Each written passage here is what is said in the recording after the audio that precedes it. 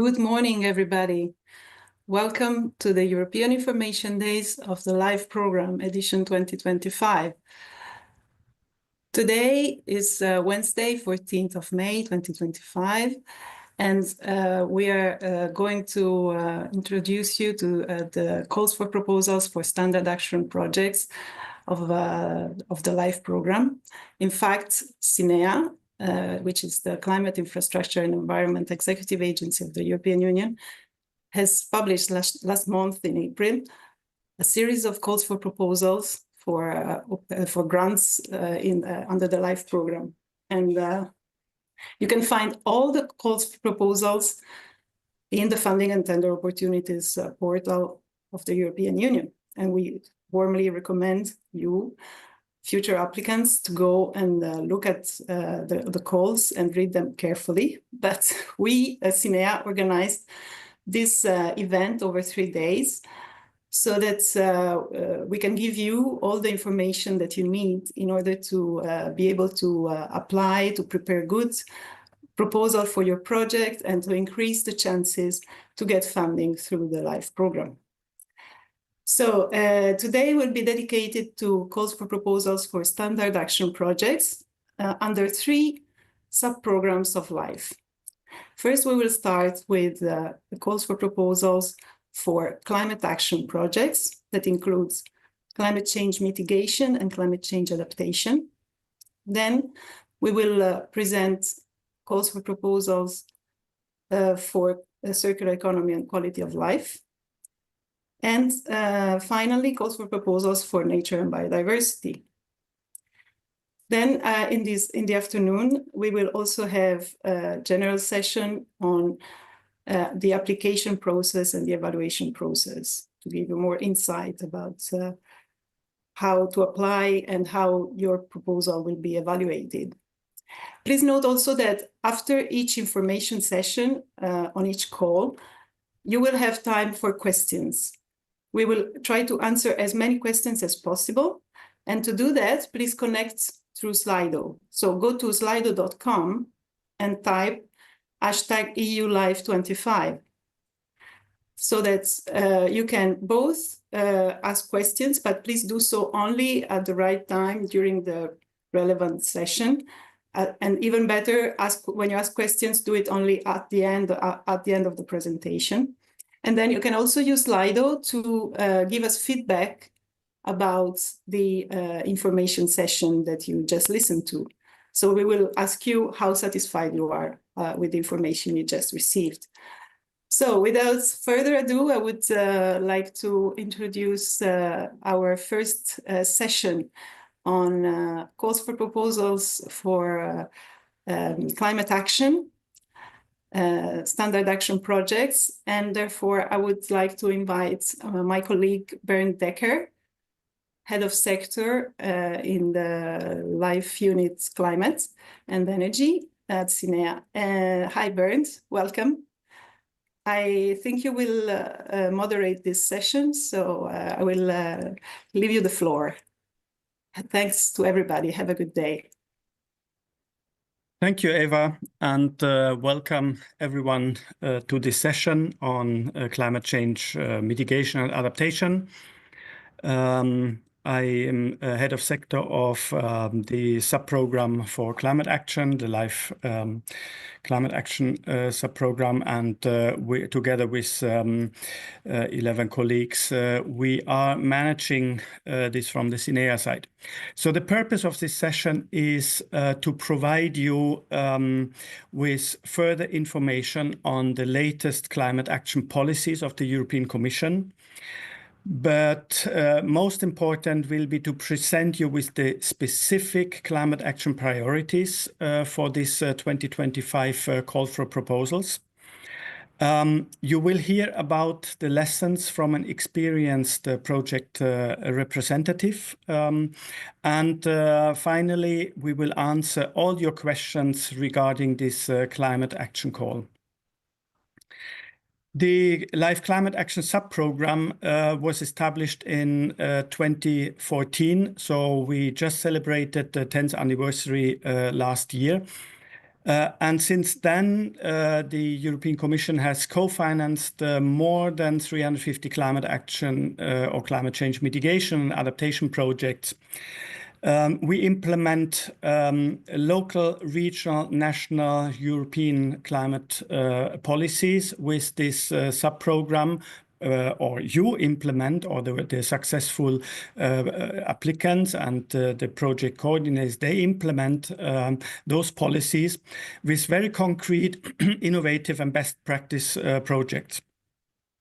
Proposals which have high relevance or the highest relevance and score highest in the first award criterion. I'm sure you have read already the call documents. So those ones who are rated highest usually address the latest urban policy developments.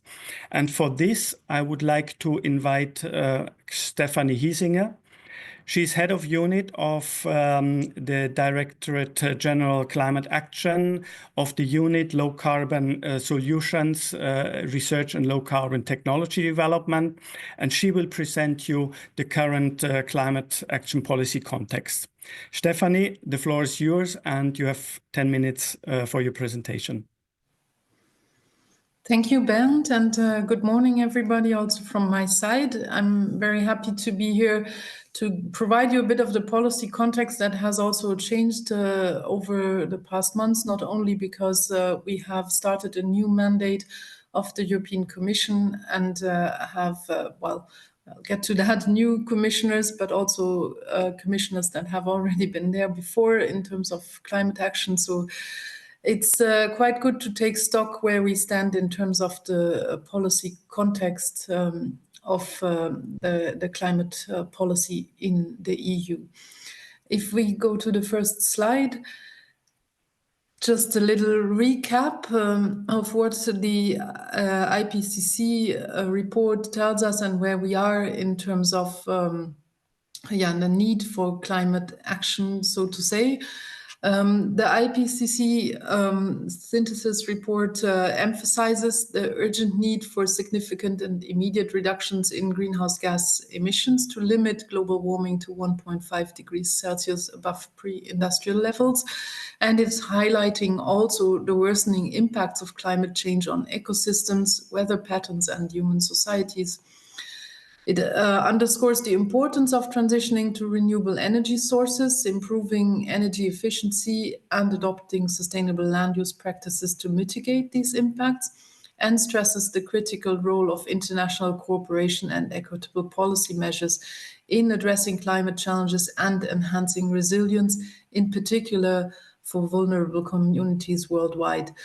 And why am I saying this? Because in particular, what I just said is the driver behind the climate action at European level.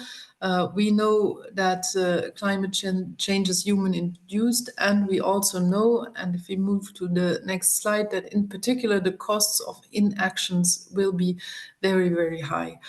So just to give you a bit of an overview, what happens if we do not act? So in particular in the EU, we're then looking at a 3-degree scenario by the year 2100. Well, I'm not sure that this is still within my lifetime, but for some of you that may be true. But in particular, in terms of heat and drought, we estimate that we would then face 90,000 annual deaths due to heat waves. We already have these heat waves now with a significant number of deaths every year in certain regions of the EU. Water scarcity, around 65 million people live in areas with water resources already under stress. In terms of flooding, well, 50 billion per year in economic losses due to increased flooding frequency and severity expected. And in terms of overall economics, this leads then to an annual welfare loss of around 175 billion euros. So all in all, quite a dire outlook, and that's why immediate action is needed. What is the EU doing to achieve climate neutrality? well, we have adopted, and there's an overview on the next slide, the European climate law already a few years back. That sets a target of minus 55% to be reached by 2030 compared to 1990 levels. This target setting exercise has been followed by an extensive legislative phase reviewing the entire climate and energy policy of the EU, which was called the Fit for 55 package. This package is adopted already for a few years, and we are in the process of implementing the policies that had been agreed at the time to reach the 55% target. Now we are already moving then forward because the European climate law also not only sets a target for 2030, but it also sets, and more importantly, a climate neutrality target by 2050. So we are on a trajectory towards reaching climate neutrality by 2050. And as a step in the middle, the European climate law foresees that the Commission should also set propose a 2040 target, and we have recommended on the side of the Commission a 90% target, which has not yet been formally proposed, but that is going to happen, and or at least that is the intention, that we will make a proposal to amend the European climate law in that sense. So far, we have decreased our emissions since 1990 by 37% by 2023. The figures for 2024 are not yet established. If we move to the next slide, we have in the Climate Action Progress Report that you can access also via our website, given you more details as to how well the EU is doing in terms of progress towards reaching its target. So the net greenhouse gas emissions decreased by 8% in 2023 compared to 2022. Well, I already said compared to 1919 levels, we are now 37% below those levels in 2023.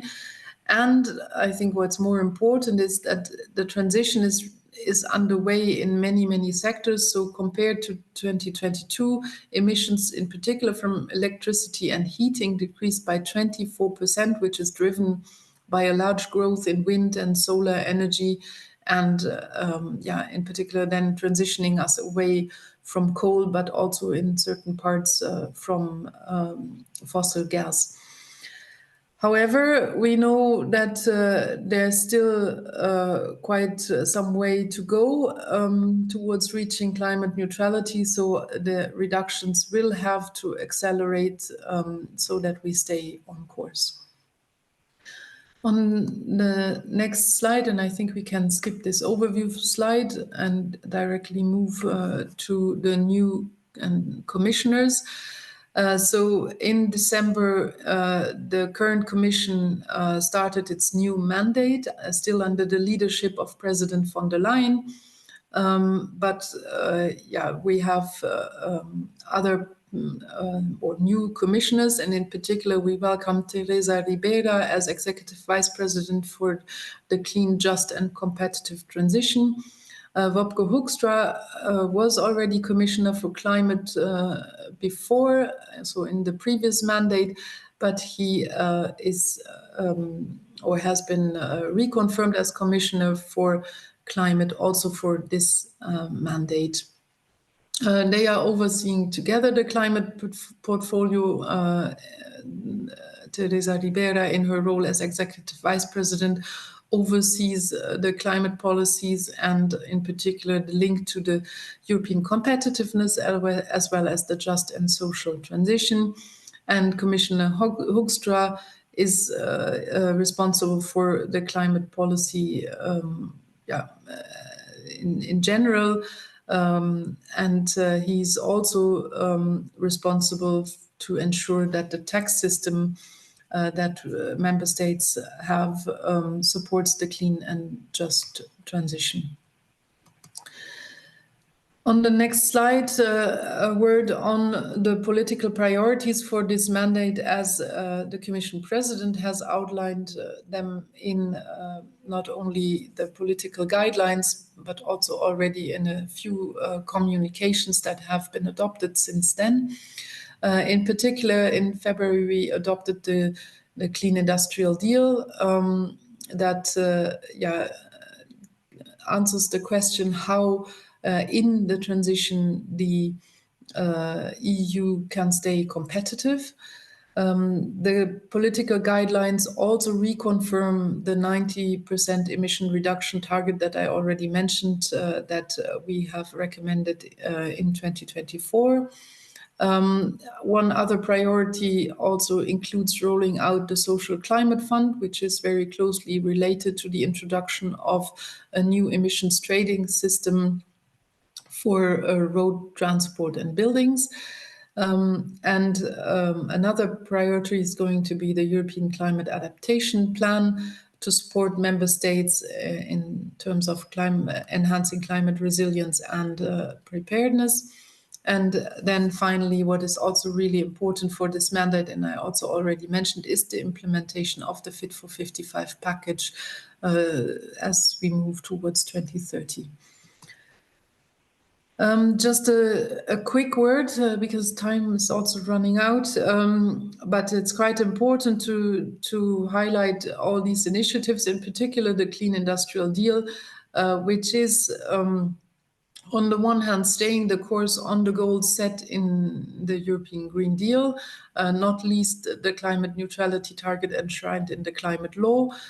So we are moving forward in the transition towards climate neutrality, but we also know that our businesses are struggling or the industries are struggling in particular to build a sufficient business case for the transition. And that's what the Clean Industrial Deal tries to address. The intention is to make our industry competitive in this transition and create quality jobs. The Clean Industrial Deal has identified 6 drivers for that business case. One quite important driver is, of course, access to funding, but also access to affordable energy. Skills is another driver that is very important, but also international cooperation, as I mentioned before.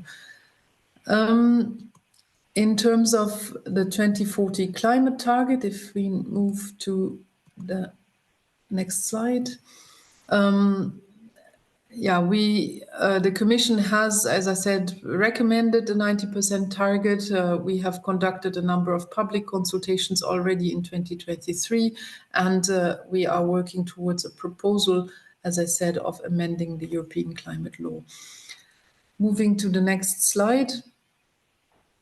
The Social Climate Fund is very important in relation to the introduction of the new ETS. As I said, it is a financial mechanism aimed at mitigating the social and economic impact of the introduction of this new emissions trading system.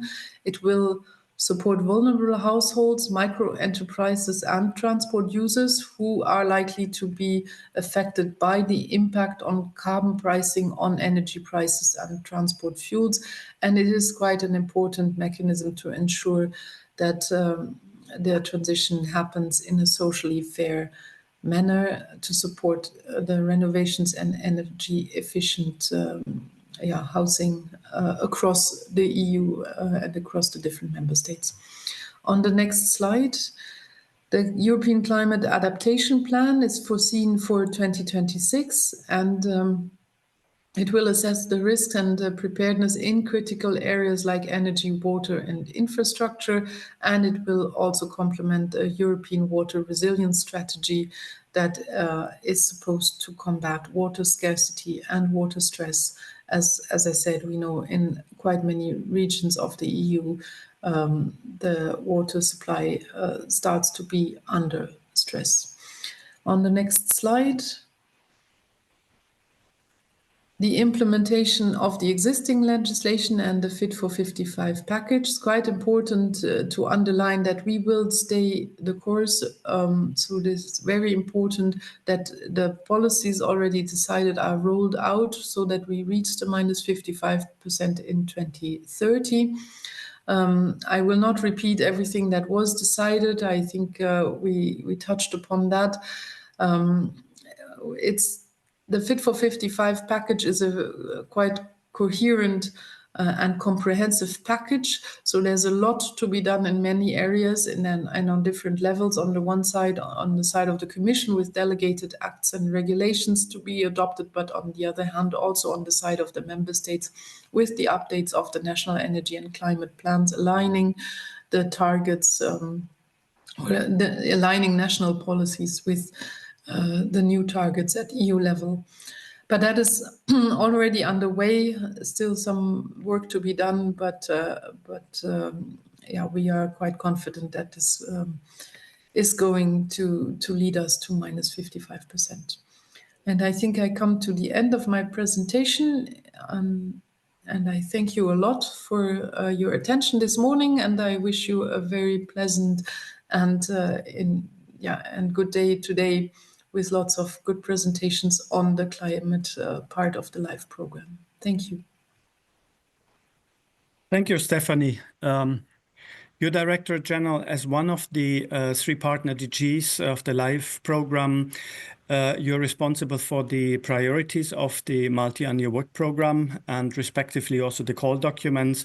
So everything which you presented here is either part of the new multi-annual work program or also reference in the call priorities. And the website of the DG Climate Action, of course, contains all the details related to this presentation. So for the this current call, please remember that it is the first call under the second multi-annual work program, which was adopted in April this year. And usually we keep the call priorities stable during the lifetime of a multi-annual work program. And in this case, the multi-annual work program will run until 2027. So we still have 3 call for proposals up front. And we try to address, of course, new developments in call priorities, but we also ensure you that the priorities remain stable for the coming years, for the coming calls for proposals. To a great extent, the LIFE program is a bottom-up funding program, and any innovative ideas which contribute to the objectives of the LIFE program are equally eligible under this call, even if they are not mentioned as a priority. However, to acquire relevant points in the award criterion on relevance, you will have to address these call priorities with your proposal. So I would hand over now to the next presentation. My colleagues Krzyszek Wojcek, Hanna Mandelikova, Miriam Witschke, and Diana Oranja will now present you the priorities of this call 2025 and will also illustrate the call with a couple of examples. So Chris, I would like to ask you to start the presentation. Thank you, Bernd. Welcome, everyone. It's a pleasure to be with you. My name is Chris, and as Ben said, I want to invite you now to dive into a very important part of life, which is the climate standard action projects. And while we call it standard projects, please don't be misled by the name, as I can assure you that what we mean is the very special and unique initiatives we are supporting and we are expecting from your side. So together with the colleagues, we will try to guide you through the exciting possibilities that we prepared for you this year within the call. And since you are the experts, the practitioners, and the stakeholders, you have already in mind probably very great ideas, and this is exactly what we are looking for in that call. So please come, prepare the application, and try to find yourself in one of our 3 areas, which is the climate change mitigation, climate change adaptation, and the governance. And this is what we'll explain it to you now in the details. Just please remember, always check in detail the call document. We will guide you now with the more directional information, but you always need to check the details in the call document. This is very, very much important. So the next slide, please, and let's dive now into the climate change mitigation, the first part. Of course, the main objective is the reduction of the greenhouse gas emissions for that part of life. In the first area of intervention, what we want to focus on is the minimizing the use, support recovery, recycling, and reclamation of the ozone-depleting substances in the foams, such as, for example, as the chlorofluorocarbons. And this is of the crucial importance during the renovation or demolishment of the buildings when the foams are crushed and shredded, and then they are releasing the ODS. We also want to target the recovery, reclamation, and recycling of the F-gases, which were introduced to replace the ODS, but of course they are still very powerful climate gases themselves. So we want to support the suitable alternatives to them with no or very low global warming potential. Finally, in that area, in order to accelerate the adoption of the climate-friendly refrigerants, we must address the outdated safety standards for the refrigerations, for the air conditioning, or the heat pumps.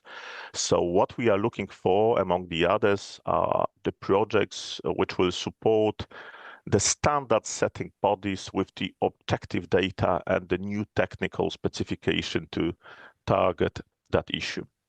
The second area of the intervention in that part is, of course, the push for the zero emission mobility in the road transport. So we want to encourage you a lot to support the implementation of the sustainable urban mobility plans, extremely important development for the urban areas to live in a better conditions, to provide cleaner environment, and to live better with low emission. Also, we look for the projects which follow in actions the EU sustainable and smart mobility strategy.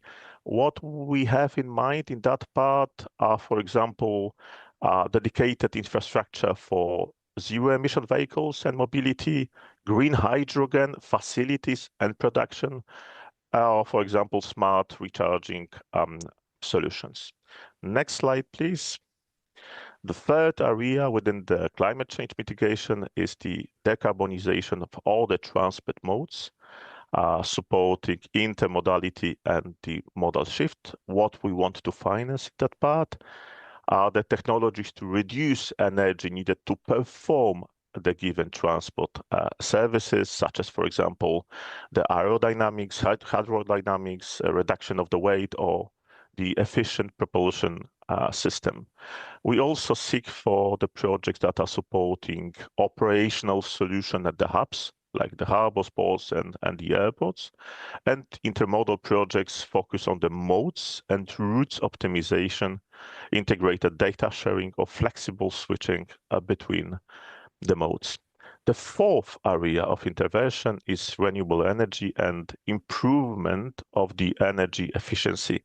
So what we have in mind in here is mainly the Repower EU, the production of biogas, biomethane from the waste, and residue streams. So projects in that part should support production of biogas, digest or biochar for the markets, and focus, for example, on anaerobic digestion, gasification, with the emphasis on upgrading to biomethane for the grid injections. Next slide, please. The fifth area, I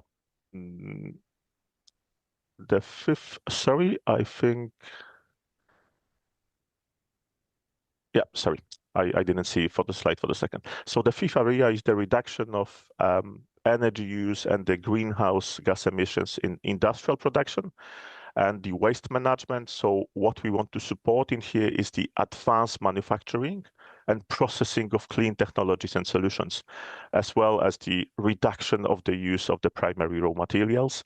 We should focus on the EU industries with a special focus on the energy-intensive industries in that part. The priority will be given to development, demonstration of innovative and cost-efficient, effective technologies and processes, design, development, implementation of innovative solutions, mainly via the demonstration programs with a long-term impact, including in real industrial environment. This is very much important. What we expect from you is to start your projects no lower at the TRL level 5, this is the technology readiness level, and to target at least TRL 8 and 9. The proposal may, of course, address a variety of technological solutions and processes, so please don't be shy. Try your chances. Please come to us with your application, and we'll try to help you and assist us in the best way. The sixth area will be now presented by my colleague Hanna. Hanna, please take the floor. Good morning, also from my side. So I'm here to present the sixth area of intervention, which is development and implementation of land and coastal management practices, which have an impact on emissions and carbon removals, including the conservation and enhancement of natural carbon sinks in soil and forest, and the storage of carbon in long-lasting products. The standard action projects under this area of intervention should be in line with both the EU's higher mitigation ambition and the objective to provide individual actors with financial incentive for land-based carbon sequestration and storage. What kind of practices do we have in mind? Practices that enhance carbon removals in soil and biomass, such as sustainable forest management or improved forest management, practices that protect existing carbon stock in soils and biomass, for example, the restoration of peatlands, use of harvested biomass in long-lasting products to ensure long-term carbon storage, circular use of bio-based products, and utilization of bio-based products other than wood, such as hemp or agricultural residues or byproducts, practices that decrease non-CO2 emissions from agricultural activities. For example, sustainable livestock or manure management or bio-based fertilizers. Those projects should promote carbon farming approach and contribute to the objective of the framework for certification of carbon removals and carbon farming, and or promote carbon storage in buildings approach and contribute to the objective of the framework for the certification of long-term biogenic carbon storage in building. The next area of intervention, the seventh and the last under climate change mitigation, is industrial solutions for carbon removal, carbon capture and use, and or storage. This call encourages projects to remove CO2 from the atmosphere or biogenic sources in order to store it safely and durably. The practices such as enhanced rock weathering, biochar carbon removal, small modular bio-CCS installations, or ocean alkalinity enhancement are encouraged. Now it's time for Chris to present the first example. I'm coming back. Thank you, Hanna. The next slide, please. We thought that a very good idea for you to give you a bit of the taste of what we are looking for and what kind of the projects we support will provide you with those examples. So that one, this is a great Spanish project that was targeting the manufacturing of the bricks made from the new waste-based materials and with the use of the new technology, which is called alkaline activation process. And with the respect to the traditional ceramic one, this is about the substitution of the firing stage conducted at the temperatures above 1000 degrees by the curing stage carried out with a very low temperature below 150 degrees, and the possibility of recycling wide variety of industrial waste. So this is what we have in mind in that part, with the big reduction, as you can see, of over 92% of the emissions.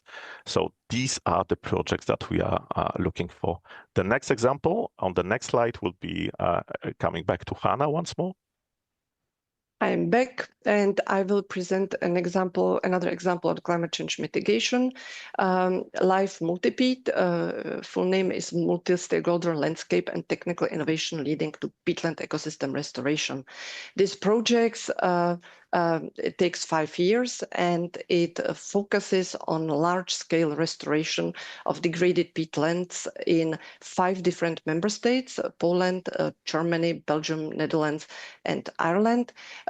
These works lead to cessation of significant GHG emissions, and also it helps to restore the carbon sink function of these ecosystems. This project also helps to improve the knowledge and the techniques and tools for measuring of GHG emissions. And it develops different very effective tools which bring together different source of different information and data which are relevant for policymakers, climate change activists, public experts, whoever needs data on peatlands. At the end of the project will issue carbon credit certificates for each verified ton of carbon saved by the project, and they will sell it. Thank you very much. And now it's time to pass floor to climate change adaptation and my colleague Miriam Witschke. Thank you, Hannah. I will indeed present you the priorities for the climate change adaptation intervention areas. Before I go into each intervention area, I would like to stress that all projects should enhance the adaptive capacity, strengthen resilience, and reduce the vulnerability related to climate change. So this is very important as the overall umbrella. In that area, also the intervention logic should follow specific steps. For example, they should detail specific climate risks and vulnerabilities that they want to address, suitability of the proposed adaptation options and methods based on these identified risks and vulnerabilities, and also implement these options and methods during the project. Also, of course, approach for monitoring and evaluation of results is key here. On the first intervention area, which is centered around governance, you have the support, a project that should support the development of climate adaptation policies and the revision of national, regional, and local climate adaptation strategies and plans. So here the project should help really the different public authorities, be it national, regional, or local, to improve and have more effective and science-based adaptation policies and strategies, also across sectors. So this also implies mainstreaming of adaptation aspects into sectoral policies and plans. But also cooperation across borders, so adaptation challenges in identified for EU macro regions, for example, the Baltic Sea region, sea basins, or maritime strategies.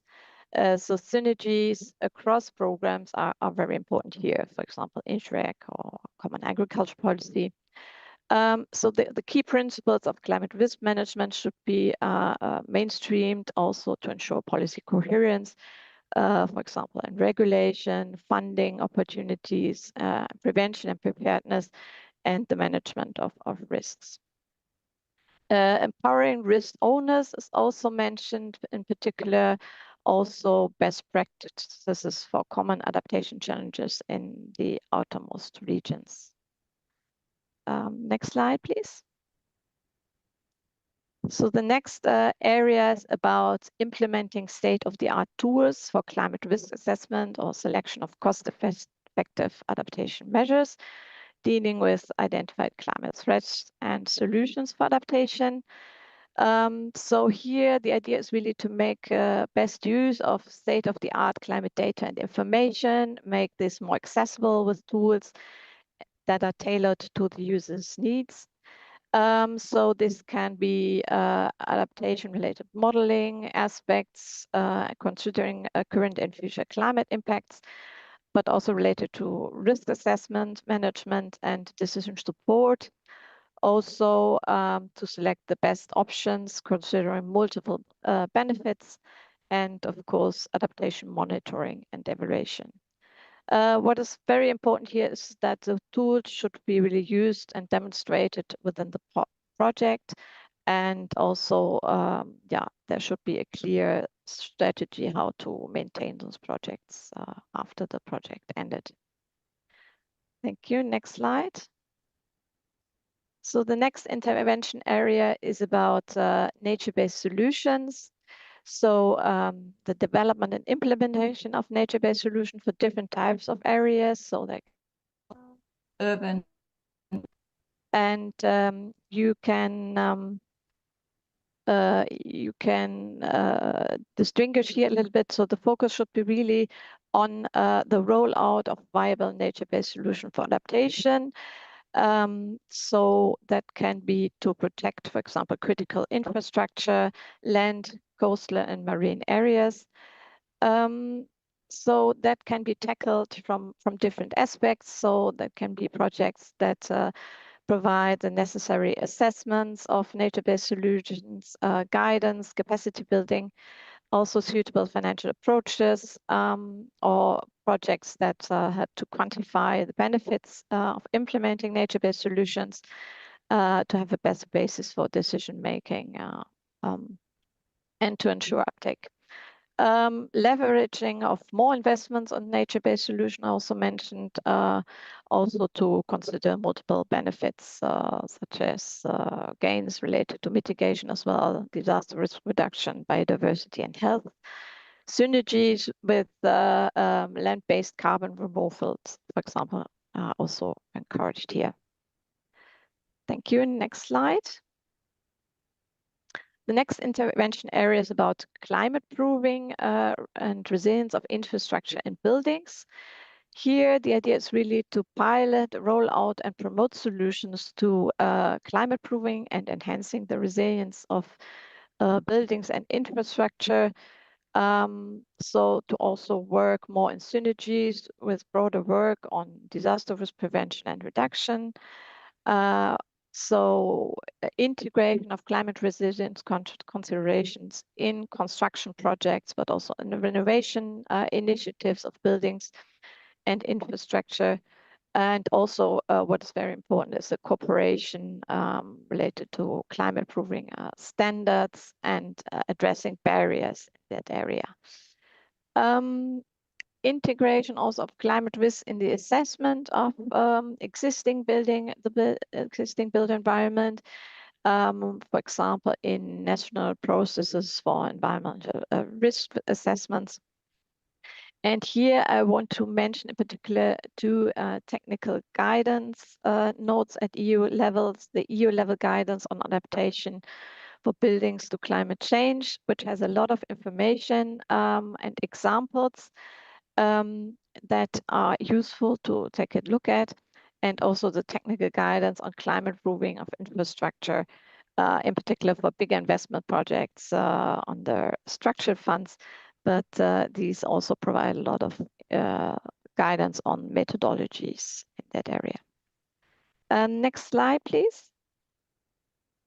So the next area is adaptation solutions for agriculture and forestry.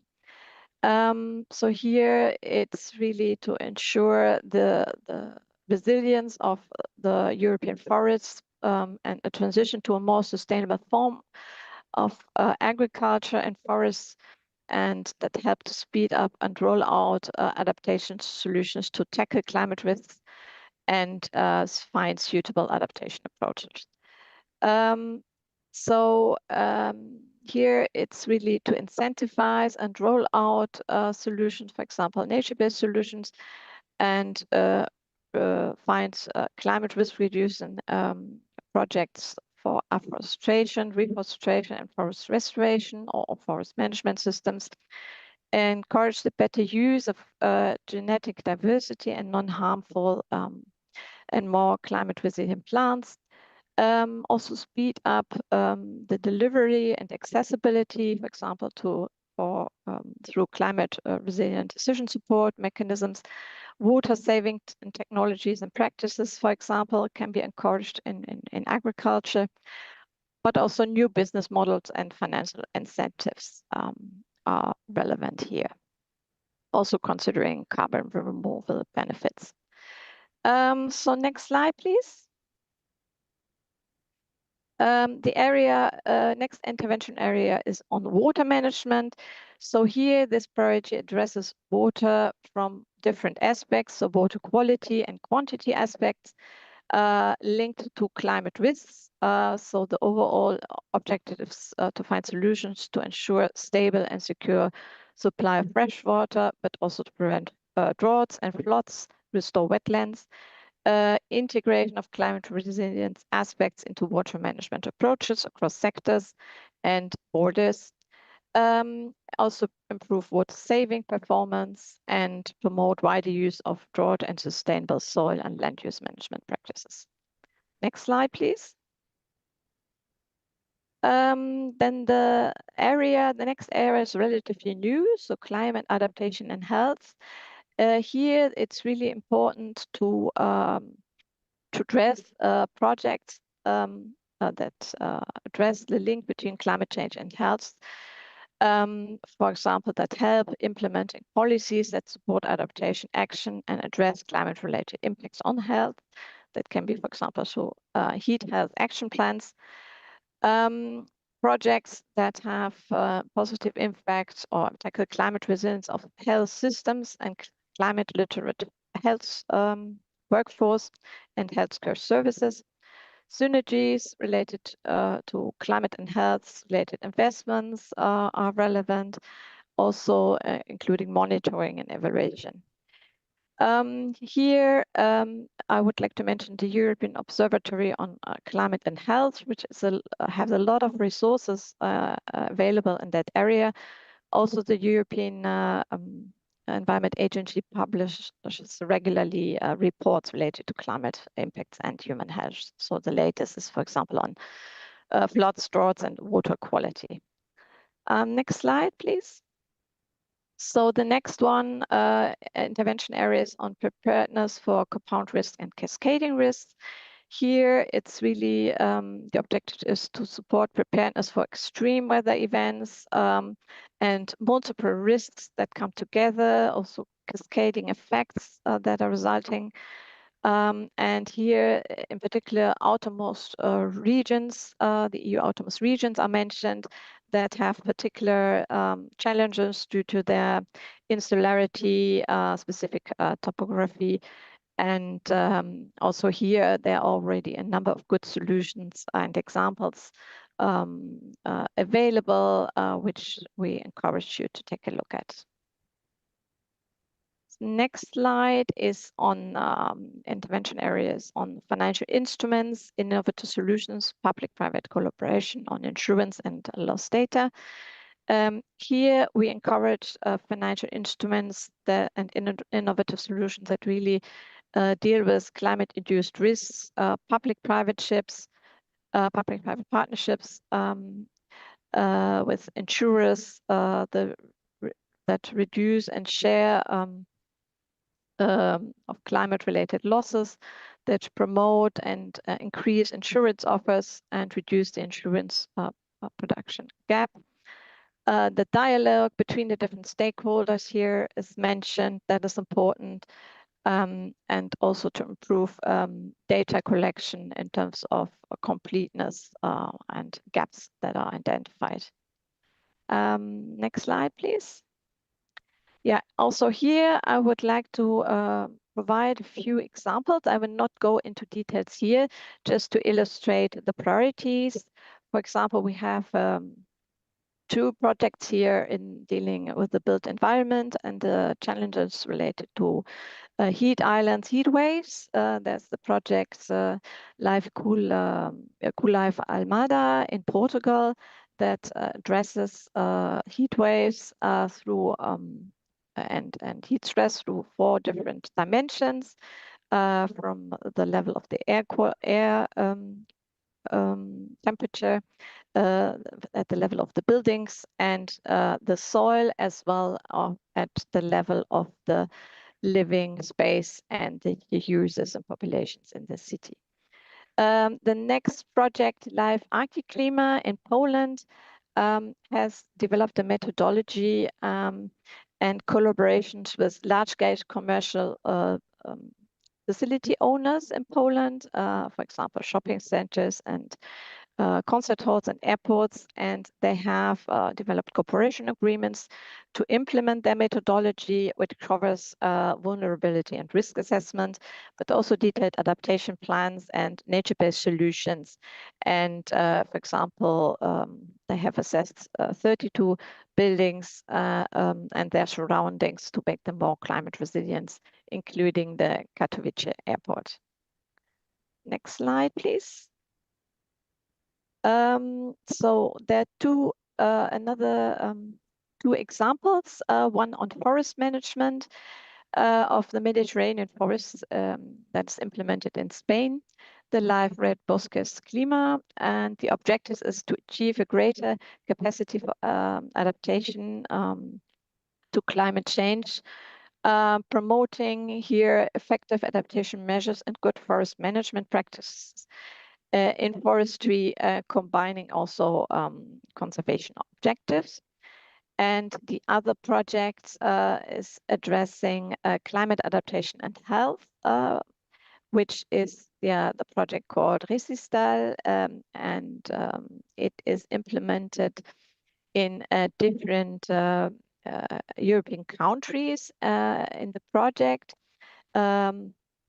The partnership works together with hospitals to improve the resilience of healthcare facilities and address their challenges, be it as a critical infrastructure, but also to improve the operational capacity and capacity building of the healthcare staff, and also to raise awareness about this topic.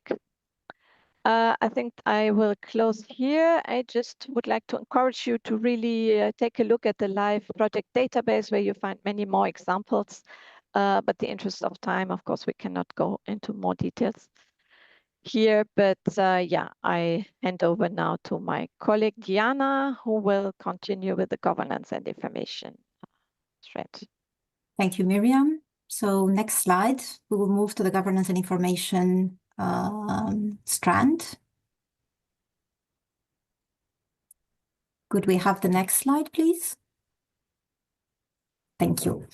So the first priority area is well-known priority area by now: raise awareness, incentivize behavioral change, and support activities of the European Climate Pact. So we look forward to projects that address the political priorities, like raising awareness on the role of carbon removals and carbon farming, benefits and risks of carbon capture and storage, or, for example, on the functioning of the EU emission trading systems for building, road transport, and additional sectors. Next slide, please. Second priority area refers to green skills and capacity buildings. So here we encourage projects that develop curricula and training courses or certification schemes for climate and environmental professionals, or help develop regional and national carbon capture and storage plans based on relevant geological capacities, or projects that develop sector-specific climate dialogues among key stakeholders in order to draw up indicatory voluntary sectoral roadmaps for transition toward carbon neutrality. Next slide, please. A third priority area is on building capacity, raising awareness among end users and the equipment distribution chain of fluorinating greenhouse gases. So here we look for training of personnel to service equipment, or building capacity and raise awareness between end users and the equipment distribution chain. The next priority is to support development, update, and implementation of national, regional, and local climate energy strategies and plans in order to promote climate neutrality by 2050 and to enhance cooperation between stakeholders. Next slide, please. Then a fifth priority is on activities linked to the development and the implementation of the sustainable finance actions. Here we look forward to measures to evaluate various sectors of the economy, to assess the progress of the implementation of the EU Sustainable Finance Strategy and its impacts, or to have methods to compare easier different plans and targets, including scenario analysis on risks and exposures and corporate investment plans. Then a sixth priority area is greenhouse gas emissions monitoring and reporting. We need to strengthen these aspects at national, regional, and local level, and enhance the cooperation and coordination between the authorities and different actors. Next slide, please. Then a seventh priority is on the development of geographically explicit inventories for the LULUCF sector, creation of carbon removal registries and certification schemes, and organization of capacity building activities and advisory services. Here we look forward to projects that, for example, design monitoring, reporting, and verification methodologies for quantifying nature-based carbon removals or carbon storage in products, or projects that organize a transparent and credible process for carbon certification of carbon removals, or projects that set up publicly available registries to record carbon removal certificates in a transparent way and to avoid double counting, among other areas. Then we can move to the next slide. Next area of intervention is on knowledge sharing and capacity building on the functioning of the EETS. And here, as in the past, we look for more expertise for building support for carbon markets, have more data, and also more evaluation of policies and measures. The next priority is on climate policy monitoring and ex post evaluation.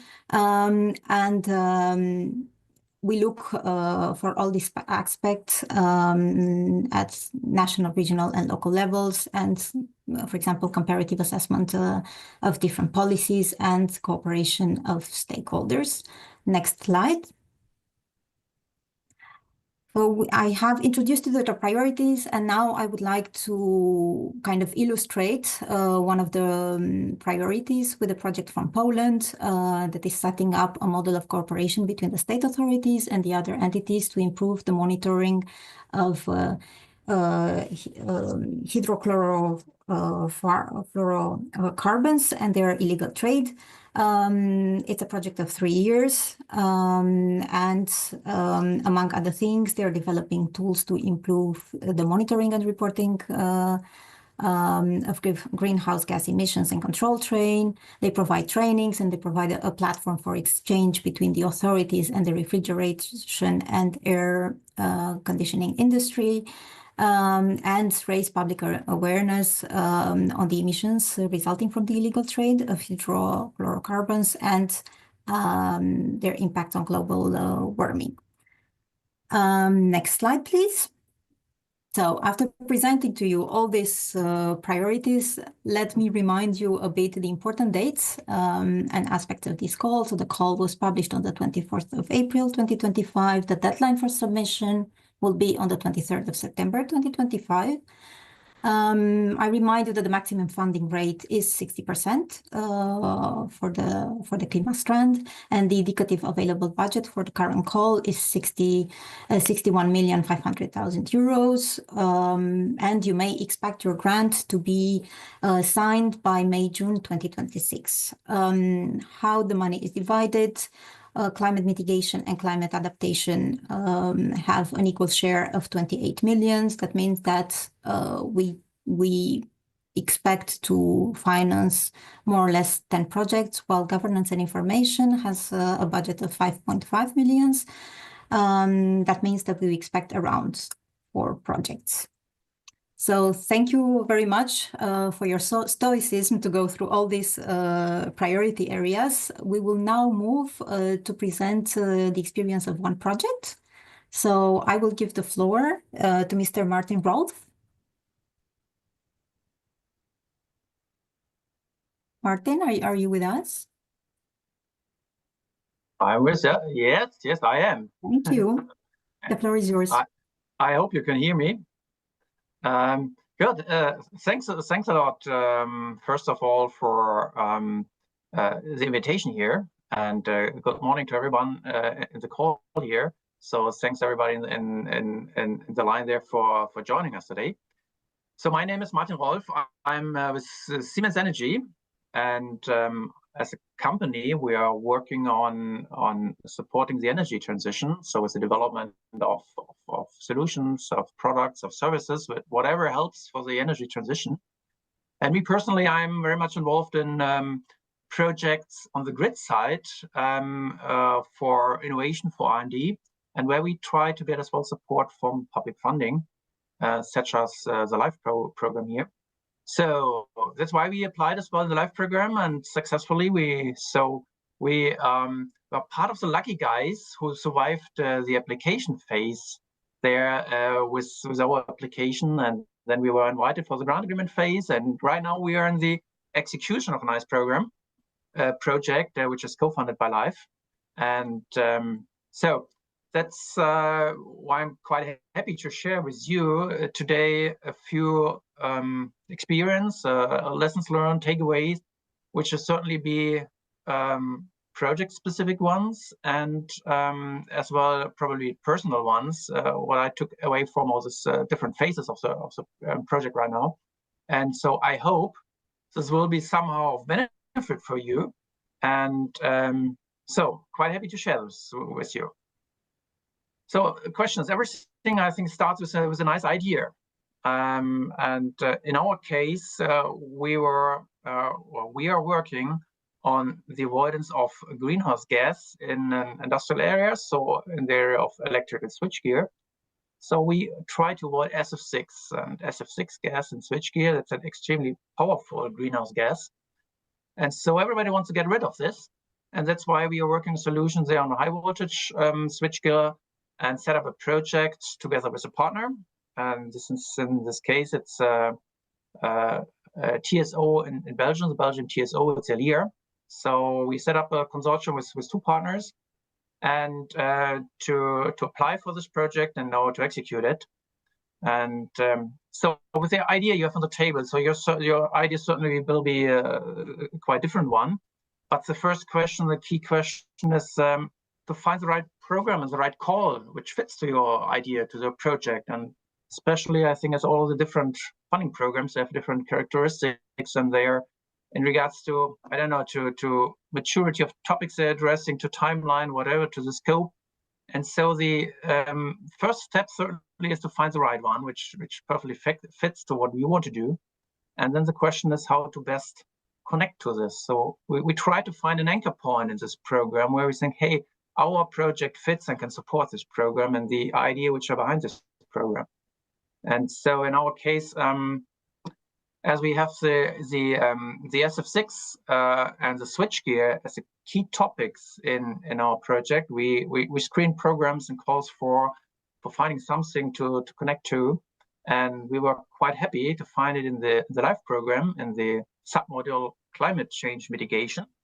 And as we've seen there, hey, the topic SF6 is addressed, and then within switchgear, we said, hey, that's great. they're waiting for us. We have to apply for it. And that's what we did. And so we were somehow successful. So a good thing. And another good thing about life in general, I think, is as soon as you somehow support the idea behind it and the targets of the program and can show an impact with what you're doing, you have some nice freedom in this life program. So some nice freedom to really define what you want to do in your project. So in regards to timeline and scope and partner and with partner or without partner.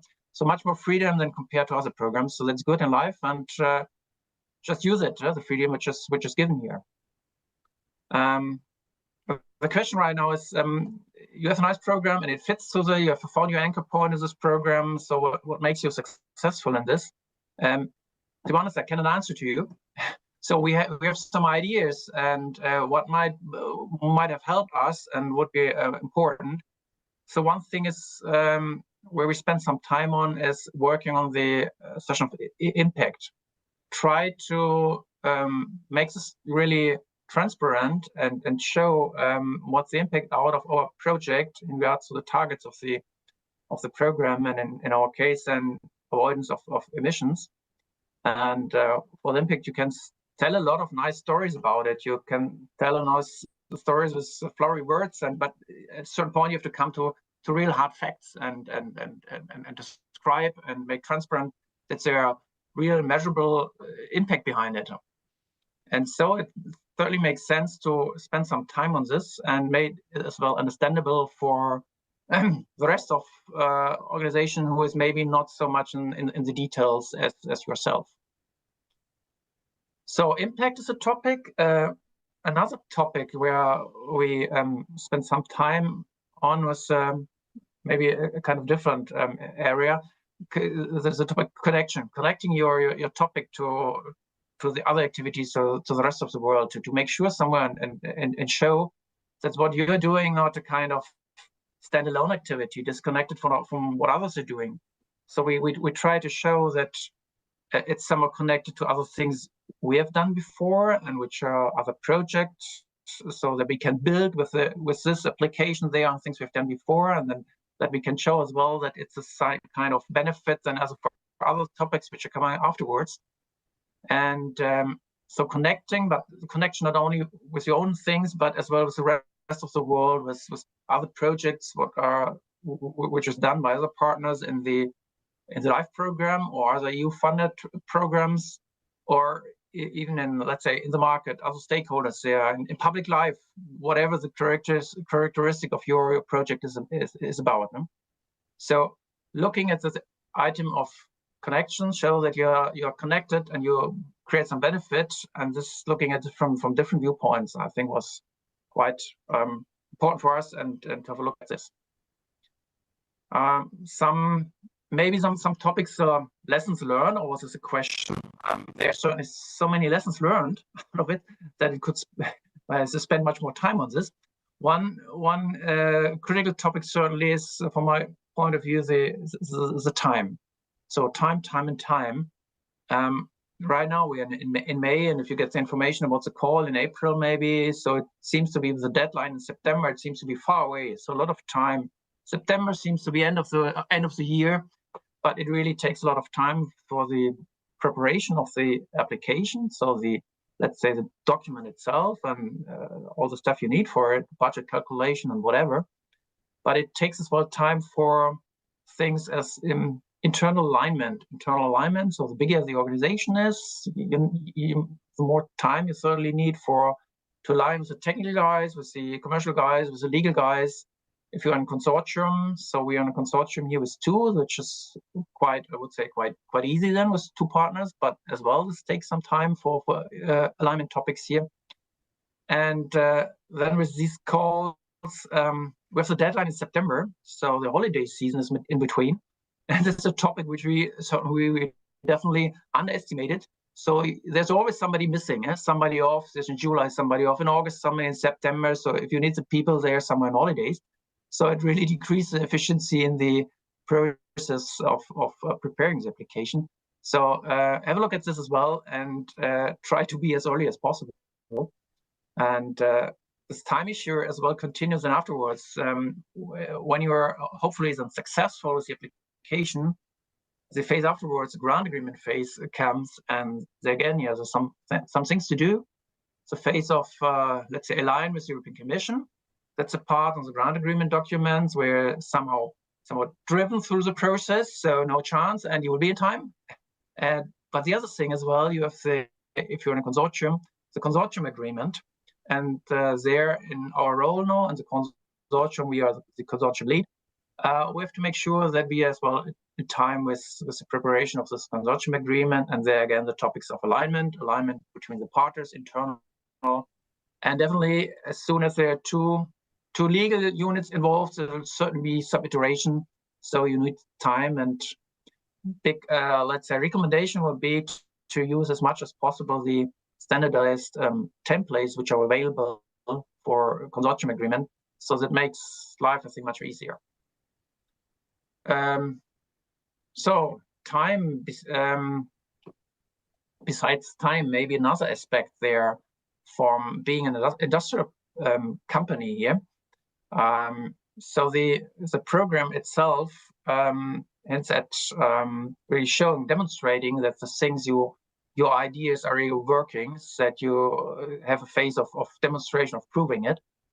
In our case, it means we have to build something. So we have in our project the phases of developing or finalizing development of a switchgear, and then the demonstration phase in the grid of the system operator there. So that means we have to manufacture it. We have to go into the factory for testing, for manufacturing, and there you're automatically in an industrial environment. And as an industrial company, that means as well that we are somehow follow to the rules which are existing there. So that means information are available, data are available, and the data might not always fit to what is required there from life in regards to information needed, for example, for cost claiming. So make sure early enough that you check which information are available. And maybe you come to a point where you then have to decide on would you put more internal efforts on the process to get and create some more data, or just to accept that you cannot claim all the cost. So to avoid any surprise afterwards, make sure that you're fine with this and check this early enough. But however, with all this experience there, we can clearly say we got great support from the CINEA team behind it to clarify open topics. So my conclusion for you would be, it's a lot of work to do. It is definitely, but it's worth doing it, and it's a great team behind it who supports you. So my recommendation: go for it, and have success with this, and have fun. So that's it. Thanks a lot. Happy to receive any questions afterwards. Thank you, Martin. A very, very valuable insight from a coordinator's point of view. And there is already one question which I just picked because it just popped up in the Slido, which I can read it to you. Thank you for sharing your experience. Could you comment on your strategy to cover the 40% budget, so your own contribution, given that the maximum funding rate is 60%? Yeah, there's no big strategy behind it. So the first thing I think you have to be aware of, let's say at the end of the day, you have a nominal 60% funding rate is the effective one. If you look at all the, let's say what finally comes out might be a little bit less. So 50% is just a thumb rule. We go with, you have to pay 50% by yourself. And that's the money you need. So in an organization like for us, industrial company, we have to decide internally, is the topic important for us?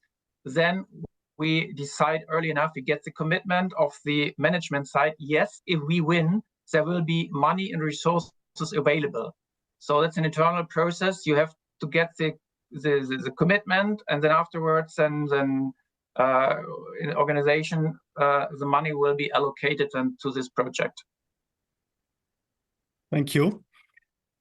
Then I would like to jump to one question further below, which is asked by Dejan. And I would like to ask Stephanie Hiesinger to answer that question. And it reads, for the mitigation call point 4, are proposals expected to focus on biogas and biomethane from waste and residue streams, or, for example, making set plans for villages would be acceptable? Would you be able to answer that question? So set plan would be the strategic energy technology plan. No, I can be very honest about that I'm not able to answer that question, and I also don't think it's appropriate to give this advice as part of this info day, which is related to a very specific project. So I think in that regard would be better if the project coordinator comes back bilaterally to look at that. Okay. Thank you. I then would go to the first question, which received a lot of likes, 14 questions. Can building renovations to improve energy efficiency be covered by LIFE funding? Yes, I mean, the clear answer is yes, but the follow-up question would be under which sub-program? And here we have a very clear distinction between the sub-program Clean Energy Transition. So I would like to call to ask Mr. or Mrs. Anonymous to participate in tomorrow's session for the Clean Energy Transition sub-program to see, because one of the focus is to improve energy efficiency in buildings renovation.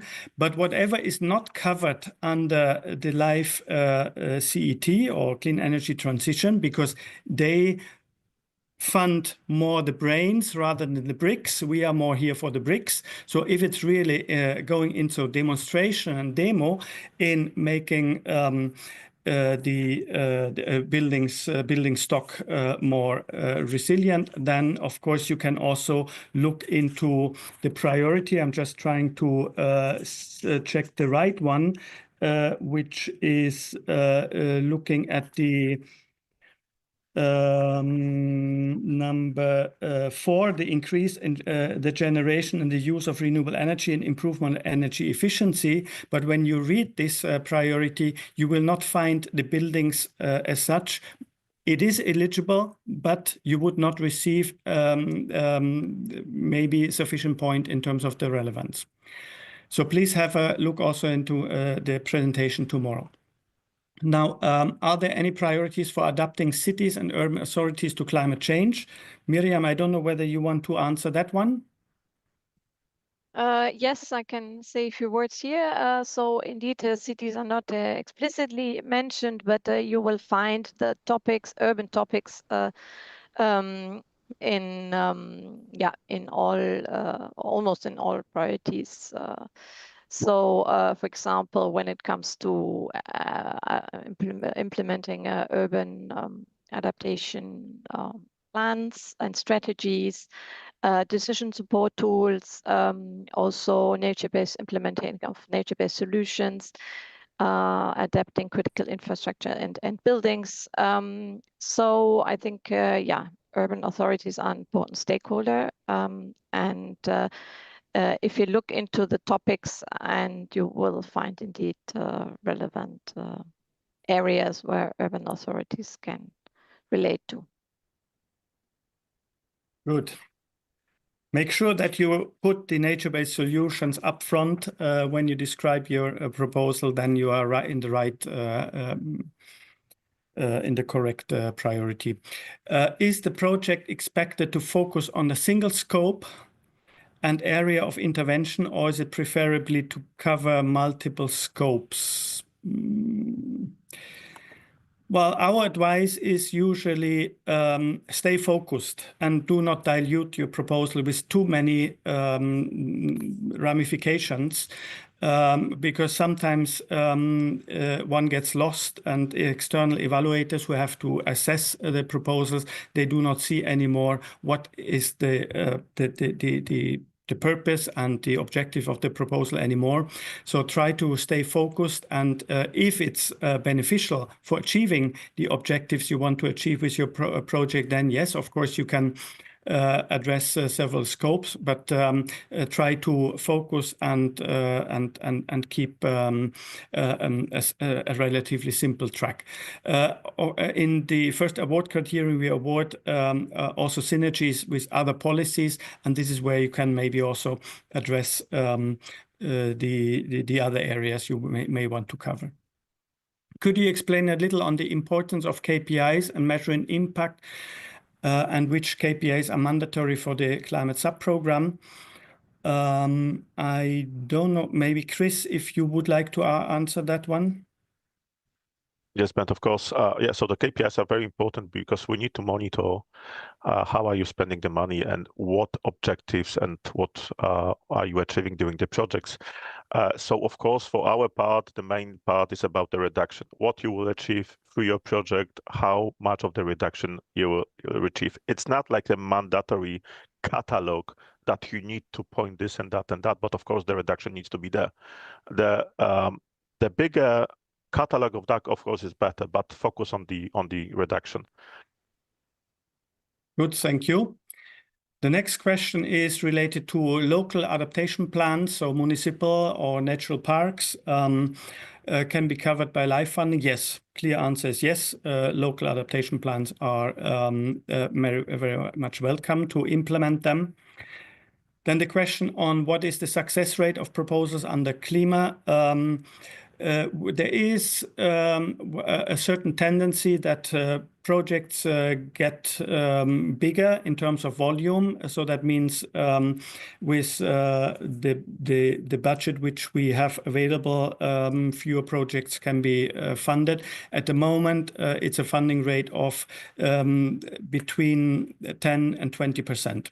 But it depends very much on the priority, whether it's climate change mitigation, adaptation, or governance, and also different. There is differing between the years, but you have an approximate idea. Then the next question, the more areas of intervention a single proposal tackles, the better score it will get. I think I answered that question already. Keep focused, better, fewer objectives than trying to be very broad. What is the procedure if we were never involved in the LIFE program? Well, I hope the question partly was answered by the project coordinator from Siemens Energy, Martin Rolf. So he engaged, he described how they got into it. And I mean, the first step is you are here in the info day. You receive first-hand advice in how to start. There will be more sessions to come. Also in the afternoon, a session on how to prepare a proposal. Then you have a network of or there is a network of national contact points. They provide you advice in your respective member state, and they provide you advice also in the national language. And here I would like to make the point that LIFE program, because Martin mentioned the flexibility of the program. One of the flexibilities also that you can submit in your national language, and we evaluate it properly also submitted in your national language. So even that is possible, and so you should not be afraid to dive into it and enter this experience. Then I would like to move on. If intellectual property is created during a LIFE, who owns it? For example, is the entity providing the most of the 40% co-funding? I don't know whether there's anyone from... I can answer. Yeah. I can answer. Normally, it's being set up within the consortium, so we need to have the agreement within the consortium who will have the intellectual property rights after that. So this is more internal thing than ours, but of course we need to know, and we'll ask you that question. So it's better to target that straight away in the application when you will write it very clearly. But this is an internal thing. Then we have, thanks. So we have one under CCM, maybe for Stephanie, area 5 in the call, so which is related to reduce energy use and greenhouse gas emissions in the industrial production and waste management. For these sub-applicants can propose preparatory work such as development of strategies and pre-feasibility studies. Does this description cover FED studies and basic design package? Stephanie, would you have an idea on that? I'm not entirely sure, but in my view, it would cover all sorts of preliminary studies that would be required to get the project started. So I would assume yes.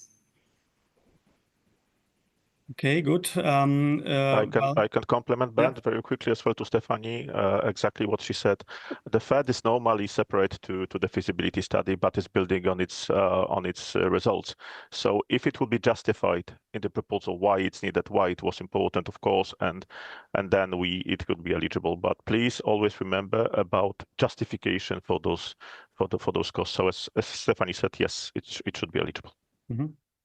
Okay, then Dimitris asks on climate change mitigation, are projects on demonstrating solar heating and cooling solutions in industrial applications eligible? I mean, my basic answer would be yes, but maybe Stephanie, how would you see that as in terms of priority?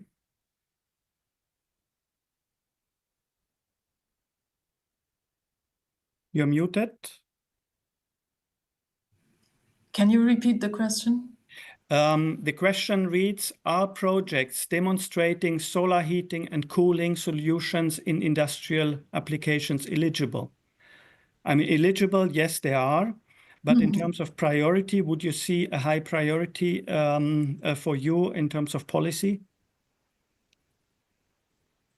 Well, in terms of policy, we have a number of policies to not only to support solar, but we also have as a priority currently to decarbonize industrial heating. So indeed, yeah, if that's, I mean, it's very difficult to pronounce myself on a project in an abstract with this kind of question because I don't know what is behind that question.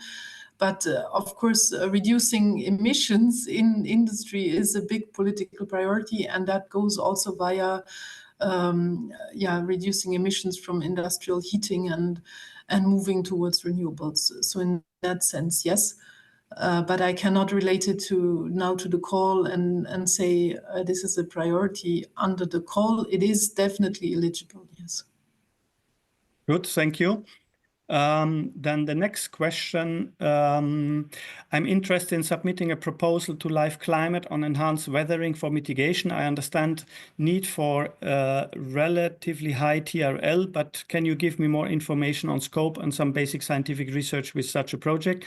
Chris, you mentioned TRL. Maybe that's you're the right person. Yes, so you need to start at TRL 5 for that part, of course. Normally, we do not support a big researchers under the life and under that part. So it all depends. It all depends what exactly you want to do. It all depends what will be written in the application. So I don't think we can give more specific answer to that question, but you can always come to us bilaterally. Okay, thank you. Then there is one question related to NGOs, whether NGOs can participate. Yes, of course they can. And what are the minimum requirements? Well, there are no minimum requirements except that your financial viability needs to be solid enough, and you can check and test this on the funding and tender portal. And you need to be sure that you will be able to manage a reasonably sized project. I mean, you have seen the amounts. We're talking about 1, 2, even up to 5 million project. So you, of course, need to be able to manage such a project and be able to cover your own funding, the 40% funding for that. Then we move to the next one for the mitigation call point. Oh, no, that one we had already. You can remove that one of Dejan.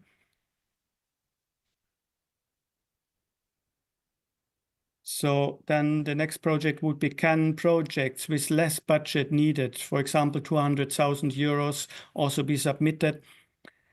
I would say not really. Try to get together with like-minded stakeholders and try to submit something with a bigger scale. Unfortunately, the LIFE program, I mean, this is where the flexibility has its limit. Going that low would probably not be sufficient in terms of the impacts. Then there is a question on, we are currently between the TRL level 4 and 5. Will it negatively impact on the proposal for the climate change mitigation subprogram? Chris, you're so much focused on the 5. I would say between 4 and 5 we can still accept, isn't it? Exactly. We are not very strict, but what we want to see is actually why are you still at the 4, and if you will reach the 8 during the project. This is very much important, how quick you can go through the phase and what you will deliver at the end. So no, but you need to justify that very well. So no, it will not affect and in a big part negatively, but please justify that and how quick you will reach the 8 and 9. Okay, we have more questions here. I take 1 more minute. We plan to implement projects in the field of adaptation climate change. What are the mandatory requirements for partner or consortium? Well, you have to be a legal entity. I'm sure you followed yesterday's presentation from my colleague CINEA, and she provided the respective answer. And can be projects based on strategic documents, are they directly projects with equipment? Well, that's also a bit difficult to answer. I mean, strategic projects are always good. I mean, not to be confused with the strategic integrated projects. But we, of course, we would like to see projects where there are actual impacts during the duration of the project. So equipment, you build something, you develop something new, and do you test it in the ground? This is something we want to see. So I would say, because we have reached the time limit, or can we have maybe one last question? A digital monitoring decision support system used in municipalities for climate adaptation considered eligible? Yes, it's eligible. Sensor-supported AI-based application encouraged? Yes, you can do that. But again, as part of a concrete application and how you can demonstrate that the resilience of this municipality will increase with the use of this decision support system. So with this, I take the final one because it still has 3 likes, and the followings have only, still some coming up. I could not find the climate change mitigation adaptation indication about the consortium competition. Consortium competition can be, I mean, one legal entity can be already sufficient, but it depends really on the objectives of your proposal, what you want to achieve, and whom do you need to achieve these objectives, and those are the right partners you will need. And the minimum maximum financing limit for the projects, I already mentioned, or Diana mentioned that already. We are in the range of between 1 and 5 million of project budget, and 60% is the limit. So with this, I definitely close. Sorry for not being able to answer more of the many questions, but we will screen the questions and make answers also available. So thank you very much, and to all the speakers here, and in particular to Martin to make the effort to be here and to report on your project. Very much appreciated.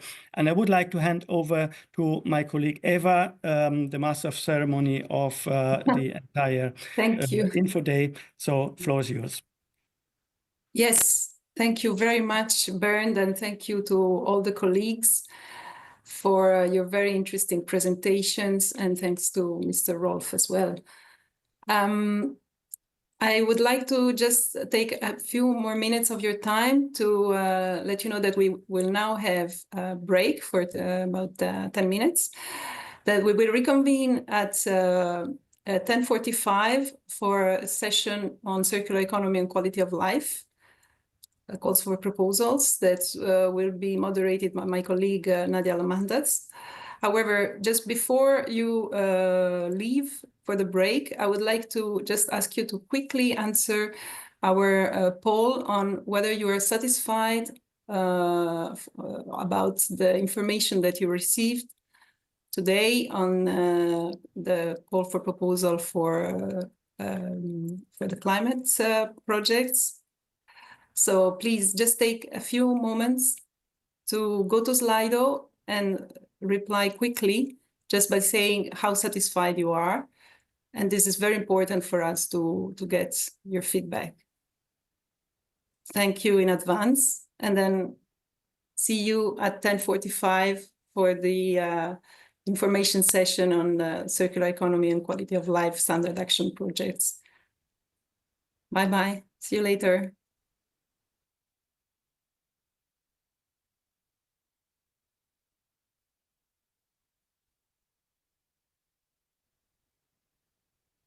Good morning to everybody.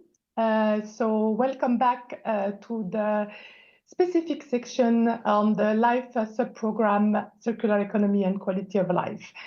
So you will hear about the topic. My colleagues from the unit, the sector, will give you detailed information about all the topics that we have under our two calls. So I will not spend a lot of my time in this introduction. One reminder, please make sure that you are asking questions only on those topics. This is very important. We have a lot of questions coming, and those are to be really focused on that. My two colleagues in the back office from the Slido side will monitor those questions and only accept those related to the topic. So thanks a lot for that. And without further notice, I'm giving the floor to Fabio Leone, the head of sector of the Circular Economy and Quality of Life in the CINEA Life Unit. Fabio? Thank you, Nadia, for the floor. As you introduced me and myself, if you can move to the next slide, please. Several of the colleagues in the sector and myself will introduce you to the specificity of the circular economy and quality of life. Next slide, please. We will go through to the type of activities funded, definitions of innovation and best practice in this call, the priority topics and related budget, and then going through with all other colleagues the detailed project topics. And finally, we will have a question and answer session. So next slide. First of all, we are talking here about standard action project, SAPs. What are the SAPs and what they aim to? First of all, to demonstrate, develop, and promote innovative techniques, methods and approaches, contribute to the knowledge base and to the application of best practice, and support the development, implementation, and monitoring and enforcement of relevant union legislation and policies, and finally, catalyze a large-scale deployment of successful technical and policy-related solutions. The co-financing rate is 60%, is the maximum. And the maximum duration for this standard action project is 10 years. And next slide, please.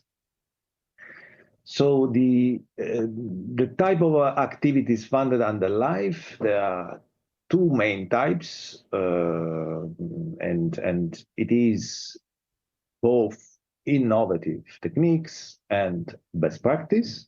So this is we would like to underline because it was a change or an update in the recent years. So we do accept innovative techniques, but also best practice. What we mean by innovative techniques, methods, and approaches, we mean new solutions when compared to the state of the art at national and sector level, and which are implemented at a scale which will allow achievement of sufficient and credible ambitious impacts.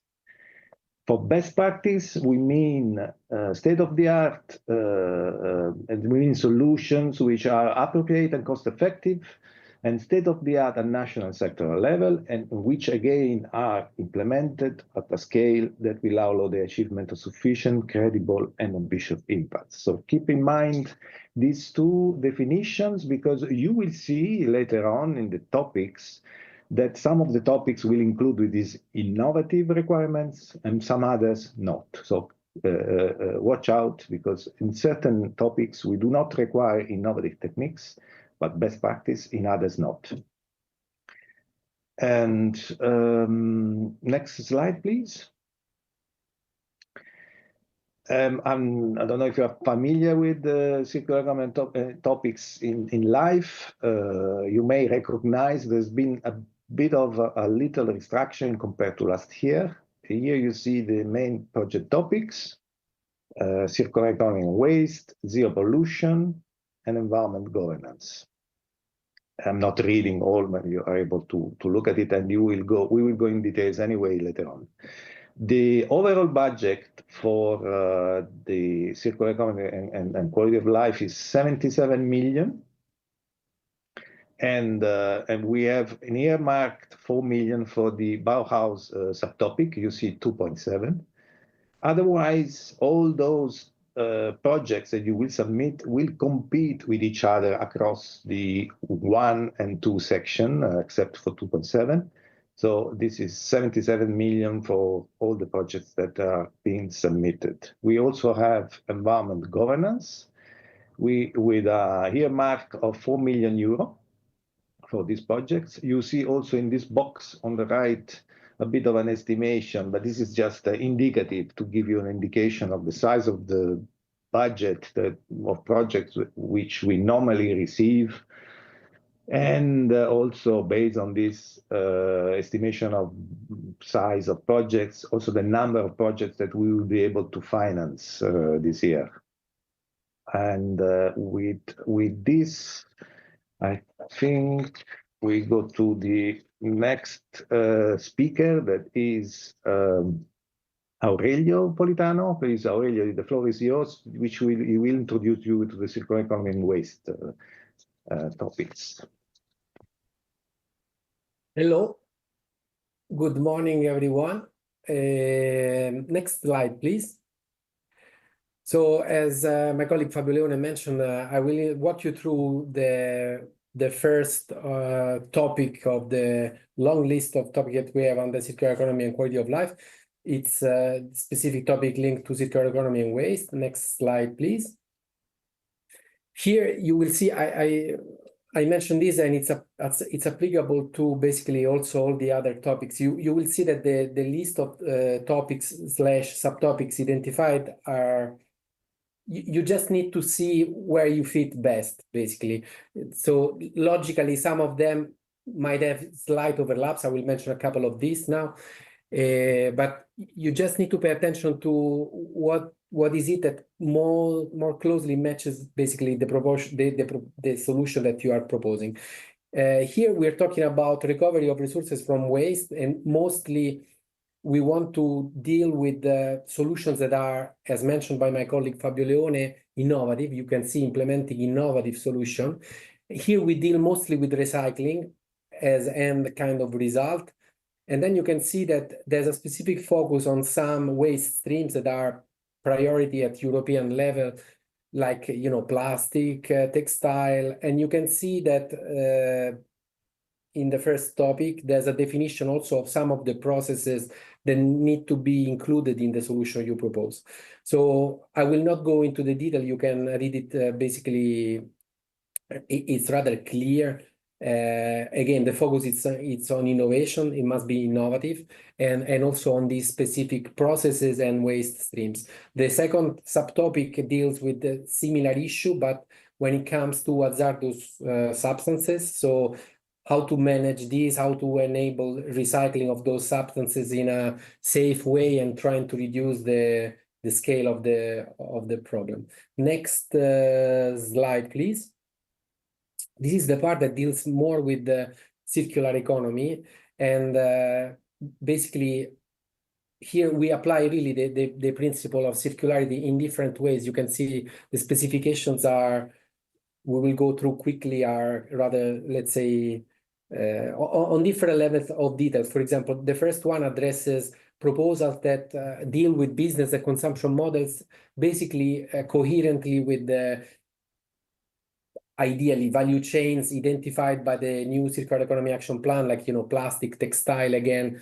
So it's quite broad as a definition. So if you fit this, you should select it. Second point deals with the extended producer responsibility, even voluntary ones, and in particular with the mechanism of ideally modulating the fees depending on the environmental impact of the, let's say, of the producer, basically. So with some mechanism to adjust these extended producer responsibility schemes. The third part basically deals with, I will say it in a word, it's eco-design. So if your solution deals with designing at the beginning a solution, a product, a service that is able to improve circularity, then it's welcome. Next slide, please. Here in the point 4, we deal with post-design, so products already existing, and we try to basically increase the life cycle of these products through repairing, reuse, refurbishment. So solutions that deal with this are welcome. Then we have solutions to support reduction of single-use products and increase of reusable products. As I mentioned, this is a very specific point. If you deal with this, good that you select this, but it also, this topic could also fit under other more general topic I just described. And then you have below different, you could call them example, again, circular business models that basically, again, extend the life cycle of the product service you propose, or industrial symbiosis, or application of digital product passport that identifies basically the characteristics, environmental characteristics or impacts of a specific product or service. Voila, I mean, this is all for circular economy and recovery of waste, of resources from waste. I turn to Mario Leonetti, who will introduce you to the air priority topic. Thank you, Aurelio. Next slide, please. Next. Okay, good morning, everybody. I'm going now to introduce you to the topics related to air quality. First of all, I would like just to mention you that when we talk about air, we are talking about pollutants regulated mainly by two directives, ambient air quality directives and national emission reduction commitment directives.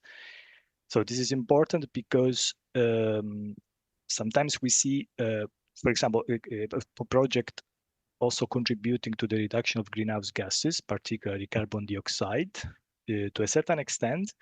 It is a very desirable secondary effect when you have an air quality project also to have a substantial reduction of greenhouse gases, particularly CO2. But if your project is directly, predominantly addressing greenhouse gases, so CO2 reductions, please better refer also to the life clima. When we talk about the focus on air, putting focus on air means pollutants such as particulate matters, nitrogen oxides, sulfur oxides, volatile organic compounds, ammonia. So everything that is regulated by the two directives that I mentioned below.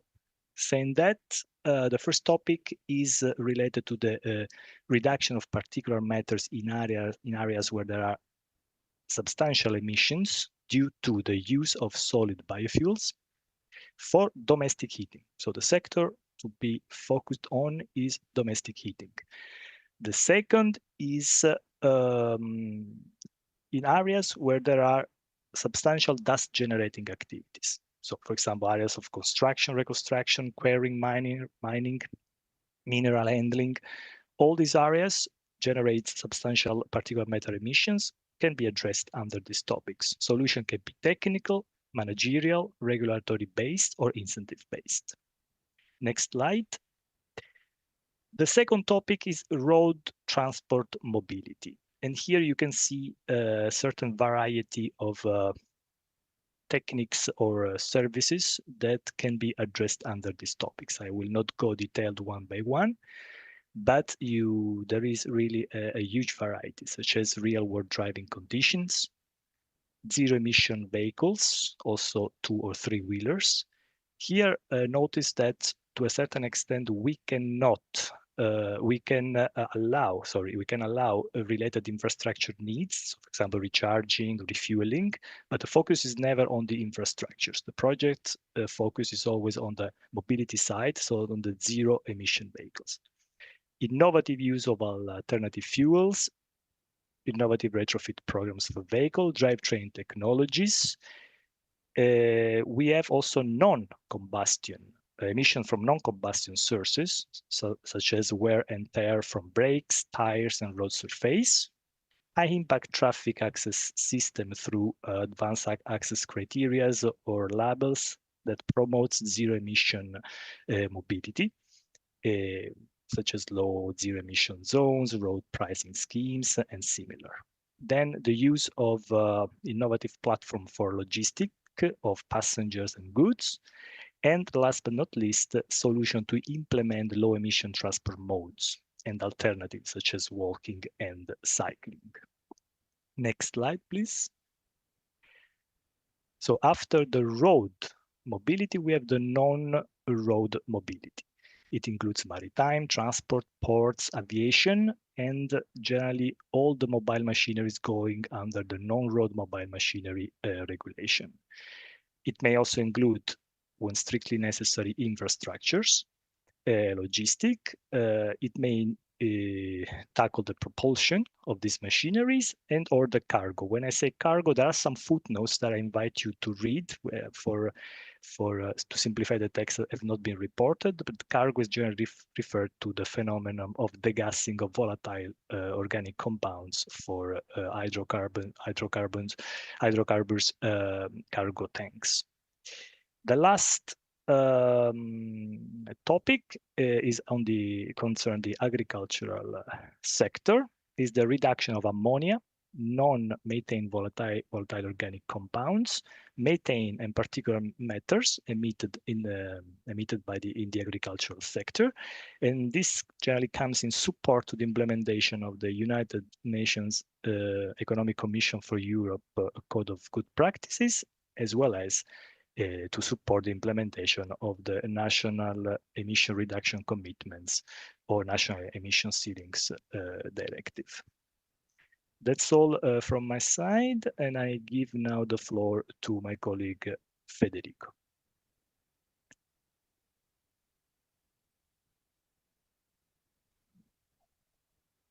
Okay, it seems that Federico has an issue with his connection. Should we move to the next topic? And then we come back to him? Yeah. So is it... Federico, are you here? Yes, I am. Oh, okay. Okay, good. Thanks, Federico. So it's your turn now, please. Okay, sorry. Next slide. I had some issue with the connection. Okay, I will present the water priorities. We have 3 main areas of intervention underwater. The first one is water quality and quantity. The second one is water management in marine and coastal areas. And the third one is related to provision of water services. Let's start with water quality. At first, we have, let's say, a more chemical approach to water quality. We can do it in our project in 2 ways, either by addressing organic pollution and nutrients, either at source or at wastewater treatment level, or by remediation in the environment. These pressures and these measures should be identified in the river basin management plan, so should make reference to the Water Framework Directive. This is very important. Or we can have addressing pressures from chemical pollutants. This can be either priority substances or emerging contaminants, or pollutants identified as river basin specific pollutants. In this case, with strictly chemical pollutants,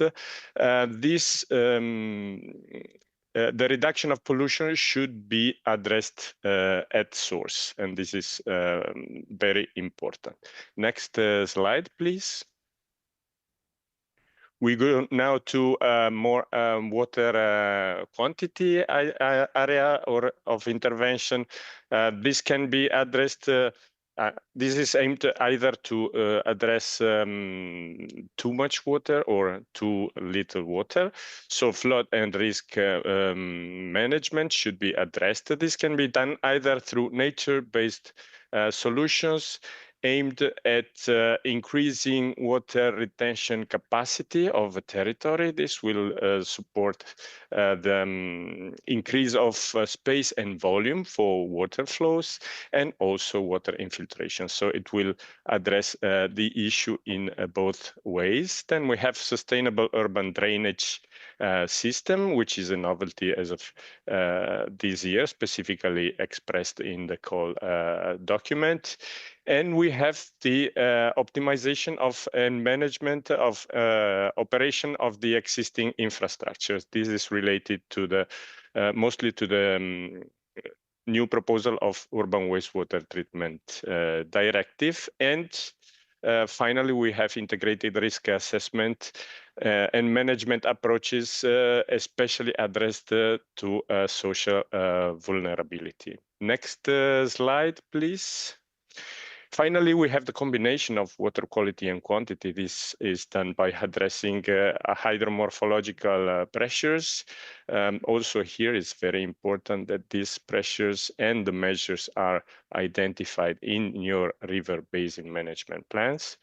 Hydromorphological pressures also the addressing can contribute to the biodiversity strategy by increasing the length of free-flowing rivers in Europe by increasing both longitudinal connectivity, continuity of water courses, or increasing lateral connectivity and with the ecosystems in the environments. This can be also addressed through innovative water saving measures, or via integrated management of water quality and quantity according to the new proposal of urban wastewater treatment directive. We have more in the next slide, please. Then it can be also addressed at reducing and optimizing energy use in wastewater treatment plants. And also this is another novelty directly expressed in the call document to implementing innovative measures and best practices that are mentioned in the drought management plans. As Fabio said in the beginning, please be careful where in the call document innovation is requested and where best practices are also admitted. Next slide, please. We're going now to the marine and coastal water management. Here we have a very precise legislative reference, which is the Marine Strategy Framework Directive, but we will have to take into consideration also the Maritime Spatial Planning Directive in order to set up our proposal. Next slide. Conceptually is quite simple in the sense that in order to apply in this area, we have to work on decreasing the environmental impacts of the following human activities and impacts on the environment. So we will have to address either underwater noise or marine litter and contaminants, preferably at source, disturbance and damage of the seafloor, and deep sea exploitation and exploration. We should also address overfishing and incidental bycatch, or decrease nutrient and organic matter inputs from agriculture and aquaculture, decrease the impacts of navigation and of offshore renewable energy, with a special mention to offshore wind energy. Next slide, please. We go into the third area of intervention, which is water services. Here we have a bit more technological approach, let's say. So we have to improve the provision of services, either talking about drinking water provision or urban wastewater treatment, or water use according to the regulation in force.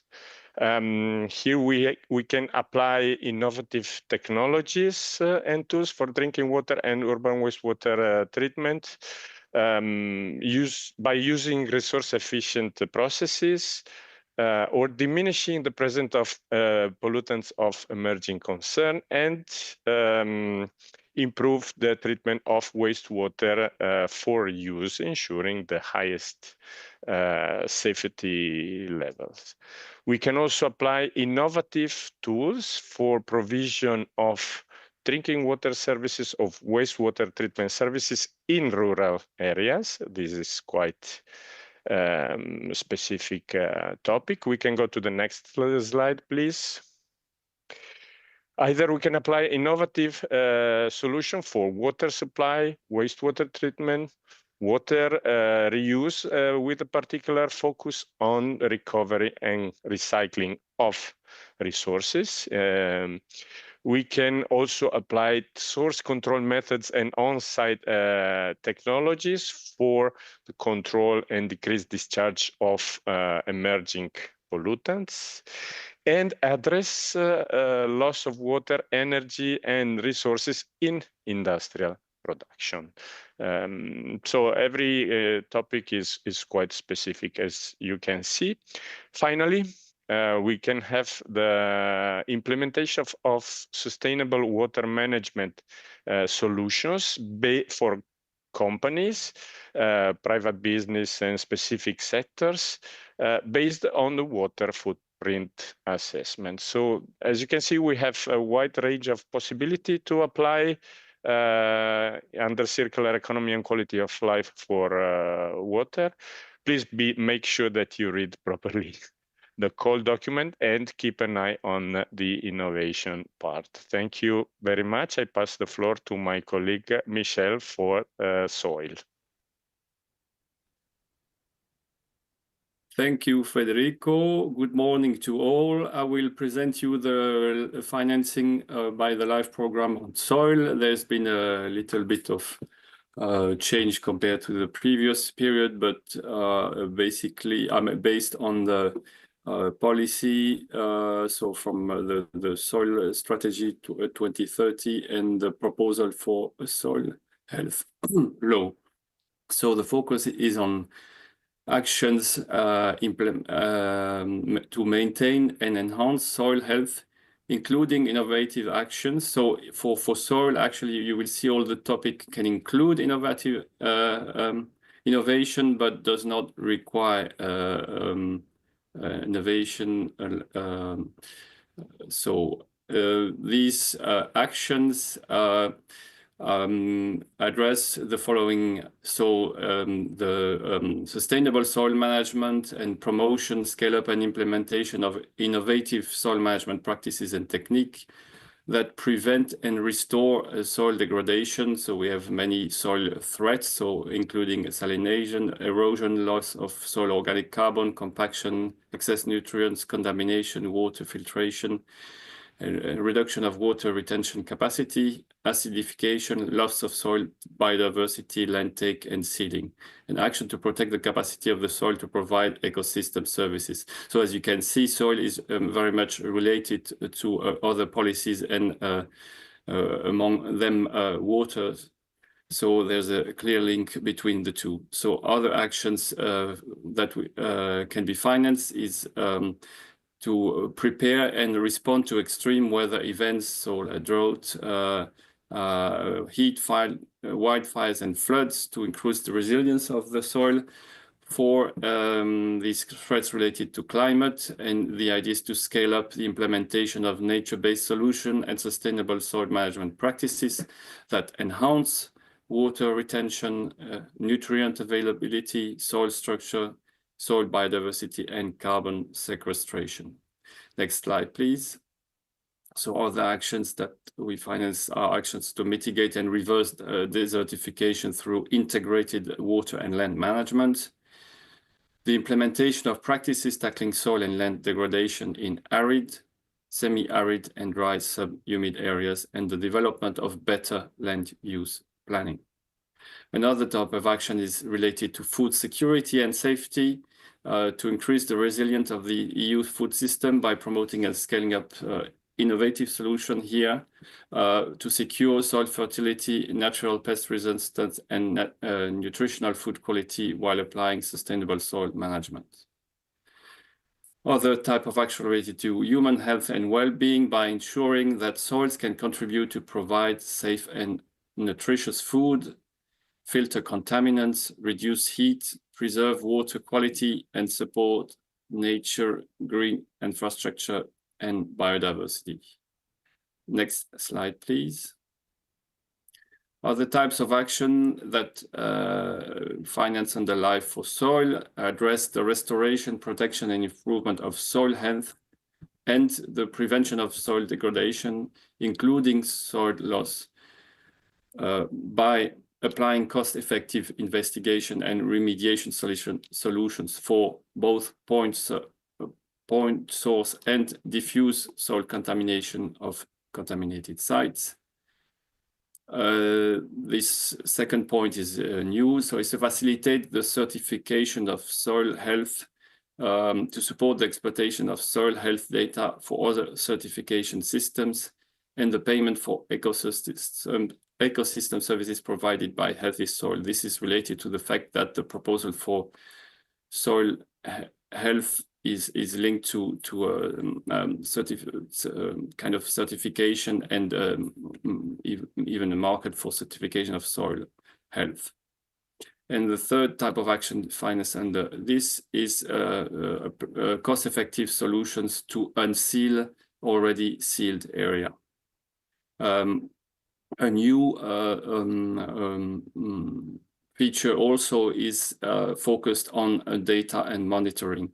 So this is that project focuses on soil are deeply encouraged to apply in their monitoring solutions to monitor and assess soil health in a cost-effective manner through remote sensing, modeling, AI, etc. And they are encouraged to collect, analyze, and present soil health data in a geo-referenced format. So as the previous speakers say, please read carefully the core conditions. So this is it for soil, and I have the pleasure to pass on the floor to my colleague, Manuel Montero, on noise. Thank you. Good morning from my side as well. I will introduce to you both noise and chemical topics. So we start with noise. Under noise, priority is given to proposal targeting a substantial reduction of noise inside densely populated urban areas in order to improve the situation for a maximum number of persons. How can we reach this? Through solutions with high environmental and economic sustainability. For example, include the use of low noise surface and or tire, low height barrier, or lowering noise from railway traffic or airport. New priority under this call for proposal is the reduction of noise and vibration, which could be harmful for human health and or ecosystem on land and or in water. For example, noise and vibration from wind turbines. I would like to take this opportunity to strongly encourage potential applicants out there having a noise idea in mind, as we don't receive many proposals on this topic. Can we move to the next slide, please?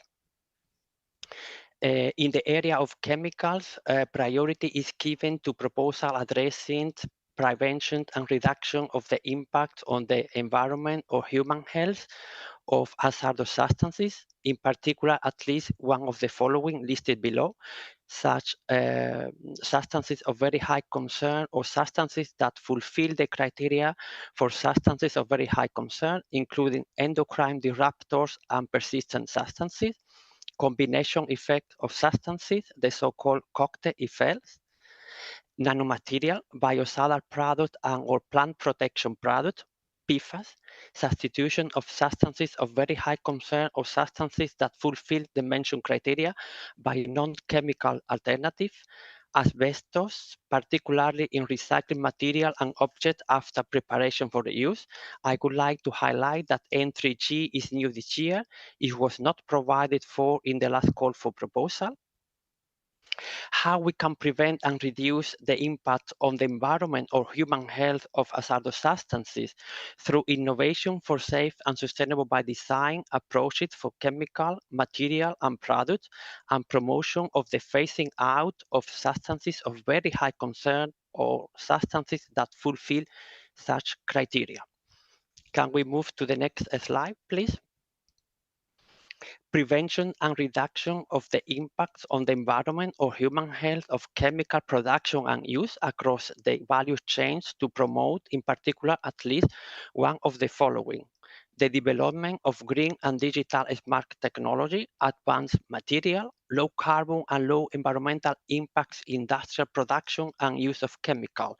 Item 3 relates to digital innovation for advanced tool, method, and models and data analysis capacities to move away from animal testing. Finally, item 4, relate to proposal targeting the implementation of safe and sustainable by design solution, including through the development, commercialization, deployment, and uptake of safe and sustainable by design substances, material, and product. Their overall sustainability should be ensured by minimizing the whole environmental footprint, in particular on climate change, resource use, ecosystem, and biodiversity from a life cycle perspective. That is all from the chemical, and now I pass the floor to my colleague Mario, who will guide you through the topic on industrial emission and safety. Mario, over to you. Thank you very much, Manuel. Next slide, please. So I will present you now two topics tackling the industrial sector. The first address the Industrial Emissions Directive. The focus for the first topic are emerging techniques referenced in the BREF documents for targeted Industrial Emission Directive target industries.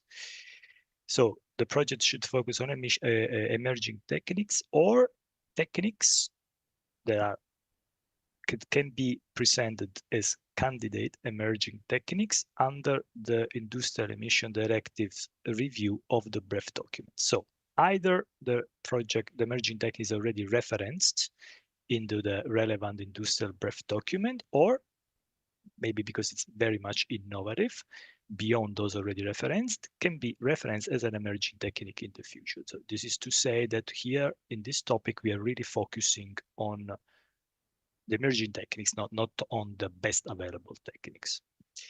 The project should address the reduction of air pollutants, so PM2.5, nitrogen oxides, sulfur oxides, and ammonia, or non-methane volatile organic compounds. But it's not only related to air pollutants. We also have the reduction of methane, raw materials, water, or energy. What is important is that we are always referring to industrial installations regulated by the Industrial Emissions Directive. The second topic is about industrial safety.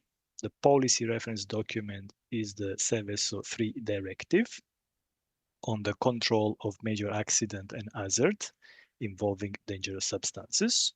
The focus is on the deployment of cost-effective methodological tools for carrying out human health and environment risk mapping and for addressing the so-called domino effects. What is very important in this topic is that the efforts should be to implement demonstrative actions related to the measures, prevention and reducing risk-reducing measures during the project, in the development of the project itself.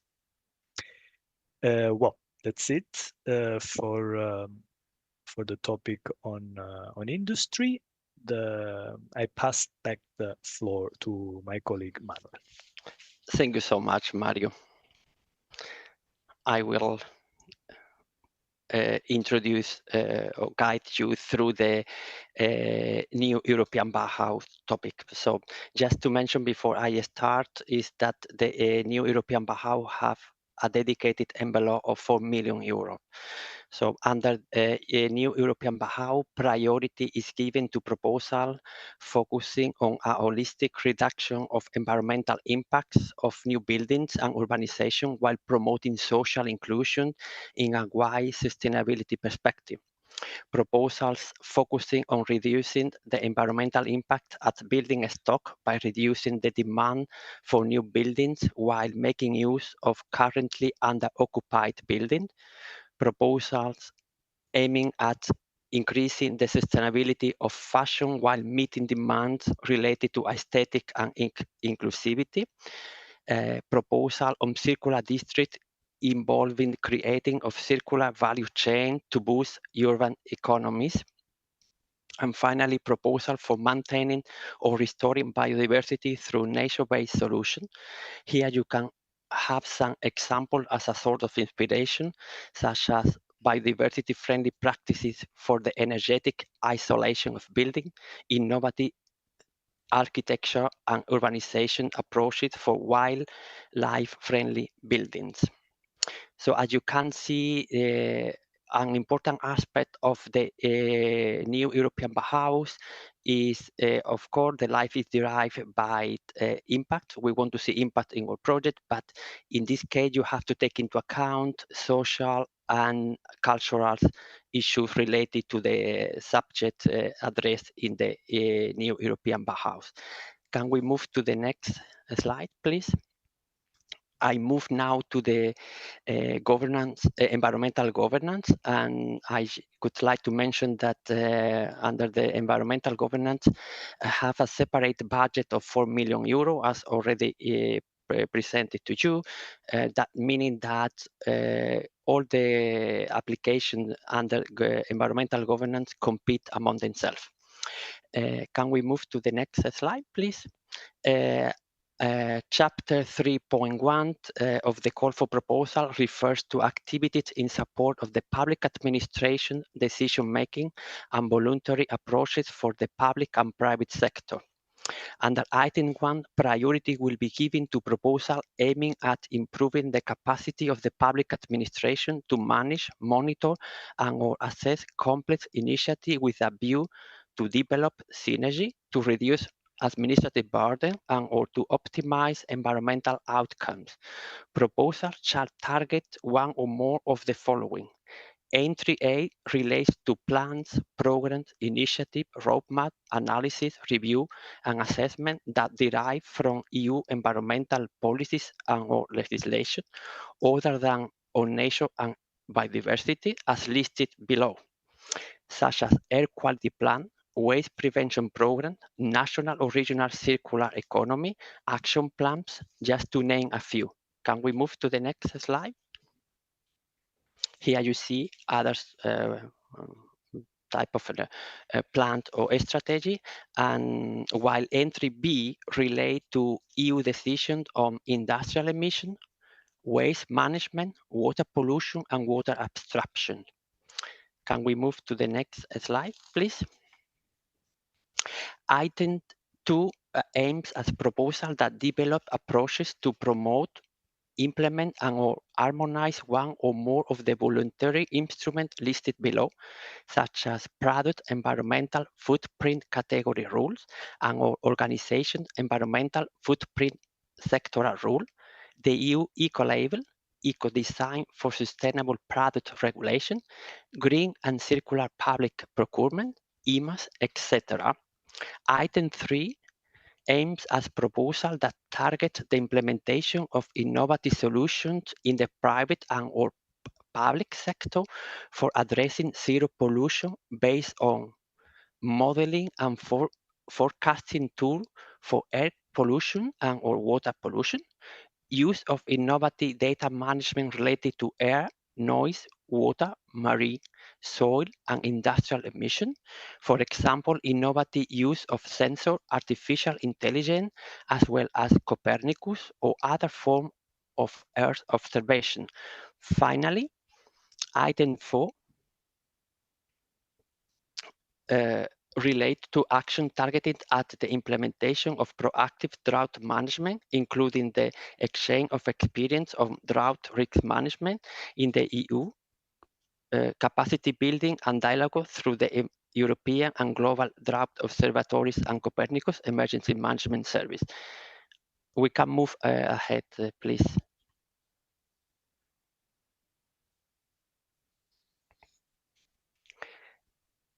Can we move ahead, because this I was already introduced. This was finally I introduced already item 4 as well, and now we move to the next slide. And then I will target this under chapter 3.2, environmental compliance, assurance, and access to justice. Priority is given to proposals aiming at establishing new or where in place, enhancing existing cross-border national or regional network of environmental compliance assurance practitioners or experts, and or establishing or where in place, improving professional qualification and training to improve compliance with binding EU environmental instruments other than on nature and biodiversity, through promoting, checking, and enforcing compliance and applying the polluters pays principles using a mix of administrative law, criminal law, or environmental liability, and or developing and implementing a strategy and policies, and or developing and using innovative tools and actions to promote, monitor, and enforce compliance with binding EU environmental instruments other than nature and biodiversity, and ensure application of the polluters pays principle through environmental liability, and or engaging with citizens and other stakeholders to promote and monitor compliance and to contribute to the application of environmental liability. Can we move to the next slide, please? Last but not least, chapter 3.3 on behavioral change and awareness raising initiative, where priority is given to proposal presenting substantial evidence that a change of awareness level in the field of addressed by the topic is a crucial factor supporting correct implementation and or future development of EU environmental policies tool and or legislative in a wider sustainability perspective.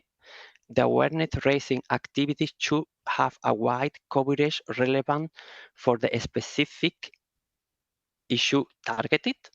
The environmental problems, EU environmental policy, tool, and or legislation targeted should be directly linked to one or more of the priorities included below.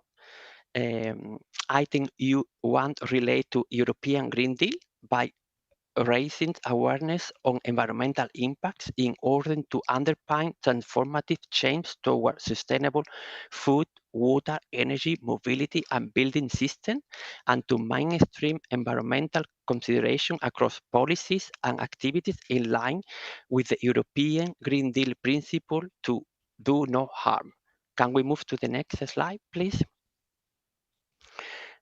Item 2 relate to the Circular Economy Action Plan, which ensure waste prevention and reduction, sustainable production, sustainable product, services and business model, sustainable consumption and transformation of consumption pattern, in particular in key sectors such electronic, information and communication technology, batteries and vehicles, packaging, plastic, textile, construction and building, food, water, and nutrient.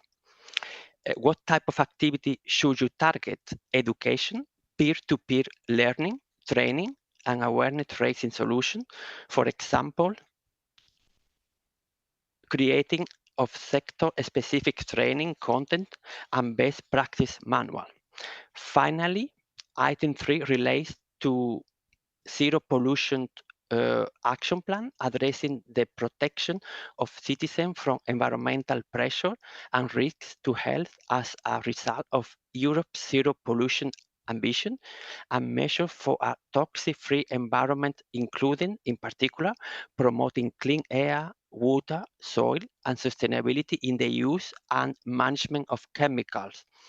As conclusion, as you can see, environmental governance is extremely comprehensive, and I am sure you will find the entry point for your project idea in order to apply under governance.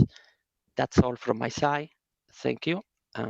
The floor back to Nadia. Thank you. Yeah, first I want to really thank all my colleagues because they presented with though concisely, but pointing out each time what is really important for you to look at when you will read the call document. So also a general comment, all those presentation, the recording, but also the presentation itself will be made available on the event site. So do not worry, you will get this material. It will remain there for all the duration of the submission, but also after for further reference. We have received many questions. Some of them were related to other topics that were discussed specifically yesterday on the general approach and the financial. Please remember that this afternoon there will be again a session which will be more on general nature, how to submit a proposal, and followed by a question and answer session that will be of a general nature. So all those questions, if they are not specific to today's topic, today's thematic, circular economy and quality of life, will be addressed, could be addressed this afternoon. So now we will start with the Q&A, and I will ask the back office to make sure that they are displayed the question and answer for the participant, and I will read the question and address it to one of my colleagues. So thanks, yes, to highlight the first question, which received the more likes. So do not forget to like the question that you would like to see answered. So for water, would an array of ICW for the treatment of wastewater in a rural village setting, 400 homes, which is currently left untreated, be eligible for life support? Or would it be better to set these ICW in a number of similar villages? That's very technical, and I'm giving the floor to Federico. Yes, thank you, Nadia. I understand ICW is integrated constructed wetlands. I would say that this idea is surely fitting in the specific priority under water services about provision of water services in rural areas. So I would say in principle this is surely eligible. Please take into consideration that a certain degree of innovation will improve the possibilities of your project to be funded. And regarding the second part of the question, if it would be better to set it up in different villages with similar characteristics, I would say yes, it would be the best solution.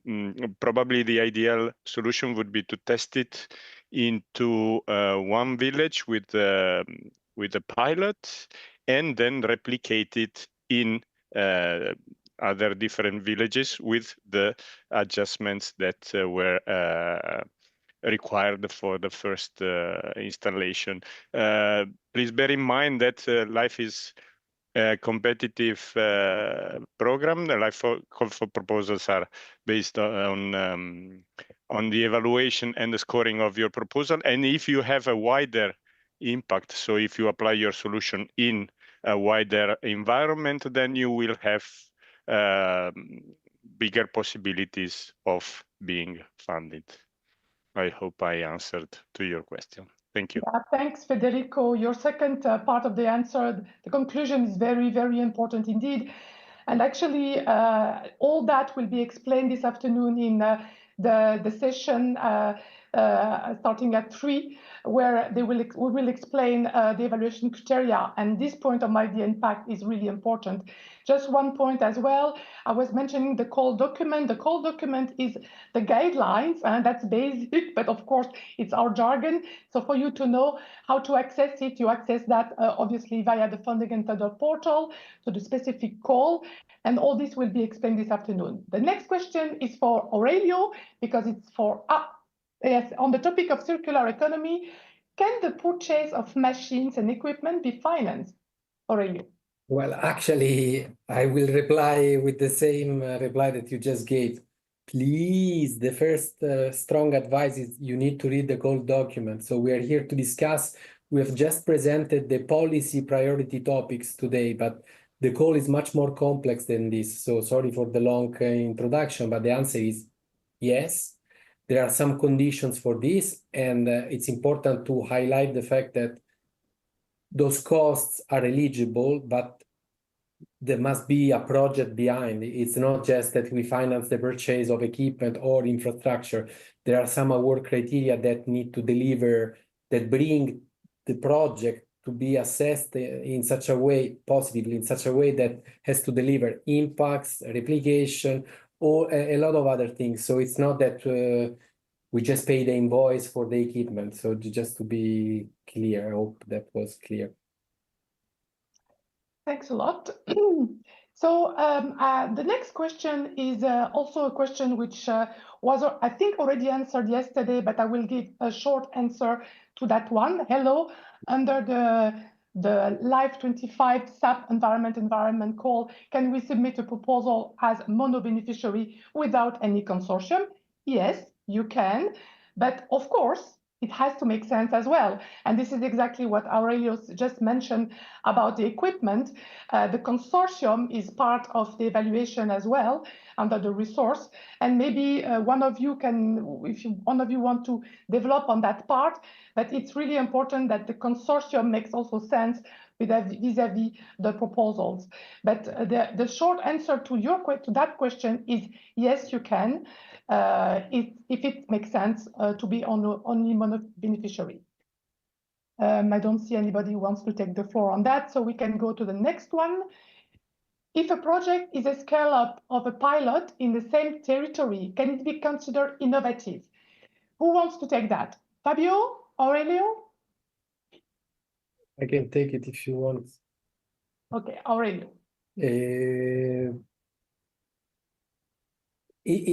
Actually, I don't know, in the sense that the scale up of a pilot, I mean, if we assume that the pilot is innovative and we are scaling up to industrial, commercial, let's say, level, and it is innovative according to the definition of the LIFE program, which is innovative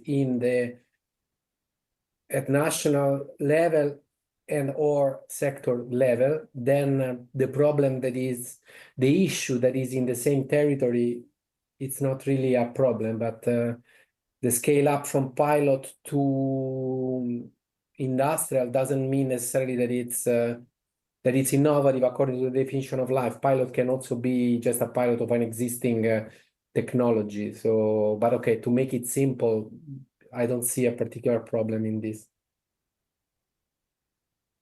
Okay, thank you. The next question, I will address it to Fabio. Can the circular economy and quality of life fund the construction of facilities, for example, for an innovative recycling method? And under which category of eligible costs should this cost be included? Fabio? Thank you, Nadia. Okay, here it's in principle. I tell you in principle, yes. this infrastructure could be eligible. However, it depends in the context of the project. It cannot be that 90% of the cost of the project is infrastructure or the building around a machine. So there must be a proportionality between the different costs, the objectives, the impact, which should fall under one of the priority, ideally, of the call. So it's conditional, yes. There are, as the previous speakers also said, the previous colleagues said, you have to frame it in the context of the project, the conditions that are in the call. So, so it's not easy to give a straight answer. Okay, thank you. The next question, I will address it to Silvia Donato. Is there a place we can find all the mandatory and non-mandatory KPIs, so project indicator, per topic without opening an application on the online system? So please, Silvia. Yes, thanks, Nadia. The general idea is that if you are applying for a specific thematic area, we would expect that you will be able to also indicate some indicators specific to that area. To be very specific on the questions, yes, you can find some of this information in the guidance that is available on CINEA website, and in particular on live reporting webpage of CINEA. There is a guidance which includes all the indicators that are usually asked during implementation. So at this stage, you don't have to go into the full set of indicators. You know, at application stage, you are asked to point out the most important ones, but indeed it can be useful to refer to this guidance to understand a bit which kind of information is requested. And in general, when the project will start being implemented, it will be requested to fill 8 indicators, horizontal, which are mandatory for everybody, but these are very general, plus 1 that is specific to the area under which it was selected. So if it's a project selected under the water priority, we would expect that at least 1 indicator on water is presented, and likewise for any other of the priorities you've heard. But so in this guidance document, you will find more information about this.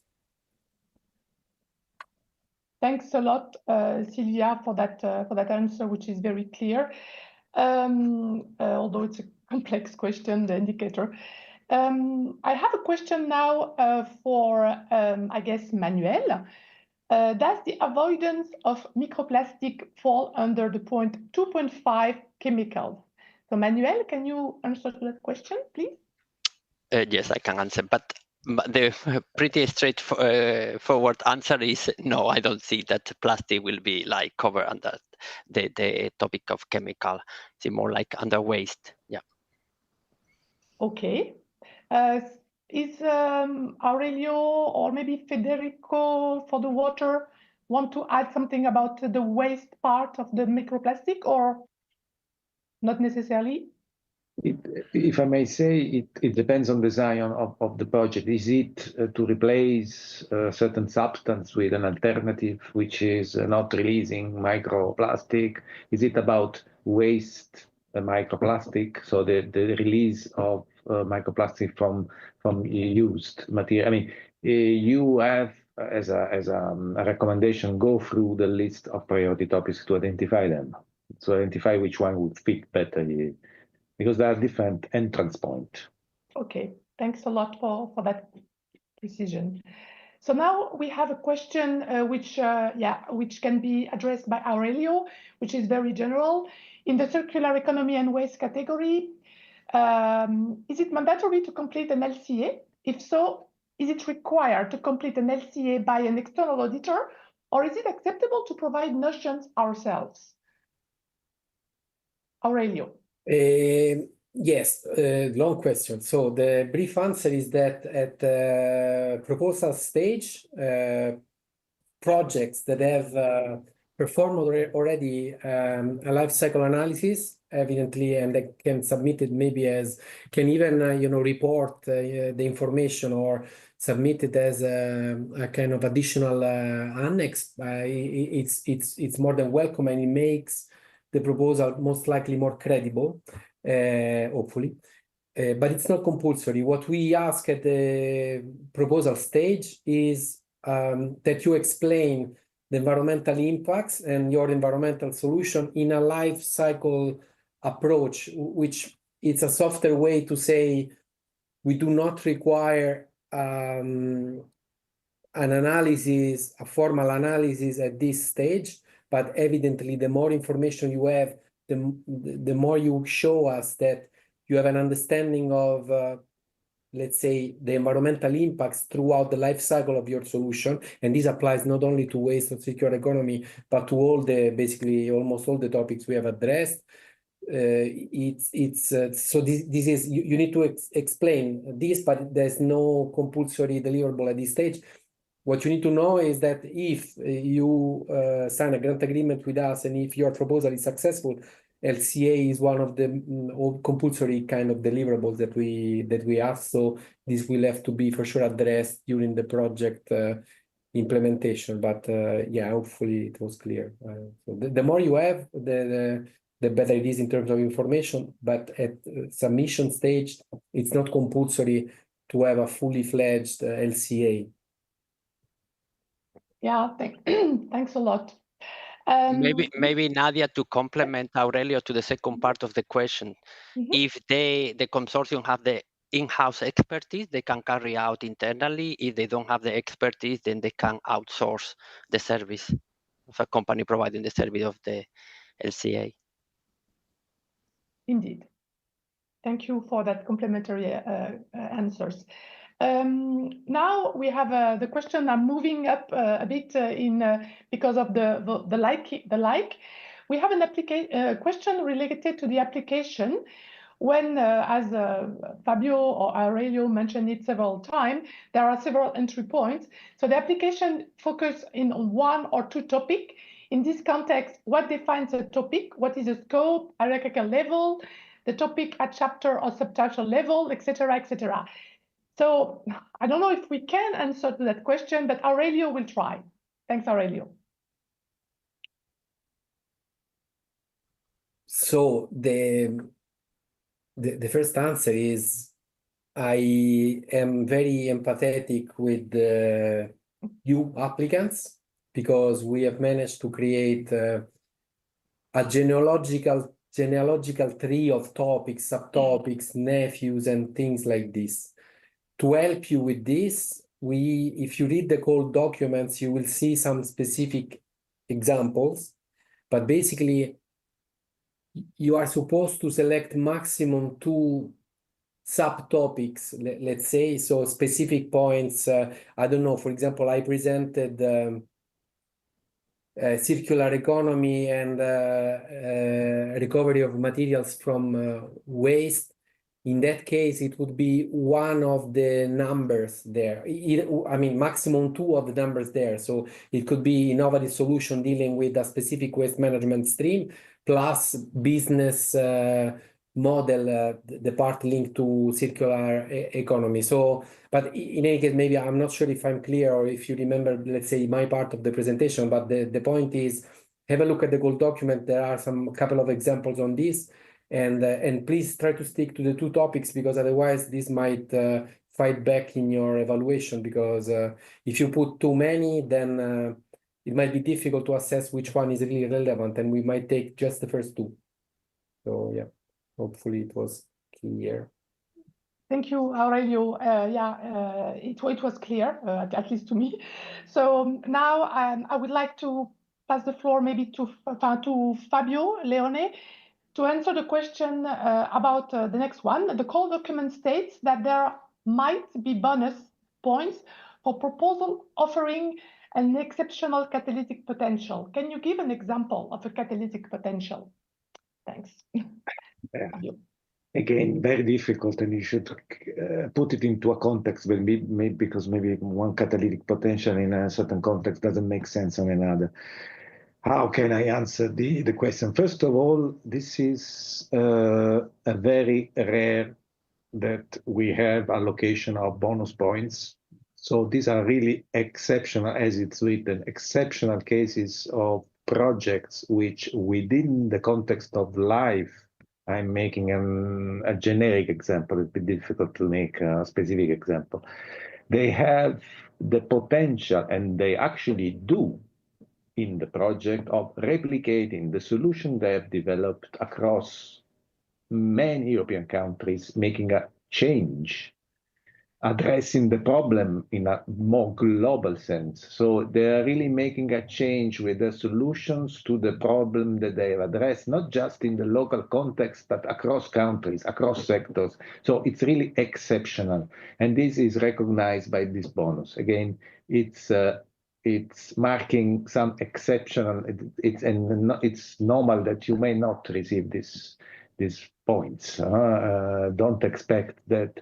I understand everyone thinks his solution is exceptional, but in this context, it's really opening up to broad impacts across countries, across sectors. I mean, it's really, in that sense, making a change in the problem that they really address in a broader sense.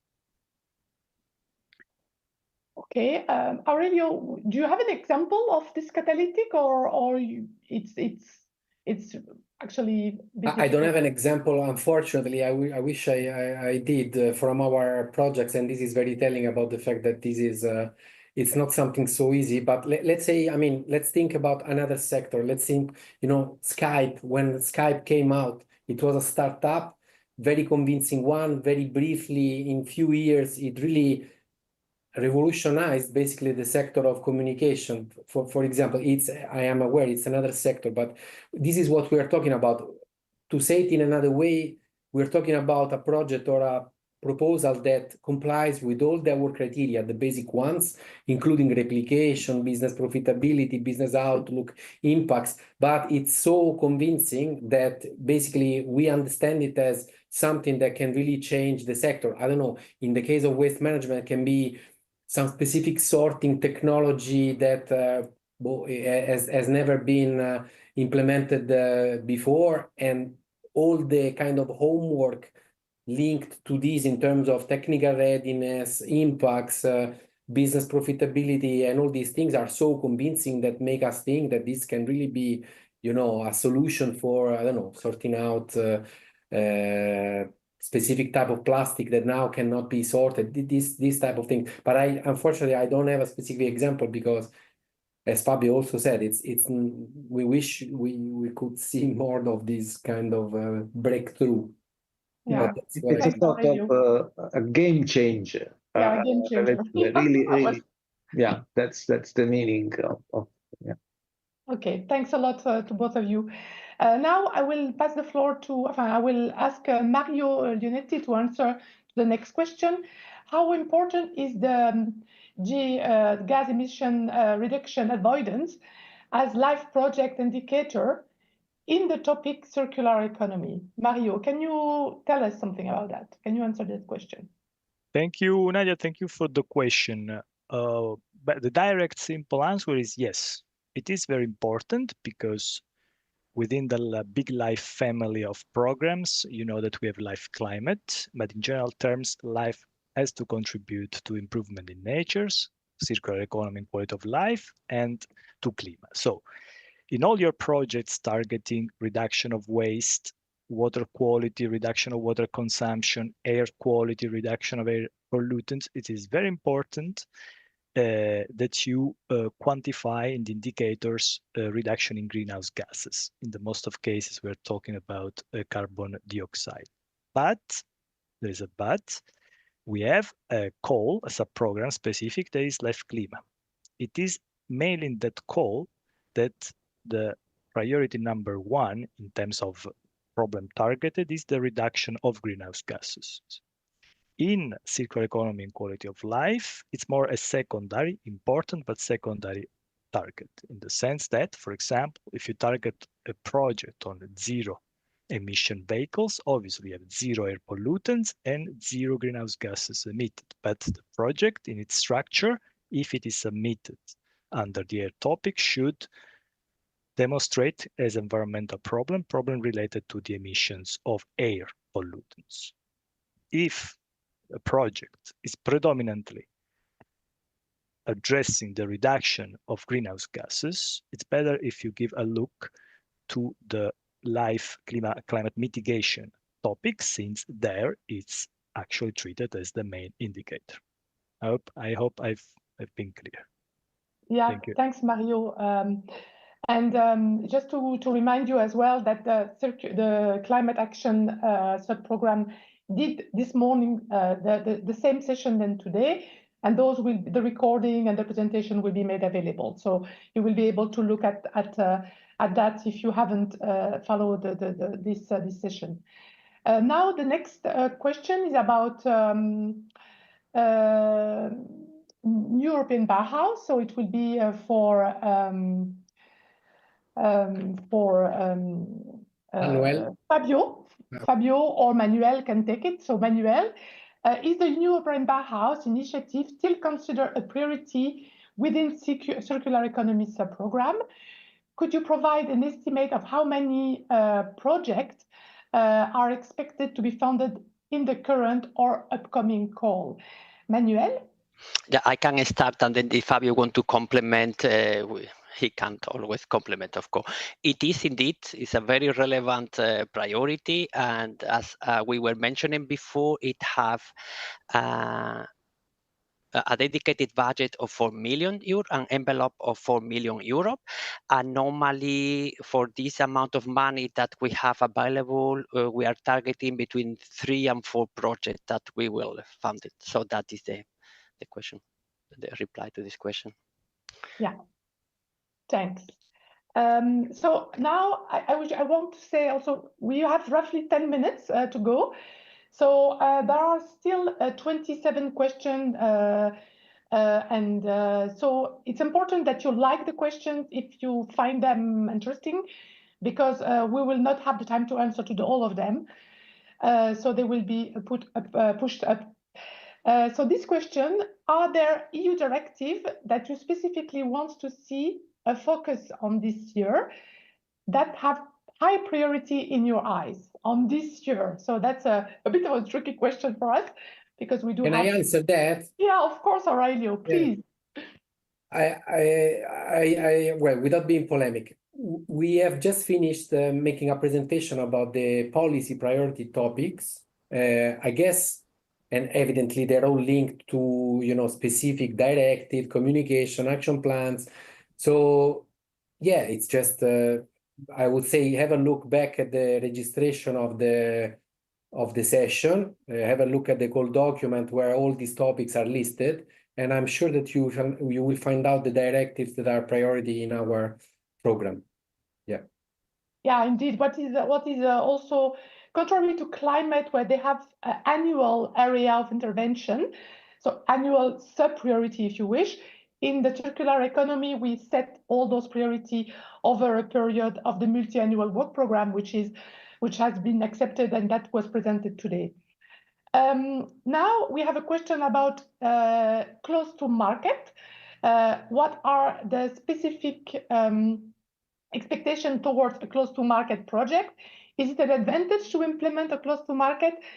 So I could give an answer to that. Maybe colleagues will be able to complement.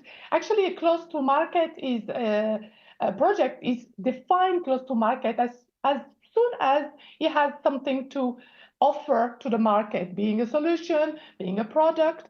So actually, and I don't know if it's an advantage to implement a close to market, but obviously, if you have something to go, you have to make sure that to go to the market, in your proposal, you have convincingly demonstrated to us that you are ready to go on the market, and you are not just doing something that without preparing that side of the product solution development, and therefore putting on the market, because what we are looking for is impact.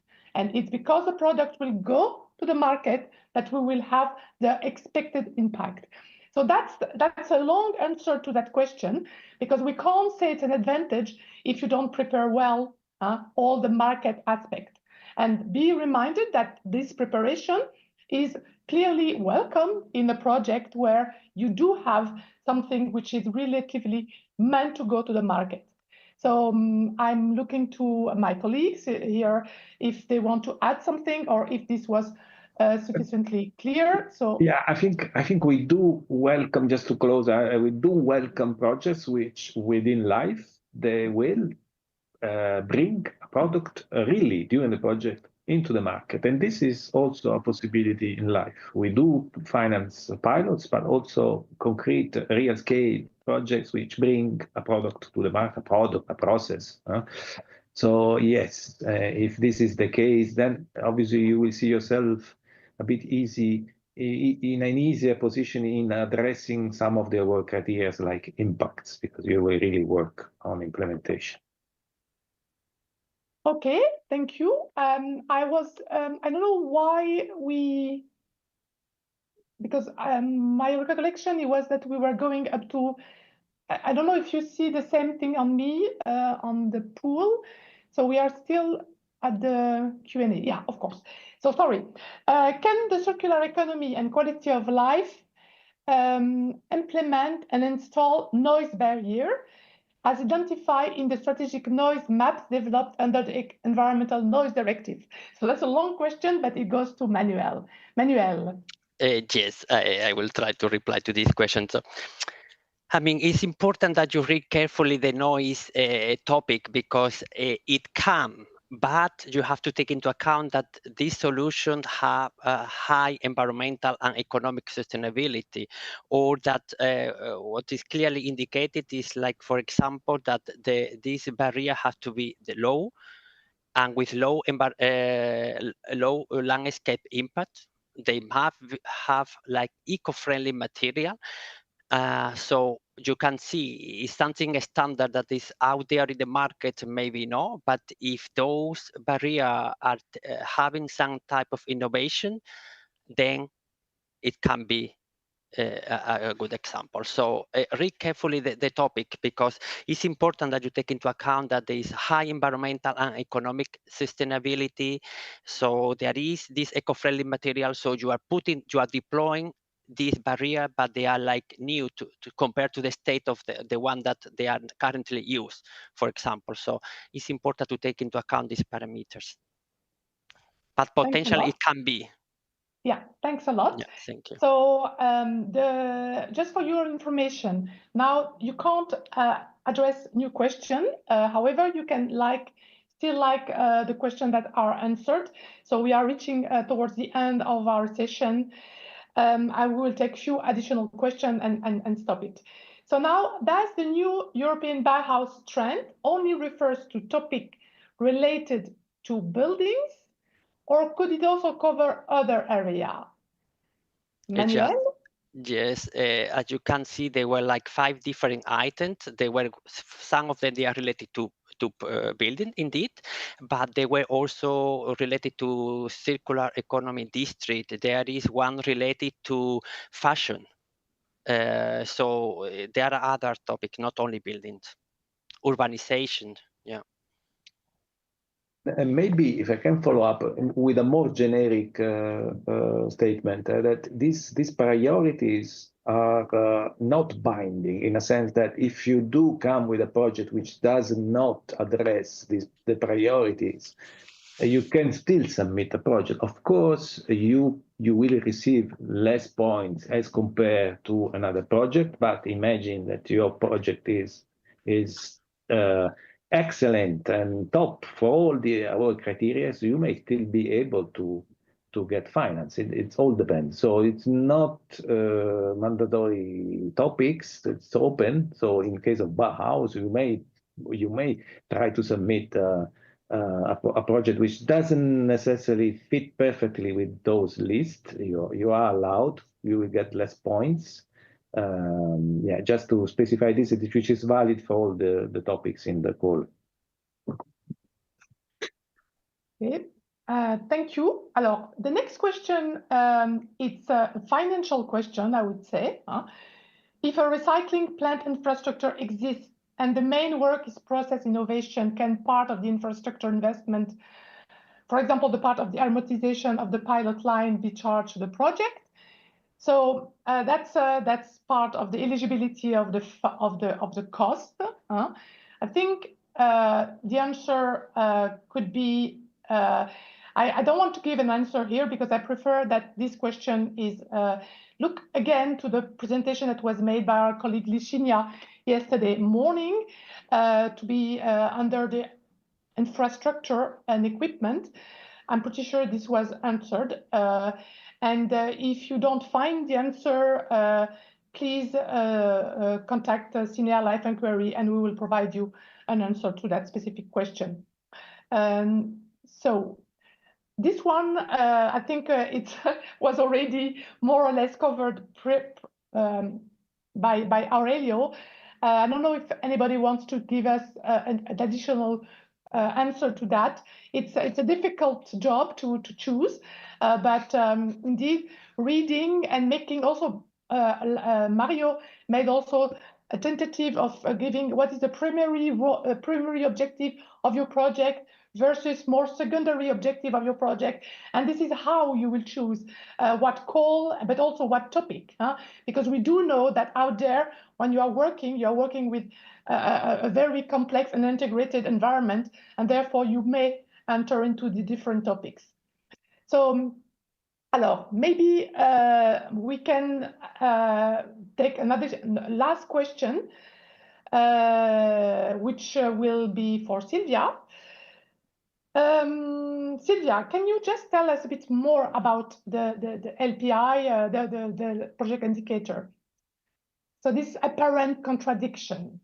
Yes, I think, I'm sorry if it created confusion, but in fact, they are not disconnected, the two things. At the application stage, as I said, you have a selection. So you have in Part C a choice of indicators. This will also be present afterwards. So there is a link between what will happen at application stage and what happens afterwards.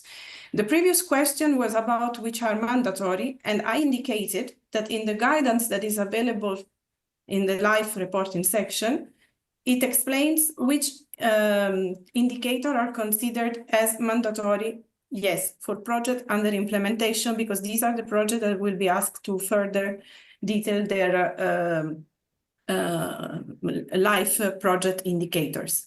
And the general indication that I gave is that it's expected that for the priority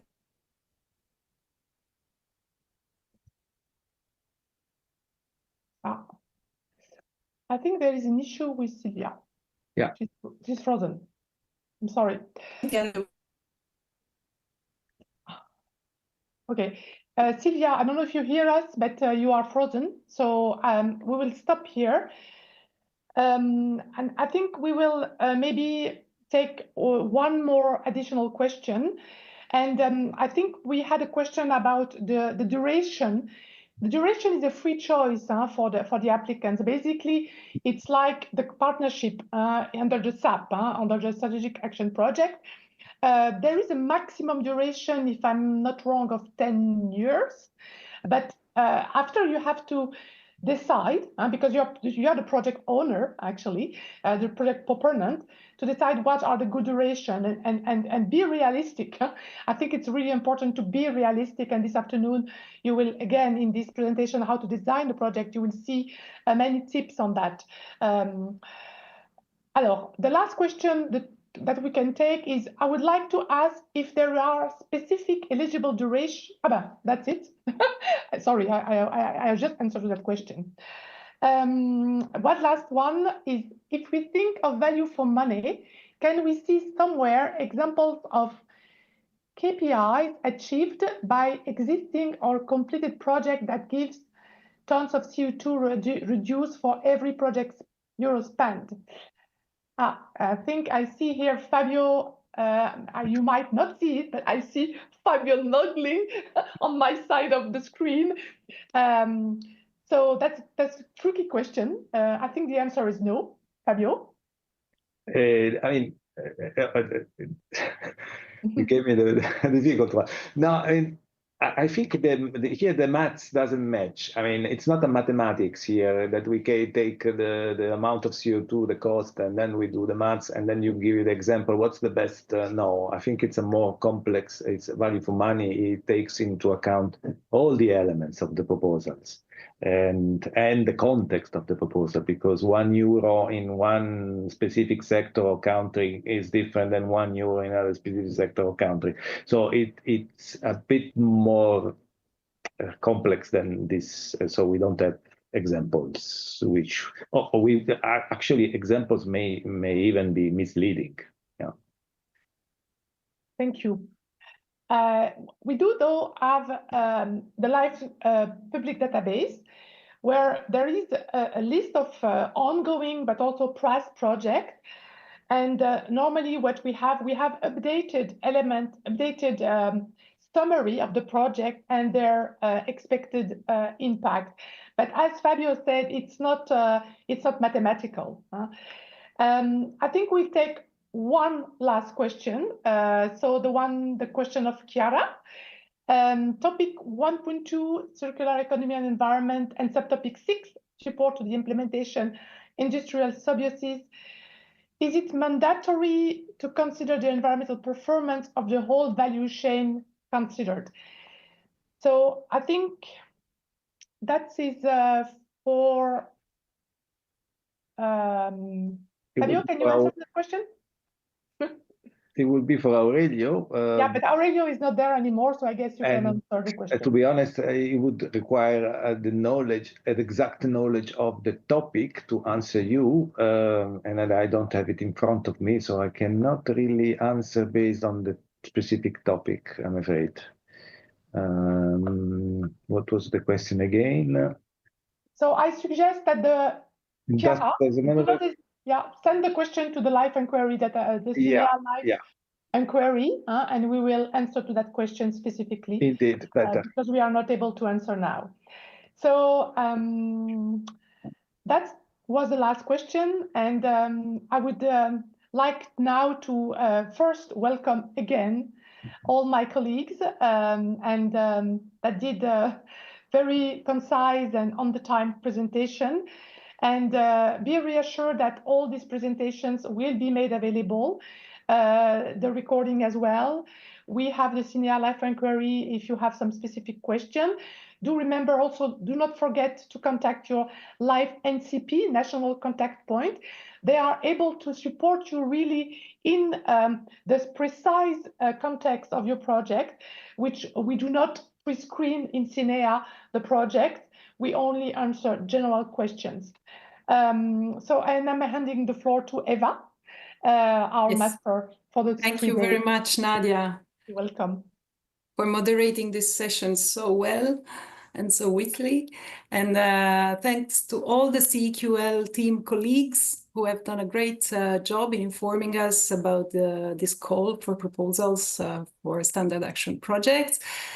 I would just like, before the lunch break, to ask our participants to give us feedback about this information session, including on the question and answers, by going to slido.com. Well, I suppose you're already there, but just please go to Slido and quickly let us know what was your level of satisfaction about this information session. It's very important for us to know and to try to improve year on year our presentations. Thanks a lot, and I will see you at 1:30 p.m. this afternoon. There will be a new session on the standard action projects calls for nature and biodiversity. So for those interested in this session, see you this afternoon, and thanks for those who participated this morning. Have a good lunch break.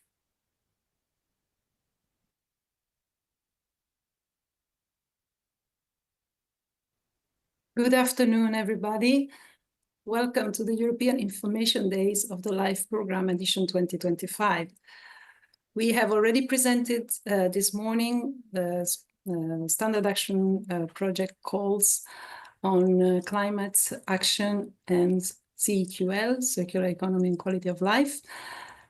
And this afternoon, we will start with presenting you the standard action project calls for nature and biodiversity projects.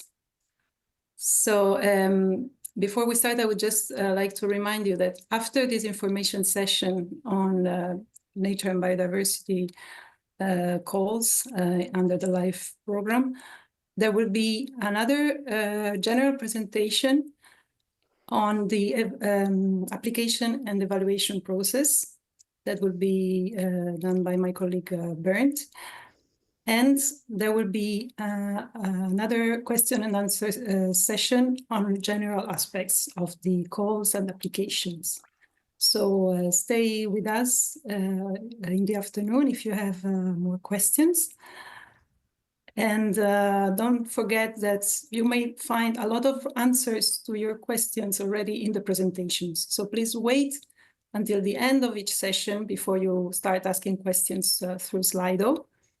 And you can, of course, join by typing slido.com and then EU Life 25 to ask your questions. And then I would also ask you to to participate in our polls to let us know if you're satisfied, more or less satisfied with our information sessions. So without taking more of your time, I would like to call the next speaker, who is Laszlo Beksi, Head of Sector Life, Nature and Biodiversity in CINEA. Laszlo will moderate this information session. Laszlo, are you there? Yes, I'm here. Great, the floor is yours. Thank you, Laszlo. Thanks, Eva. And welcome everybody to this afternoon session. I hope you had a good lunch and coffee before we launch into this longish afternoon. In fact, for nature and biodiversity, there has been a lot happening in this last year. In addition, of course, to the revision of the launch of the new multi-year work program, of which you definitely heard about, there was also a big step in legislative changes in policies, nature policy, namely the introduction of the new nature restoration regulation, which will, of course, impact the priorities of the program in the coming 3 years. And with that, because of that, we will have 2 sessions and 2 presentations now. One from my colleague Anita, who will talk about a bit the general aspects of the call. And then this will be followed up by 2 colleagues from DG Environment, Frank Wassen and Daniel Knighton, who will talk about the topics in detail and the regulation and some other, the new regulation and some other aspects. And this will be followed by a presentation from an ongoing project from Croatia, the Dinara Life, who kindly will share with us the experiences of the project for inspirational purposes. And so with that, because we have very limited time, I give the word to Anita, please. Go ahead. Thank you, Laszlo. I will give a very brief, I give for granted that you have all read the call document with a lot of attention. So I will very briefly introduce the call and briefly also go through the main changes compared to the previous calls. So next slide, please. So indeed, the projects that are invited to be submitted under this call need to be outcome-based and not research-oriented, and must contribute to the implementation and enforcement of EU nature legislation and the EU biodiversity strategy. They need to carry out concrete and impactful conservation activities, including improving governance and information, and catalyze the large-scale deployment of successful solutions, conservation practices that are being implemented by the project.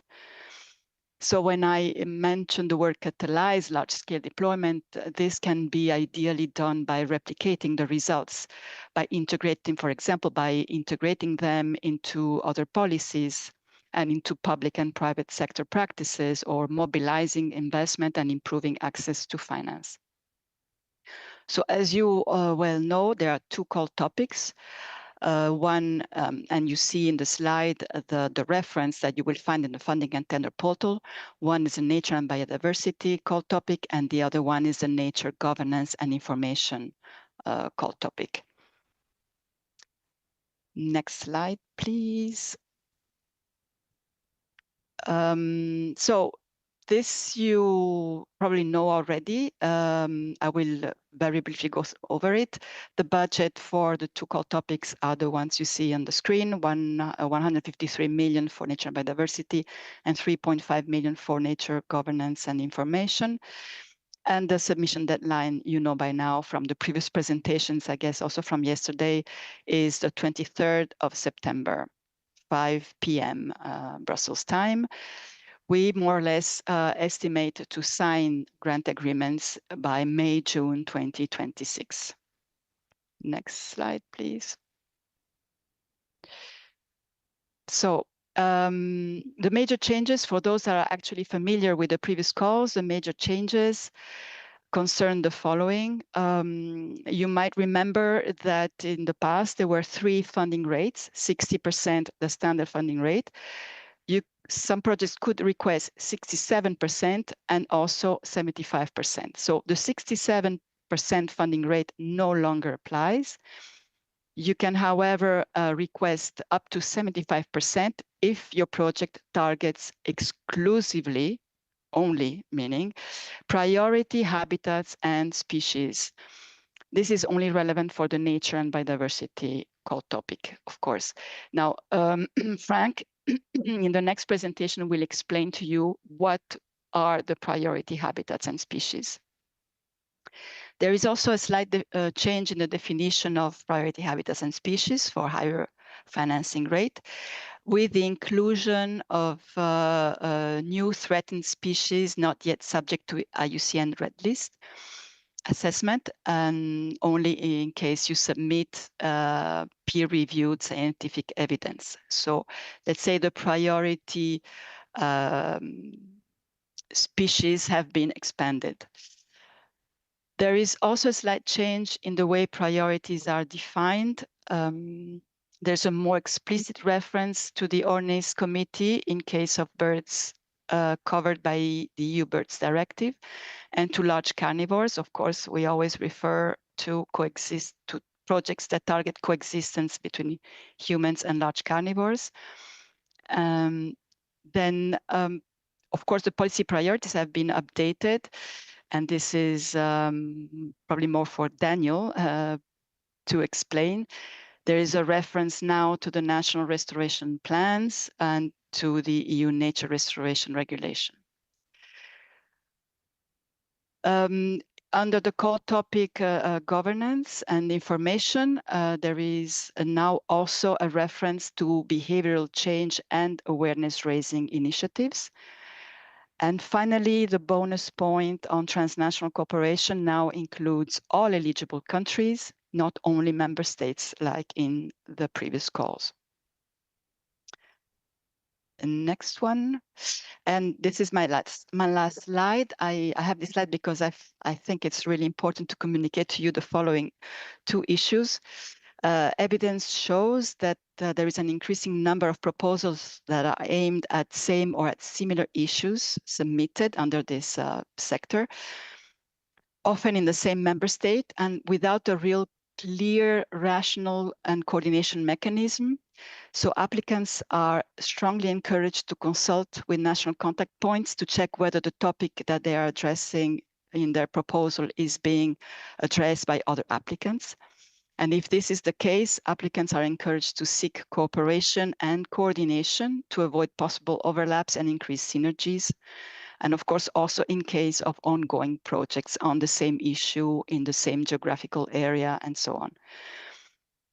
And how this will be done needs to be explicitly described in the proposal itself. If you are proposing a continuation of a previous LIFE project, then please clearly explain why a further project phase is needed and how this will complement the results achieved with the previous project to avoid overlaps. Normally, good projects should be designed to ensure the long-term sustainability with resources other than LIFE. So this is why evaluators will assess this aspect, these phase 2, phase 3 projects rather critically. And one last point, in case your project involves Natura 2000 site designation or boundary modifications or update of standard data forms, or even approval of management plans or other important national regional documents, you must, at proposal stage, submit a formal letter of support or commitment from the member state competent authority. You need to include a dedicated milestone for achieving the designation or the approval in case of management plans before the project end. And you need to foresee in your timetable proper follow-up that this actually is taking place in parallel and occurs before the project end. And of course, you need to make sure that there is sufficient time in your project planning so that the designation approval is realistically achievable before the project end. Consider that if you do not achieve this by project end, then all the costs related to those activities can be considered ineligible at final report stage. So this is all from my side, Laszlo. I give the floor back to you. Thank you, Anita. And we have about half an hour left for the presentation. So Frank and Daniela, please try to squeeze your presentation in like 15 minutes or so each. Frank, go ahead. Thank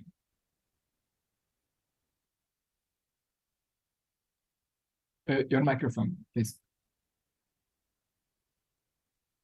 Good afternoon, ladies and gentlemen. I must apologize directly for the first slide because there is a mistake. We are talking about the new multi-annual work program for the period 25 to 27, of course. And my presentation will be about the two types of projects, the LIFE standard action projects for nature and biodiversity, but also the ones on communication. Next slide, please. Yeah, so the sub-projects for nature and biodiversity, the title is Smart and Outcome-Based Implementation of Nature and Biodiversity Legislation and Targets of the EU Biodiversity. I think that says it already all. We have two intervention areas, which we call Space for Nature and Safeguarding Our Species. I will explain later what it is. And then we have these two policy focus areas, which on one hand is the implementation of the existing EU nature legislation. That is now not only the Birds and Habitats Directive and the Invasive Alien Species Regulation, but also the Nature Restoration Regulation, which was adopted quite recently. But then we also have an EU biodiversity strategy for 2030, which does not only aim at restoration, but also provides for an extension of the network of protected areas. So we talk about achieving a transnational European nature network by 2030 that covers 30% of EU land and sea and 10%, strictly protecting 10% of EU land and sea area. So that's really the frame. And there is an important reminder in the guidance document that we only target projects for wild fauna and flora and natural and semi-natural habitats. So don't make projects on domestic bees, don't make projects on domestic livestock, except when the livestock is necessary for the management of a protected area. Your objective in that case is the area, it's not the livestock. So keep that in mind because we sometimes receive projects that we have to reject for that reason. Next slide, please. So this is a bit of a matrix. I already mentioned Space for Nature and Safeguarding Our Species. These are the two intervention areas. And on the other hand, the two policy priorities. And whenever you fall into one of, so you need to fall at least into one of the intervention areas and one of the policy areas, either legislation or the biodiversity strategy, you are in the right place here to apply for a standard action project for nature and biodiversity. Next slide, please. So what is it, Space for Nature? It means it's everything that is related to area-based conservation or restoration. And actually, most of the LIFE projects since the beginning of the program have been in the area of space for nature. They have been restoring or improving natural, semi-natural habitats, or focused on the habitats of species. And this is not only in Natura 2000, but also it can be outside of protected areas. And of course, everything that is about new protected areas. So what I mentioned before, the biodiversity strategy targets, improved management of existing areas, but also the creation of ecological corridors or other green infrastructures, new site management approaches, all this would fall under space for nature. So as soon as you target the surface, the area, that's space for nature. But then there are still cases where you really want to focus on a particular threat for a species. Think about electrocution of raptors. So there you will not make area-based measures, you will do measures, technical solutions perhaps, to reduce the mortality. Or think about the large carnivores where you have to talk to the stakeholders, you have to apply mitigation measures, that is safeguarding our species. And actually that's a wide range of measures, so it's very difficult to define it. But I think whenever the objective is to reduce the mortality or improve the survival of individuals of a species and thereby improving its conservation status, and it's not linked to the habitat of a species, then it falls under safeguarding our species. So it is quite broad. But in any case, you will always need to clearly identify what the target of your project is. Next slide. And before I go into the substance, I just want to remind, we say that the project should be smart, what it means. And I think the best thing to explain that is that whenever you draft a measure in your project application, be specific. So clearly say, what is the target? What do you want to achieve? What is your objective? Make it measurable, quantify it as much as possible, specify who will do it. So the A is assignable, be realistic, show that this is feasible, what you want to do, but also clearly indicate the time for the measure. So this is the SMART, that's specific, measurable, assignable, realistic, time related. And I think when you think about this, whenever you draft a measure, that will already help you a lot in making your proposal as clear as possible, because the clarity is really something that is very important when the project is evaluated and ranked. Next slide, please. Yeah, so on one hand, we would prioritize projects because we have to prioritize. We have more project applications than we can finance. We have to base the prioritization on the outcome. And of course, we want to focus the outcome on what is most important. So how do we do that? Well, if it's a project that covers a bird species, we actually have a list of species that is updated from time to time by the ONIX committee, the committee under the Birds Directive, and that list is published. I think you have the link in the application guidance, and this tells you which species are considered as priorities for LIFE funding. And these are the species that are in the worst situation based on the most recent reporting by the member states. And that list is updated from time to time, and the next update will take place in a few years because we will soon receive new information from the member states. The same is also true when it comes to the species under the Habitats Directive, and there we look at the conservation status, and you have also links in the application guidance. And whenever a species or habitat is considered in the worst conservation status, which is U2-, both in the EU and the national biogeographical region level assessment, then it is a priority for LIFE funding. But then we have one exception, because the large carnivores, they are doing relatively well because many of them have positive trends, at least long-term trends. But the wolf, for example, has also short-term positive trends, but there is still an important role for LIFE to play in order to manage coexistence, in order to minimize conflict. So here we don't look that much on the conservation status, but we rather look at the urgency of measures, and the contribution of LIFE has been really crucial there, and we count on LIFE to continue playing that role in the coming years. But then we also have species and habitats for which we do not have that information. We also have countries that are not in the European Union that participate in LIFE. So we have a number of specific cases where other species and habitats would also considered as priorities for LIFE funding. And this is very much based on the European red lists. The European red lists for species that are in the EU, because not all species groups are covered by the nature directives, and the global red lists when it comes to those territories that are not covered by the EU red lists, which are some of the countries that participate in the program, but also the EU outermost regions and overseas countries and territories, which also participate in the LIFE program. Next slide, please.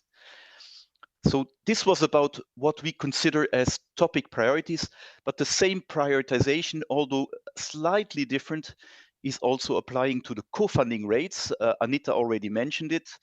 And here we say that the normal rate is 60%, but 75% is possible as a rate if the project exclusively targets those features, and it can be a combination of species and habitats, but it only targets species and habitats that are considered as a priority according to the following list. So the birds and the species that are considered as priority for funding by the ONIS committee, for the bird species, then in the Habitats Directive, you have in the annexes 1 and 2, you have certain species that are de facto priority species and habitats in the directive. Not always they are not always in the worst conservation status, but we would consider them always as priority for funding. So whenever it is a priority in the directive, it is a priority for it is eligible for 75%.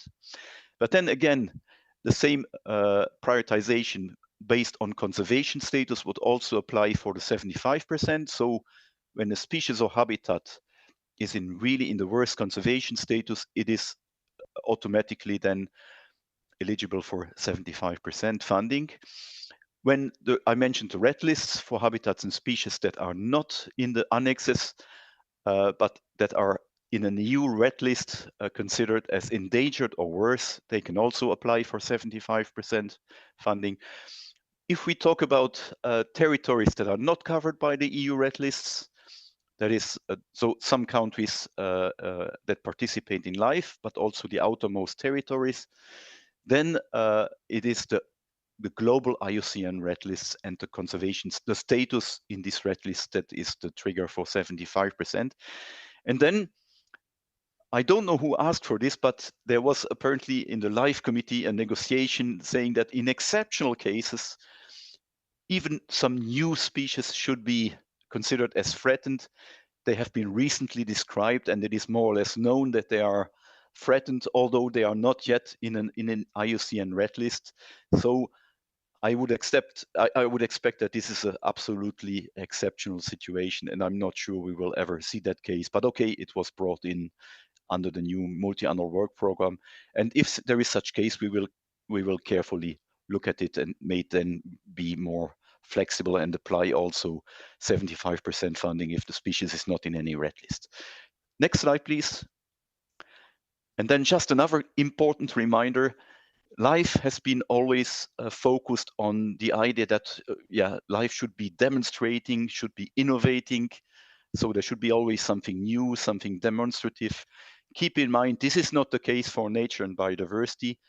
And a best practice project that does something that is important for the conservation status of a species or habitat is perfectly eligible and can be an absolute priority for funding under LIFE, even though it is not necessarily innovative or demonstrative. So this is a bit an exception under LIFE, but we have applied this consistently throughout the existence of the program, that best practice projects are eligible for LIFE, nature and biodiversity. Next slide, please. So I mentioned that we have this prioritization based on the conservation status and the red list status to identify for which species and habitats money should be given in priority.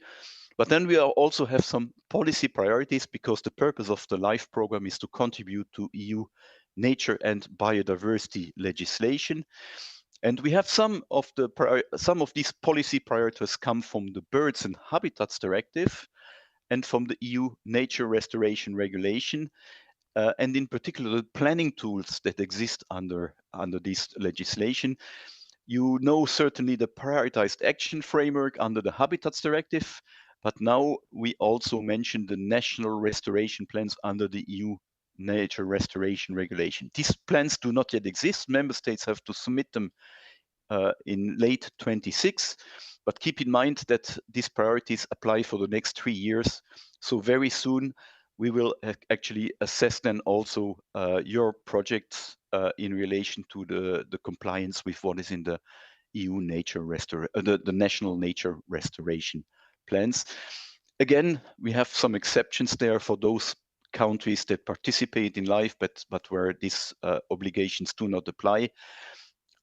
Similar plans will also be considered then for a policy priority.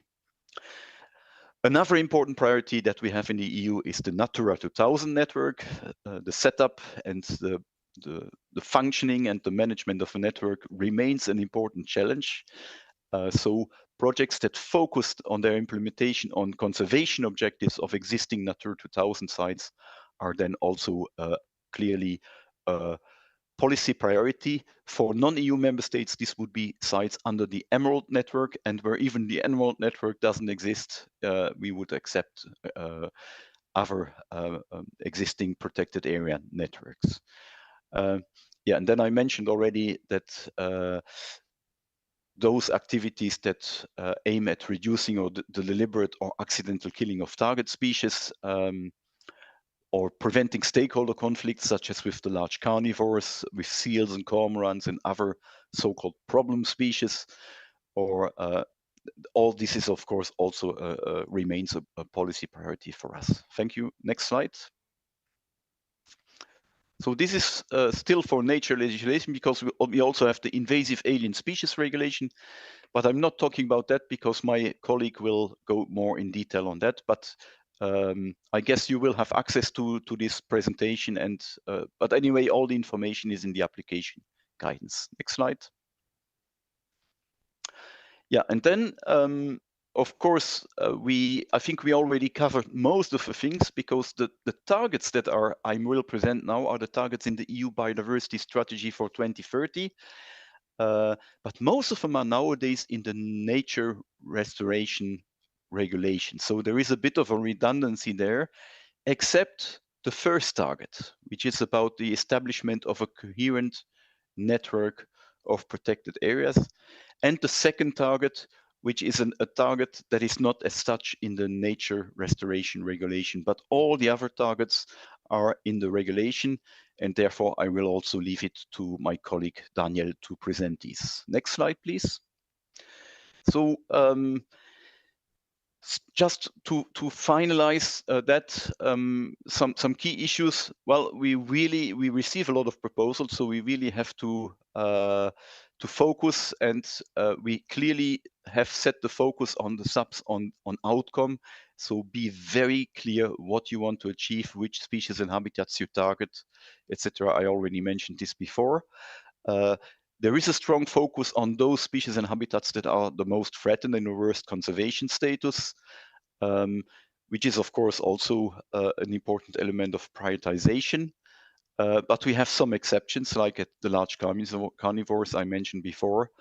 And then communication and awareness activities. We often received subs that were focused on this, and clearly these actions can be funded as part of wider objectives, but a sub project should not just focus on communication. So communication campaigns or awareness raising cannot be part of a sub, but we have a special topic now for communication projects, and that will be in my next slide.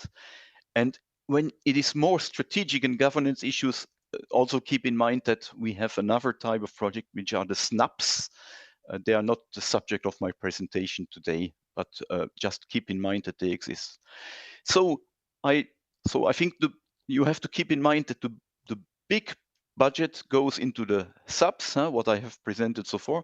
so far, but there is also a small dedicated budget for projects that are focusing on either awareness raising or compliance assurance and access to justice. And awareness raising projects were not in the previous multi-annual work program for nature, but we realized that actually we had some really good awareness raising projects, in particular on Natura 2000, and we thought it would be worth to maintain this awareness raising project. So with the support of a LIFE committee, they have been brought back into the multi-annual work program. So there is again a possibility, but keep in mind, you really have to apply for this special strand, nature governance and information, and not for the traditional subs when you want to do an awareness raising project. And another important aspect under this topic is the access to justice and compliance assurance. And here you will see a list of priorities for these projects. The support to existing or the creation of new networks of compliance assurance practitioners or experts, training, qualification on how to improve legal compliance, or enforcement of compliance. That is one of our priorities. The application of the projects that help member states to apply the polluter pays principle, EU action plan against wildlife trafficking. There is also EU policy on wildlife trafficking. So keep in mind, this is projects on this are perfectly eligible here. Environmental liability, information systems operated by public authorities. So this is more a bit the support to public authorities that have to set up such systems. This might be relevant for some of the member states. And perhaps I might raise the point on the last, engaging with citizens and to promote and monitor compliance. For example, to citizen science, we think that there is a huge potential there to engage citizens, not just in the collection of data on wildlife, but also in improving the compliance and to act as a watchdog. So I think there is a potential there, and if someone comes up with a nice, interesting idea, perhaps a bit innovative, that would be an interesting project under this trend. So I think that's my last slide. Thank you very much for your attention. The details of the policy priorities, they are attached also to this presentation, but again, this is mostly copying pasting from the application guidance, so you will find all the relevant information there. Thank you very much. Thanks a lot, Frank. And next, yeah, just a second, Dania. Frank hinted already that all the materials will be available, and the recording of this session is available on the Info Day website and also on the LIFE website, in the LIFE YouTube channel. So in case you missed points, don't worry, you can watch it back later on. And then, yeah, the word is yours, and you have about 11 minutes. Thanks a lot, Laszlo, and thanks a lot, Frank, for giving the first overview. I will give a bit more policy context. First, our new policy area, which is the Nature Restoration Law. So I think you went too far, because this is not my slide. Yeah, this is still my presentation. You have to change the presentation. Okay, no, so just move forward, please. Okay. That the state of nature is not in a good shape. I don't have to say that to this audience. That is quite clear, and especially when you're considering to submit a LIFE project under nature and biodiversity, you are aware what is the condition. And I think some of the new data that are going to be collected this year will only confirm this trend. Next slide, please. When we have been protecting species and habitats for over 30 years within the EU, and the Birds and Habitats Directive have been key components here to safeguard what we have and reversing some of this trend. But we also felt we need to take an additional step. This was also made clear in the EU Biodiversity Strategy for 2030. We want to protect nature, but we also want to restore nature. So we need to actively restore the trend and invest in not only stopping the negative trend, but indeed reverse it. Next slide, please.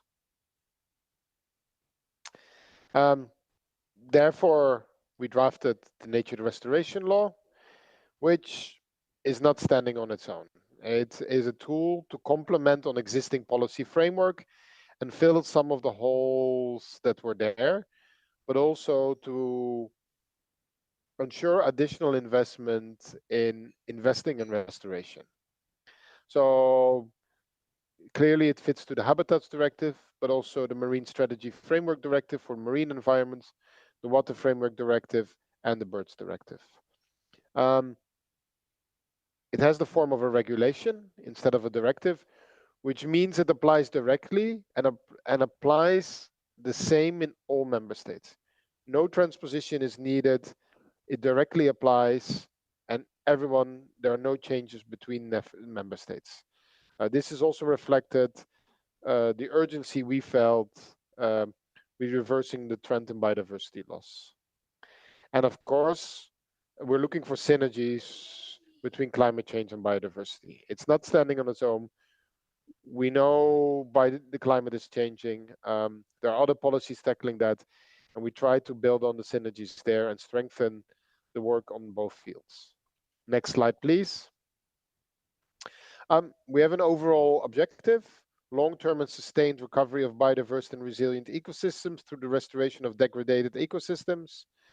And then, of course, contribute to climate change mitigation, climate change adaptation, and land degradation neutrality. Of course, we don't want to threaten food security, and it feeds also into our international commitments, such as the Global Biodiversity Framework. In the end, we want to restore 20% of the EU's land and sea areas by 2030, and on all ecosystems of need to restoration by 2050. Next slide, please. To reach that, we need some concrete measures, because it's nice to have an overall target, but what are we going to do?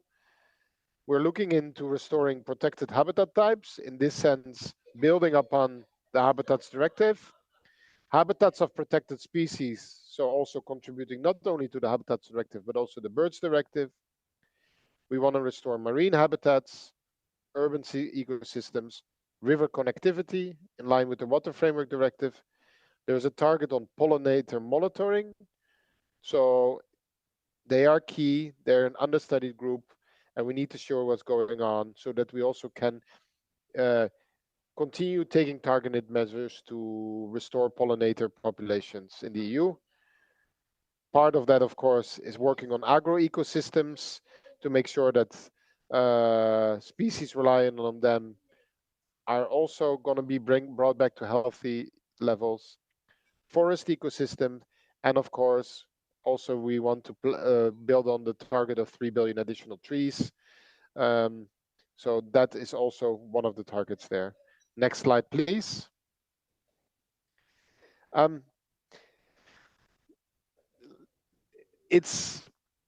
of the targets here are based on existing legislation. I think the Habitats Directive already has some clear objectives for habitat types listed in Annex 1 and 2.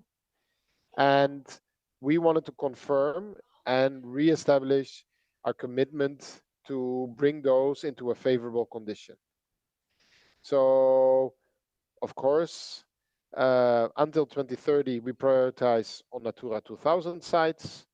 But after that, we also want to go beyond that. And then one time, of course, by 2050, we want to cover all of them. In the end, what we want is a continuous improvement in area, subject to restoration measures, so that the work keeps going. Of course, stop deterioration. And in the end, we want to have 90% of the habitat area in good condition plus favorable reference area. Next slide, please. People live in cities. Habitats are not always in a favorable condition there. So we want to make sure that green spaces are not being lost. Urban sprawl, graying is one of the big areas, big problems as well. So we want to make sure as well that in cities, the green spaces don't get lost. We also want that tree canopy cover doesn't face a no-let loss, and want to reverse the negative trends into a positive one for both areas. Next slide, please. Also a very obvious one that has been, we've seen many projects in life targeting this one as well, is Article 9 on restoring river connectivity. So we ask member states in their national restoration plan to identify and remove artificial barriers that prevent river connectivity, to make sure that the targets for river and habitats and ecosystems, one of them, by example, floodplains, get met. And also, we have a clear objective in restoring at least 25,000 kilometers of free-flowing rivers in the EU by 2030. Is it ambitious? Yes, but we feel this is important. We want to improve pollinator diversity and reverse the decline of pollinator population by 2030. But here we first want to look, invest a lot in monitoring. Increase, of course, they're understudied. For many species, they're data deficient. So we want to measure at least every 6 years pollinator populations. And my colleagues are working on that very actively there. So they, at the moment, they're in the preparation of an implementing act, which will set the monitoring methodology. And of course, we strongly encourage projects that would improve pollinator diversity. Please don't focus on domestic species. This is one of the groups where we have to emphasize this. Honeybees are not a wild species and should not be subject to live funding. If you want to do a pollinator project, work on wild species, please. Next slide, please. Agricultural ecosystems, a lot of biodiversity are there, a lot of it in a very bad condition.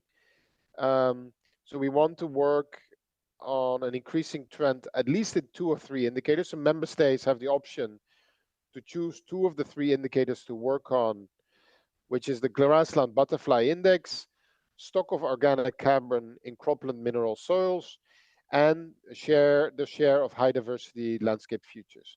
Member states are free to choose which one they pick, but they have to pick 2 out of these 3. Next to that, there's a specific target to enhance the common farmland bird index by 2030, then to increase by 40, and then again increase it in 2050. So, and then on top of that, we want to put in restoration measures for drained peatlands under agricultural use, which is not only good for biodiversity, but also has a very, very clear climate component there. Next slide, please. The forest ecosystem target.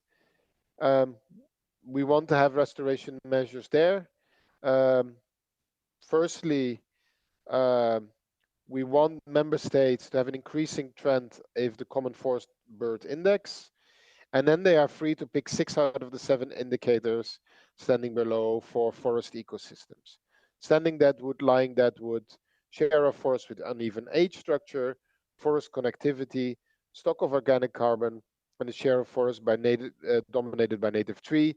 And then the last one I cannot read because I'm blocked. Tree species diversity is the last one. So member states are free to pick 6 out of 7 there next to the common forest bird index. Next slide, please.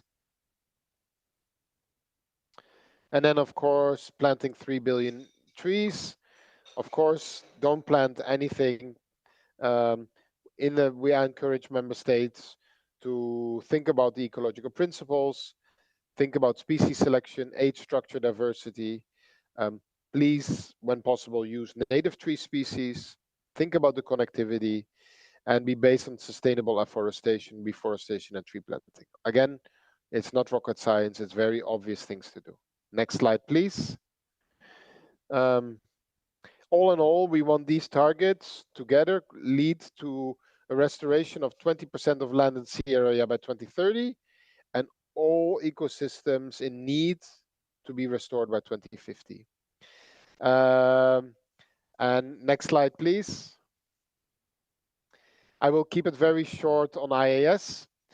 IAS, as well, is also one of the priorities for the biodiversity and nature funding. IAS, of course, biological invasions are covered by, you have an invasion cycle, the introductions, you have establishment, and then in an ideal case, that leads also to management and possibly eradication. So for those projects, we want to look at those species of IAS of union concern, whose list can be found on the Commission website.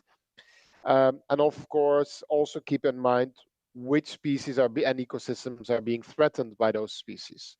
So when thinking about an IAS project, think about the invasion cycle, make sure that your actions are sustainable. If you can do eradication, great, but also think then about preventing reintroductions and reestablishments. And as well, when designing these projects, take into account which species are being threatened. And in those cases, and we've seen some very good projects, you can also think about other IAS that are not subject to the IAS regulation. Think about the very obvious ones, rats. Cats could be another one. We had projects on goats. So keep this in mind when designing IAS projects. Laszlo, that was it from my side. Thanks a lot, Daniel, and also Frank, of course. And now we would have the chance, I mean, you on the other side, the chance to ask questions. We have a Slido. We already have a few. So I don't know if your colleagues could show it on the screen.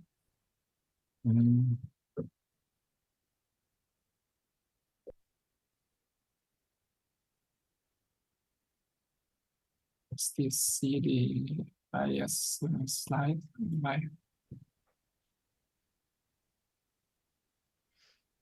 Yes, it's like.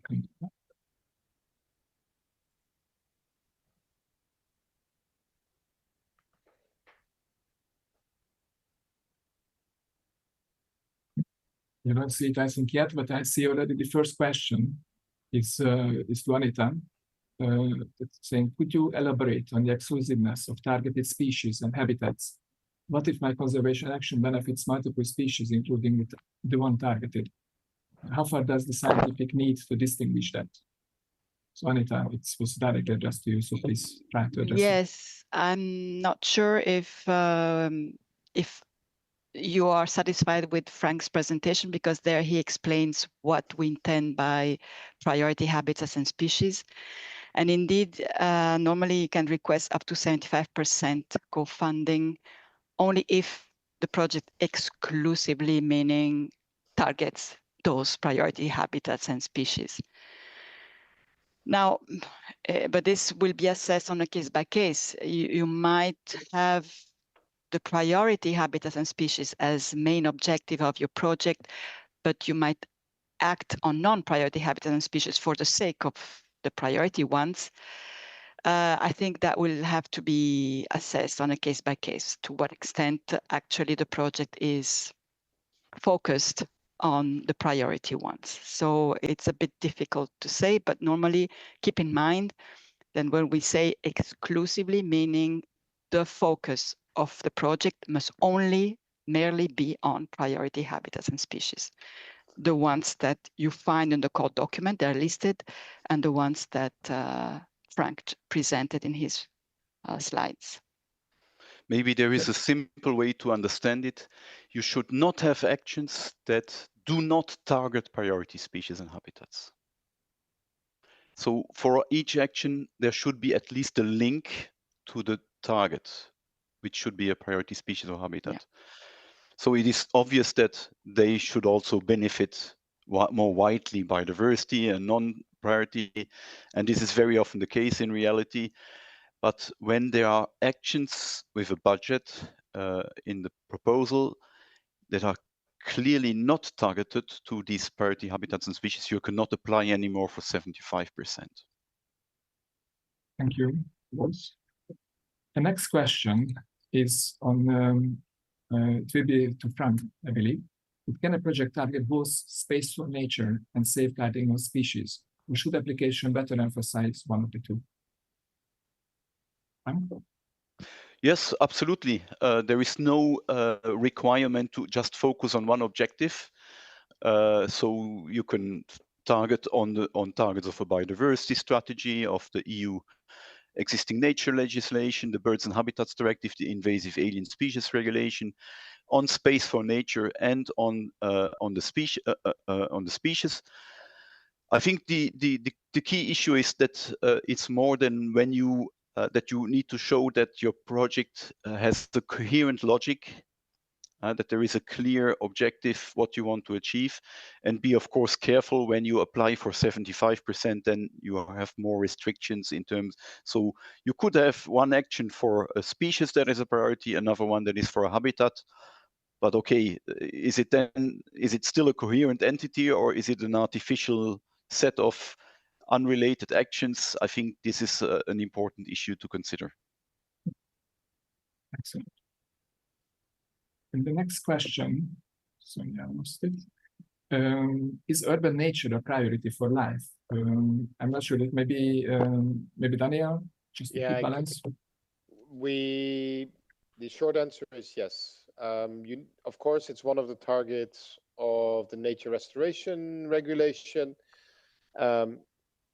Think about green space and urban spaces, and we have seen in the past some very good proposals focusing on urban nature. So yes, if you want to restore urban nature, please consider applying. Think about how it contributes to the nature restoration targets, and maybe also think if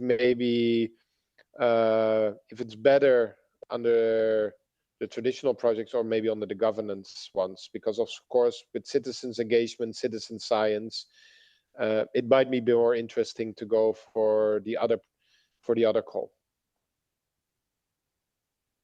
Thanks a lot. Next question. For projects working with many individual landowners to implement nature-based solutions outside an SAC, but which impact directly on behalf of the SAC, what counts as sufficient guarantee of continuation beyond the project period? Would maybe Sylvia address it? Or Anita? Yes, good afternoon. Yeah, I can do it. Anita can do it as well. Good afternoon. I think it's in the call. We also explained that what we ask for is contractual agreements with these landowners in order to ensure the sustainability, long-term sustainability in this in the results that were achieved actually with the co-financing from LIFE. And normally by long-term we consider something of the margin of 20 years or so. Or if there is no, I mean, the other possibility is that this territory is also a protected territory, but normally we would ask for, depending on the setting, we would ask for a contractual agreement with the landowners. Thank you. Can I intervene on this? Go ahead, Frank. Keep in mind, I mean, the 20 years is the minimum. Huh? Yeah. So if you comply with that, your action is considered eligible. It is not necessarily priority. So the more sustainable, the more long-term it is, the better we would consider. So there is a difference between falling into what is eligible and being a priority. So don't consider this as a message that you should go just for 20 years and then it's fine. Your project risks being rejected because other projects will be more ambitious than yours. So this is an important reflection when you draft your proposal. Thank you for the addition, Frank. The next one would be for you as well, Frank. But should the book and projects focus on coexistence with this species still be considered eligible for funding under the LIFE project, especially in light of the recent downlisting decisions?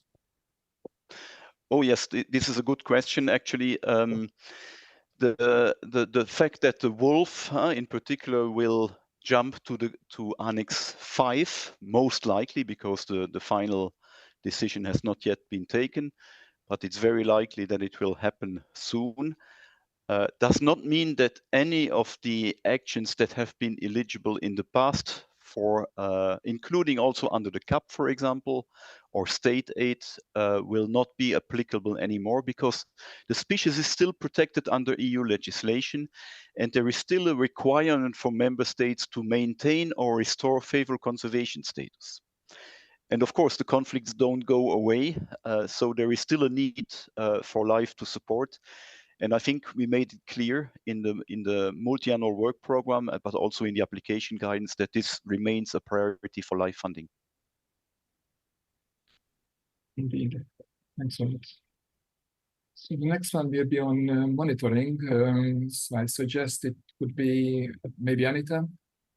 What monitoring do we have to include in the mandatory work package, monitoring and evaluation? Does it consider complementary studies needed to collect information to improve the ecological diagnosis of the preliminary cartography?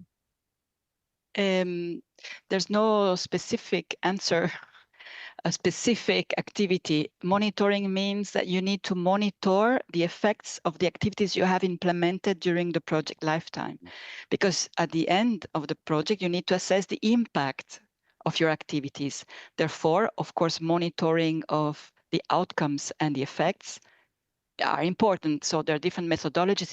It will depend on the type of project that you're implementing, on the activities, on the type of conservation activities that you have foreseen. So I cannot say exactly what type of activity should be included there, but anything that helps you monitor and assess the impact of your project when it ends. Thanks a lot. And the question from Diana to, I would say, to Daniel. Would it be possible to implement a restoration conservation project that searches for co-finance within voluntary biodiversity carbon markets? I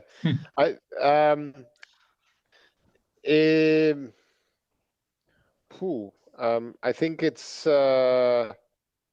would be an interesting proposal. I don't think we have seen such a proposal yet. I'm not sure, and I'm now looking at Anita and Laszlo. If I can answer. Yeah, go ahead, Frank, if you have a because, reply. Sorry, Daniel, but there's two aspects. And the first aspect is what is the target of a project? And I think we clearly said if it's a SAP, there must be an outcome in terms of species and habitats. So a project that is just focusing on collecting money as such is not an objective. No. But if you would have, as part of a project or as one of the key objectives, an action that would kind of mobilize additional funding, including private funding, that would be highly encouraged. Keep in mind, however, that when you submit your project, it's a co-funding from the EU, and you will have to provide some matching funding. And some people sometimes say, well, we don't have the funding, but we will secure it to some actions in the project. So that might be tricky because there is no guarantee for that. So I think that as long as this is an addition to the project, it's an interesting complement, and we would encourage it. But if it's really necessary to make the project viable, we would consider this as a risky undertaking. I don't know if colleagues in CINEA, you have to tell me, in the past, for each life project, there was a financial viability check. Applicants had to submit the accounts from the previous years, and on that basis, it was checked whether they were actually capable to co-fund the project if the funding is not coming from a third body. If that is still the case, so consider that the request for for an action to find the necessary co-funding for the project would be considered as a tricky action. But whatever is addition to the budget of a project would be considered as an interesting surplus. In particular, when you show that this is really important to make the project long-term sustainable. Thanks a lot. I think we ran out of time for this session, so we will switch to dinner back to live to the project presentation, after which there will be still a Q&A on that presentation and some important questions if there is still left can be answered at the end of the day when we will have like an overall Q&A. So don't lose hope. You might get answers to your questions. So Tomislav, the word is yours. Thank you very much, Laszlo, and good afternoon to everyone. My name is Tomislav Hudina, and I work for Association Biome, a BirdLife partner in Croatia, environmental NGO who is mostly working with birds and their habitats. Today I'll give you a short presentation of our former project Dinara Back to Life and our life journey in our organization. We are currently launching our 8th life project. So we have some experience in different aspects of implementation and preparation of life projects. Next slide, please. Our project was implemented in Croatia only in a very large area of more than 50,000 hectares. It is in karstic rural area and it's part of Natura 2000 network. It's a karst mountain with Mediterranean and alpine elements, very rich in biodiversity, but poorly inhabited, mostly in lower parts. Also, what's important to say is that in the meantime, after the project was applied and obtained, Dinara became a nature park in Croatia. So we had to adapt the project implementation to the new circumstances. Next slide, please. Few sentences about the project background. We were working on grasslands because they are very important for biodiversity. And in Croatia, grasslands in most cases are endangered by land abandonment, people leaving rural areas, and grasslands are becoming overgrown by shrublands, which especially in Mediterranean parts poses a big threat during summer periods when wildfire often occurs. And this impermeable shrublands then are issue for fighting the fires. The grasslands are also important as a habitat for numerous species. There are resources for extensive grazing, beekeeping, collecting medicinal plants, tourism, recreation, and similar. And the main threats, as I already said, are land abandonment, insufficient grazing because not enough animals present there, poor diversity of grazing animals, people mostly having only one type of animals, either sheep or cows. And then what follows this is encroachment with shrubs. And of course, the big problem is also inconsistency in management practices and general distrust of local communities towards the institutions managing grasslands in any way. Next slide, please. We assembled a partnership with Croatian Forests, which is national company in charge for managing forests and forest land, which also includes the dry grasslands on karst. Also, local action group Cetinska Krajina, which is in charge for the area of Dinara Mountain, and also University of Zagreb, Faculty of Agriculture, because the project was also very related to livestock and grasslands productivity. So we needed some agricultural experts to help us in implementation of this project. Total budget was a little bit less than 1.3 million euros. And the project was implemented from early 2020 until the end of 2023. There were 4 main objectives of the project. We wanted to contribute to more favorable status of target habitats and the species, also develop technical guidelines for dry grasslands restoration and sustainable management, which was at the end of the project a major success. We managed to bring them to multiple stakeholders, and already some of them are implementing them. We also wanted to reduce perceived negative influence of wildfire and demonstrate positive impacts on prescribed burning on dry grasslands and beyond, also develop some skills and abilities within the community, and of course, promote EU policies and encourage other people to apply for similar projects and do some positive changes in the environment. Next slide, please. Shortly about the conservation targets, we were working on 3 habitat types: semi-natural dry grasslands, also alpine and subalpine, alpine calcareous grasslands, and East Sub-Mediterranean dry grasslands, which are the most present in the area. And we were also working with 3 species. There are stone curlew and short-toed lark in lower parts of the mountain, and on the higher parts, that was ortolan bunting. Project intervention was improving habitat conditions for those bird species and for other species dependent on open habitats. Next slide, please. Regarding expected results, we were creating preconditions for dry grassland restoration and sustainable management, because this project was the first project in Croatia that was implementing restoration methods and activities on grasslands. We were also aiming for positive effects on the status of population of target habitats and species, also improving cooperation, building capacity and increasing knowledge of key stakeholders, mostly working with farmers, but also other stakeholders in the region. And we were promoting multi-sectoral approach, meaning that we were working also with foresters, tourist workers, and other institutions in the project area.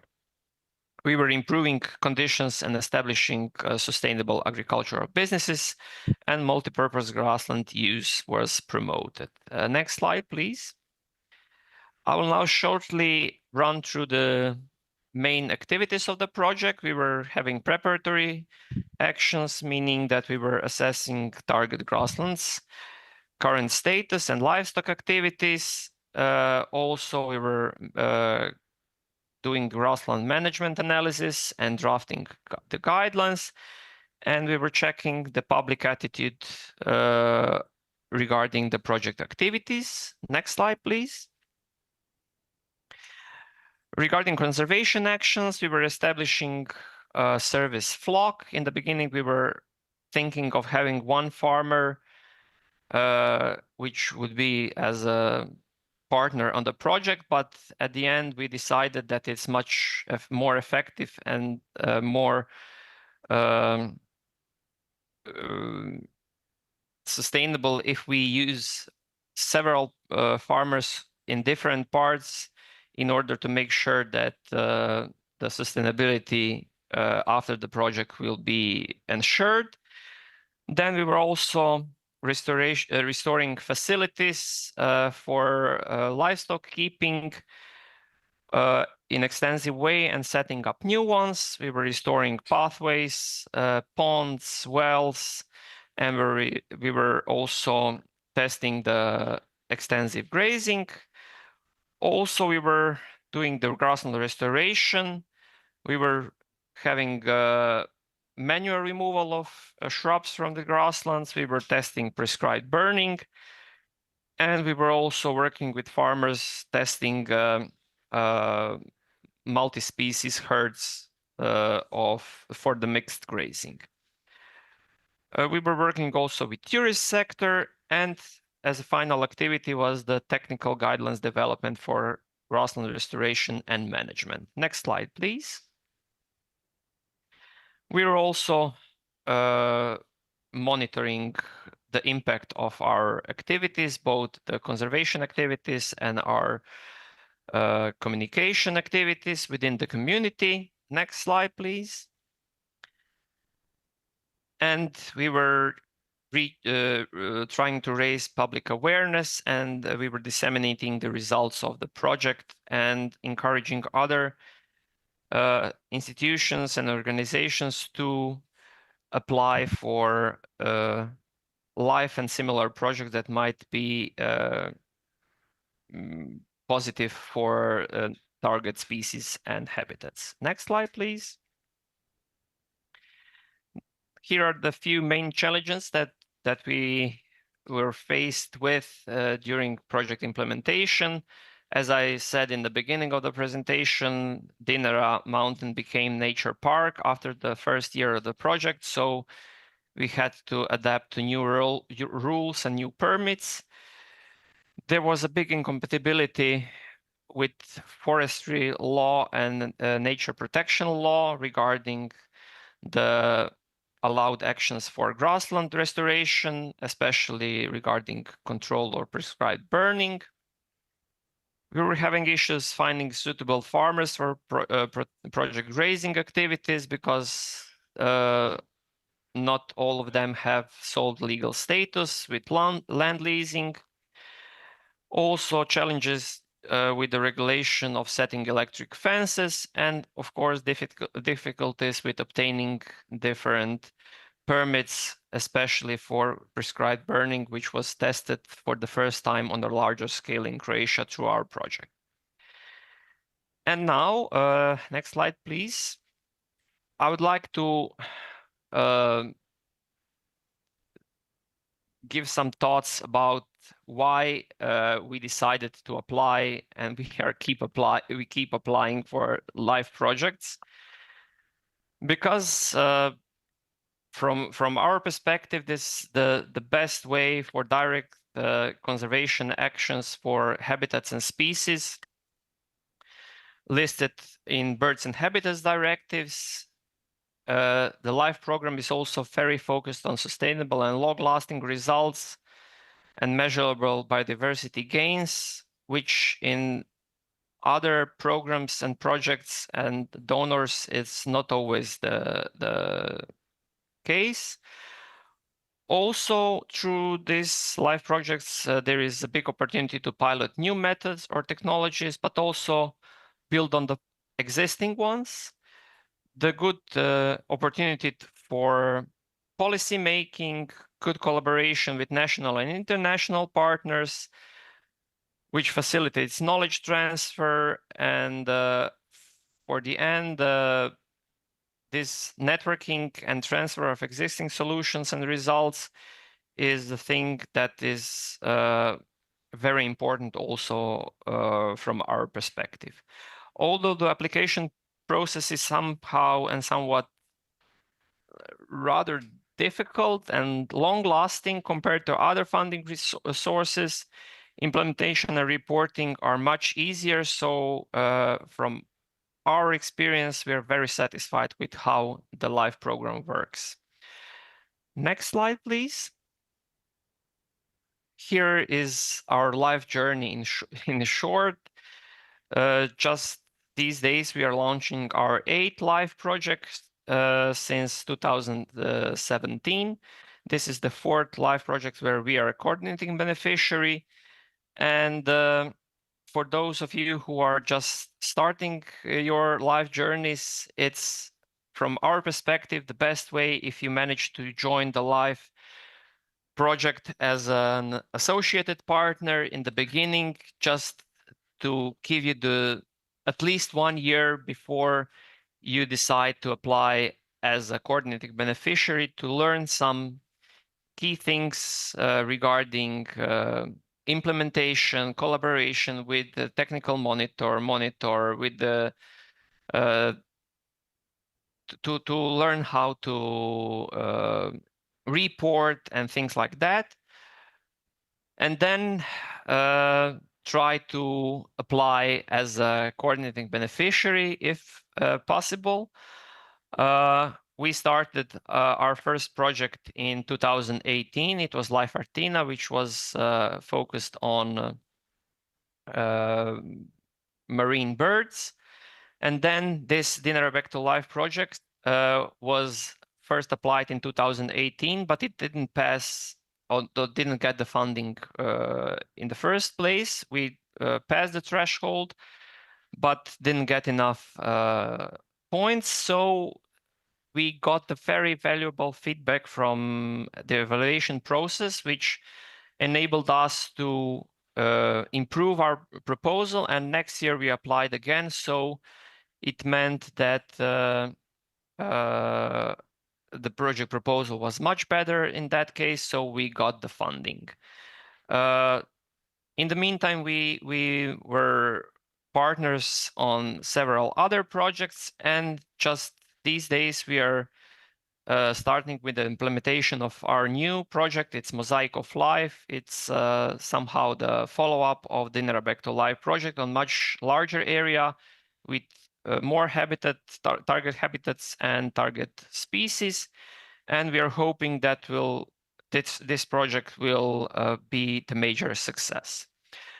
We also, to be sincere, had some unsuccessful attempts, but we for sure won't get rid of them, and we'll try to apply for them again. Next slide, please. Now, regarding some general thoughts on the project drafting and the application process, it took us approximately 6 months for development of idea and drafting the concept. Our motto is let the ideas to cure. Give good thought on what would you like to work on. Define main challenges you want to have measurable impacts, and of course be realistic. Everyone knows that not all challenges and problems can be solved within 3 to 5 years, so don't go too broad. Rather focus on specific species, specific habitats and challenges. Use the time in the process to add layers to main idea, build on it, and make sure that objectives and results can be achieved. Choose partners wisely. That's something we learned on our own skin, to say like that.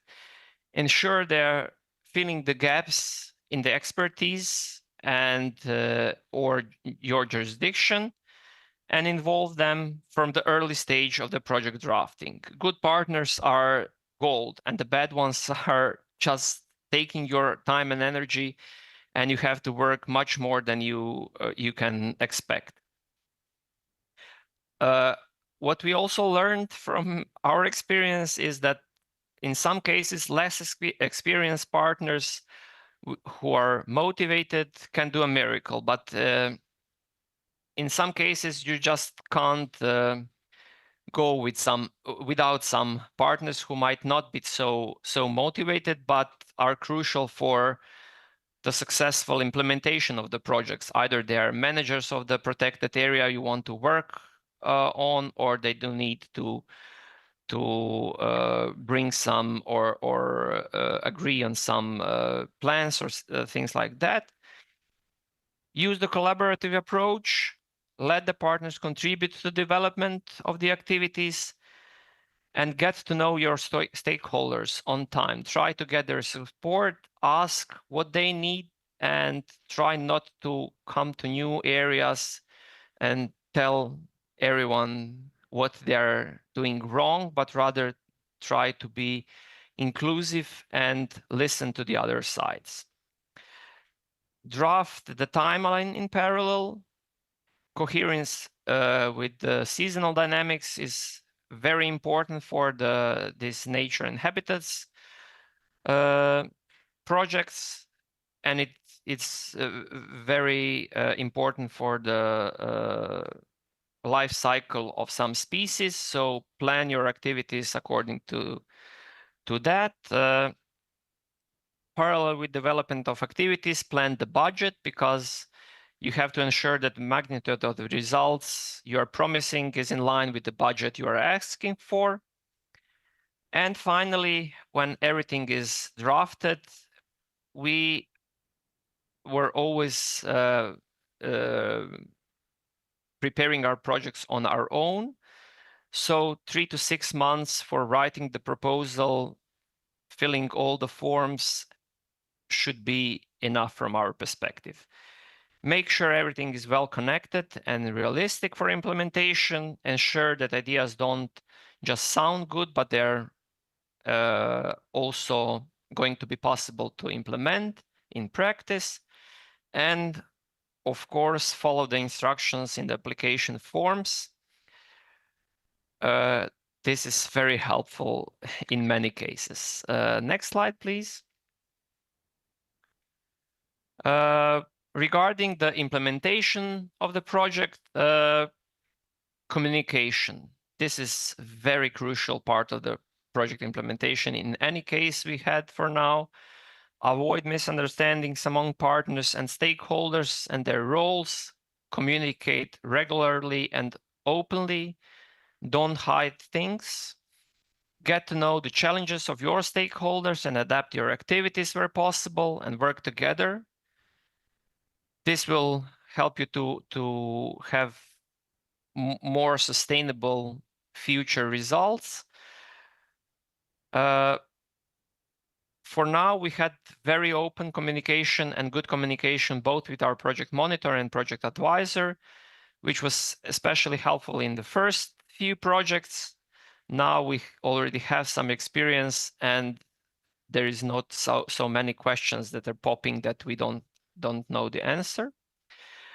What's also very nice and useful in live projects is this budget flexibility, helps to achieve better results, invest time and money to restoration activities which work the best after the testing few in the first place. In the some other funds and programs, they're very stick to what's been written in the project proposal, and they're not allowing any changes. Here in live projects, our experience is that the program is very result oriented, and as far as you manage to achieve the results you promised in the beginning, it's not the path you came to that results what's the most important, but the final result. Also, our experience or advice to you all would be to run an extra mile for education, networking, dissemination, and visibility. This will open you the new possibilities and for collaboration in future and help you develop some new ideas and maybe new projects. And as my final thought, when you see a positive change, local communities recognizing the added value the project is bringing to them, while habitats and species are improving and recovering, you see the time is worth of it, and all the time and money that you have invested in preparation and implementation of this project. And that's more or less it. Thank you very much for your attention, and should you have any questions, please don't hesitate to contact us, or I believe we'll have some time now for a Q&A. Thank you. Indeed, thanks a lot, Tomislav. This was very interesting, especially the last two slides with the recommendations and ideas you have for any potential applicants. And I invite you, listeners, that please submit your questions via Slido to the project, to Tomislav, if you have any.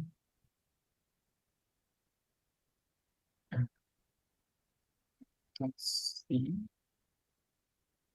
No question for the project. Okay. Then if there is no question, we do have pending questions from the previous session. So we will start answering some of that. And but in case, of course, if a question pops up on the project, we will address that. So I would go back to the previous set of questions, and there is one which is on the status of so if the project targets habitats in unfavorable bad status and the restoration of habitats require reintroduction of typical species, the habitats, not an next species, does the 75% funding rate apply still? Maybe Sivi or Anita, You would? Yes, I can reply. Well, it's like any other species considered as priority, and therefore the project can be granted a higher funding rate is when it is in an unfavorable, bad, and declining conservation status, so a U2 minus conservation status. It is a priority species for higher funding rate. Thank you. And the next question is on back to wolves. In the context of large carnivores, and the wolf in particular, could this case be eligible for 75% co-funding? I guess Anita again. But this is what I replied. Sorry, maybe Sorry, then, yeah. Yes. I just replied, no, if it's, yeah, it would be eligible for 75% in case the conservation status is unfavorable bad with a declining trend.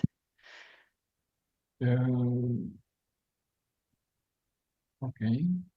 So yes, the and then therefore it's considered a priority species for a higher funding rate, like all the others. Thank you, Anita. Again, a question from Diana, which is on, will a project be prioritized if it covers more than one topic? For example, a project focused on restoration of priority areas and species, and including conservation awareness activities to sensitize people on the importance of those areas, species. Maybe Sylvia? Yes, of course, it can be. It's fully eligible. Yeah, just Gustavo, yeah. Yeah, to complement the question, that will be the other situation. That will be that a project targets mainly awareness raising activities. In that case, a small component on conservation actions, that's also possible. For example, for demonstration or advocacy, that's also a lot, but it has to be clear that the main target is awareness raising.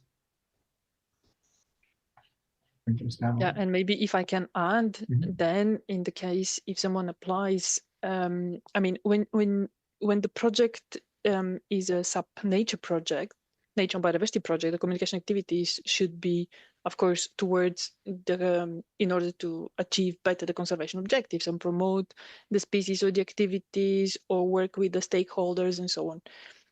When it comes for what Gustavo explained, the very important thing is that we are looking for behavioral change, which means that this behavioral change should be really monitored during the project, and then there should be a demonstration that this project at the end really achieved a change in the behavior of the stakeholders or the local constituencies or whatever. So there is a difference, but the fact that we have again this information element in governance project does not prevent, does not change anything for the traditional projects in a way that we're still looking for communication activities within a project if they are necessary in order for the project to achieve in the standard nature project, if it's necessary that the project achieve its objectives in full.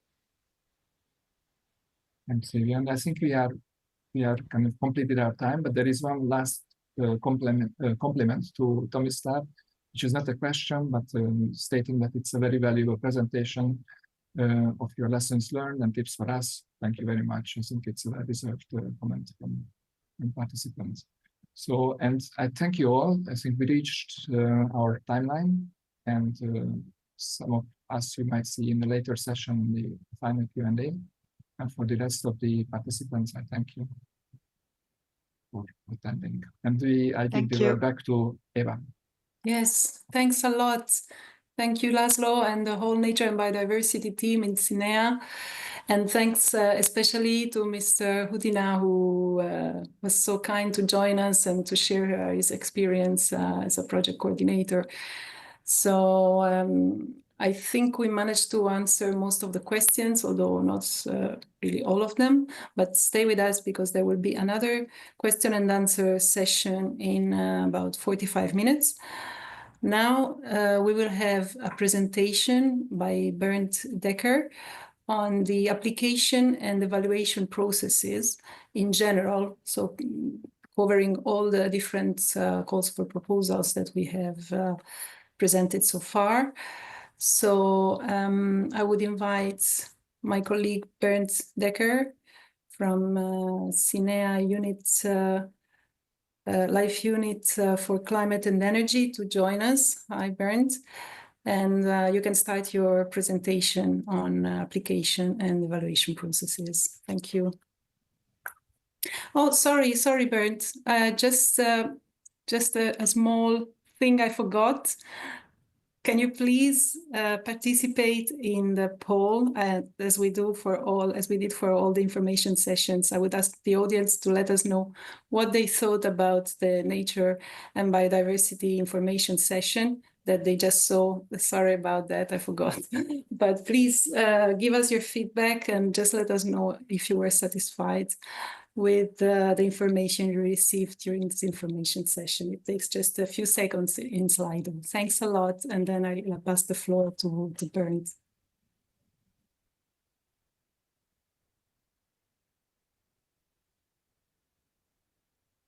Let's keep 1 minute more so that colleagues, applicants, potential applicants can fill in the evaluation.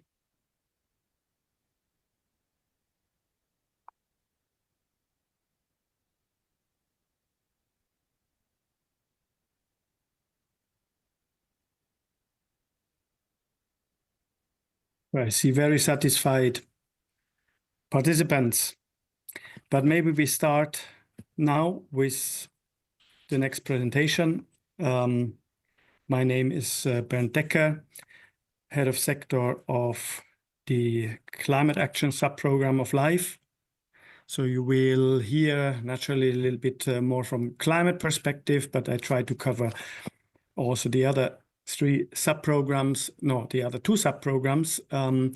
who are involved in standard action project or have standard action projects in their menu. I will guide you through the application process for standard action process projects and provide you with insights in the approach and the steps of the application and how CINEA or we at CINEA evaluate your proposals. You heard the entire day today already the priorities for the 3 subprograms, the policy priorities and the call priorities. So I will sort of build on those ones. But with this presentation, I will, and given the limited time, I will only scratch the surface. So you would have to check for further information, for example, with your national contact points in your countries, whether they organize national info days. And I think most of the national contact points organize such info days. And some of them even writers' workshops, and they are particularly valuable because the experts there would go in very much into detail of what I will just briefly scratch here. So the first slide, please. I would like to create a hypothetical example. Imagine there's an owner of a medium-sized logistics company running a logistics distribution hub outside a large city somewhere in Europe. The company is specialized on covering the last urban mile mainly, but also does goods distribution in the region. And during the recent years, the company was confronted with various challenges. Their light and some heavy-duty vehicles have come into age. The cost of the fuel is constantly increasing, and they are trying to find solutions. The new low-emission zone in the city to reduce noise and improve air quality is also a bottleneck now for the aging fleet. The employees have complained last year already, and this year again about the increased heat stress, not only in summer, but now starting also in the spring at the distribution hub. And overall, the owner wants to convert the company to a climate and environmentally friendly entity. So the company owner, her name maybe is Gabi, knows about the similar problems of distribution hub owners in other cities, and she also wants to tackle the challenges at a larger scale, maybe together with them. So Gabi has a dream. She would like to replace the combustion engine trucks with electric vehicles. She wants to install a high power and smart recharging station on the yard. She wants to introduce a new IT system and make goods distribution more effective in the city. She wants to install a PV installation and maybe green the distribution hub and the surroundings with nature-based solutions. Her daughter even wants to plan keeping bees and plan a beekeeping hive there. And of course, she wants to exchange experience with other companies. But the company's accountant considers the risks too high, is afraid of losing the competitiveness of the company due to the potentially increased costs. So who could help the company to cover the risk of demonstrating greener logistics? Would maybe Life be able to help Gabi? So all of you in front of your computers, take a piece of paper and write yes or a maybe or a no on this piece of paper, and also write which sub-program would be best suited to cover such ideas. So next slide, please.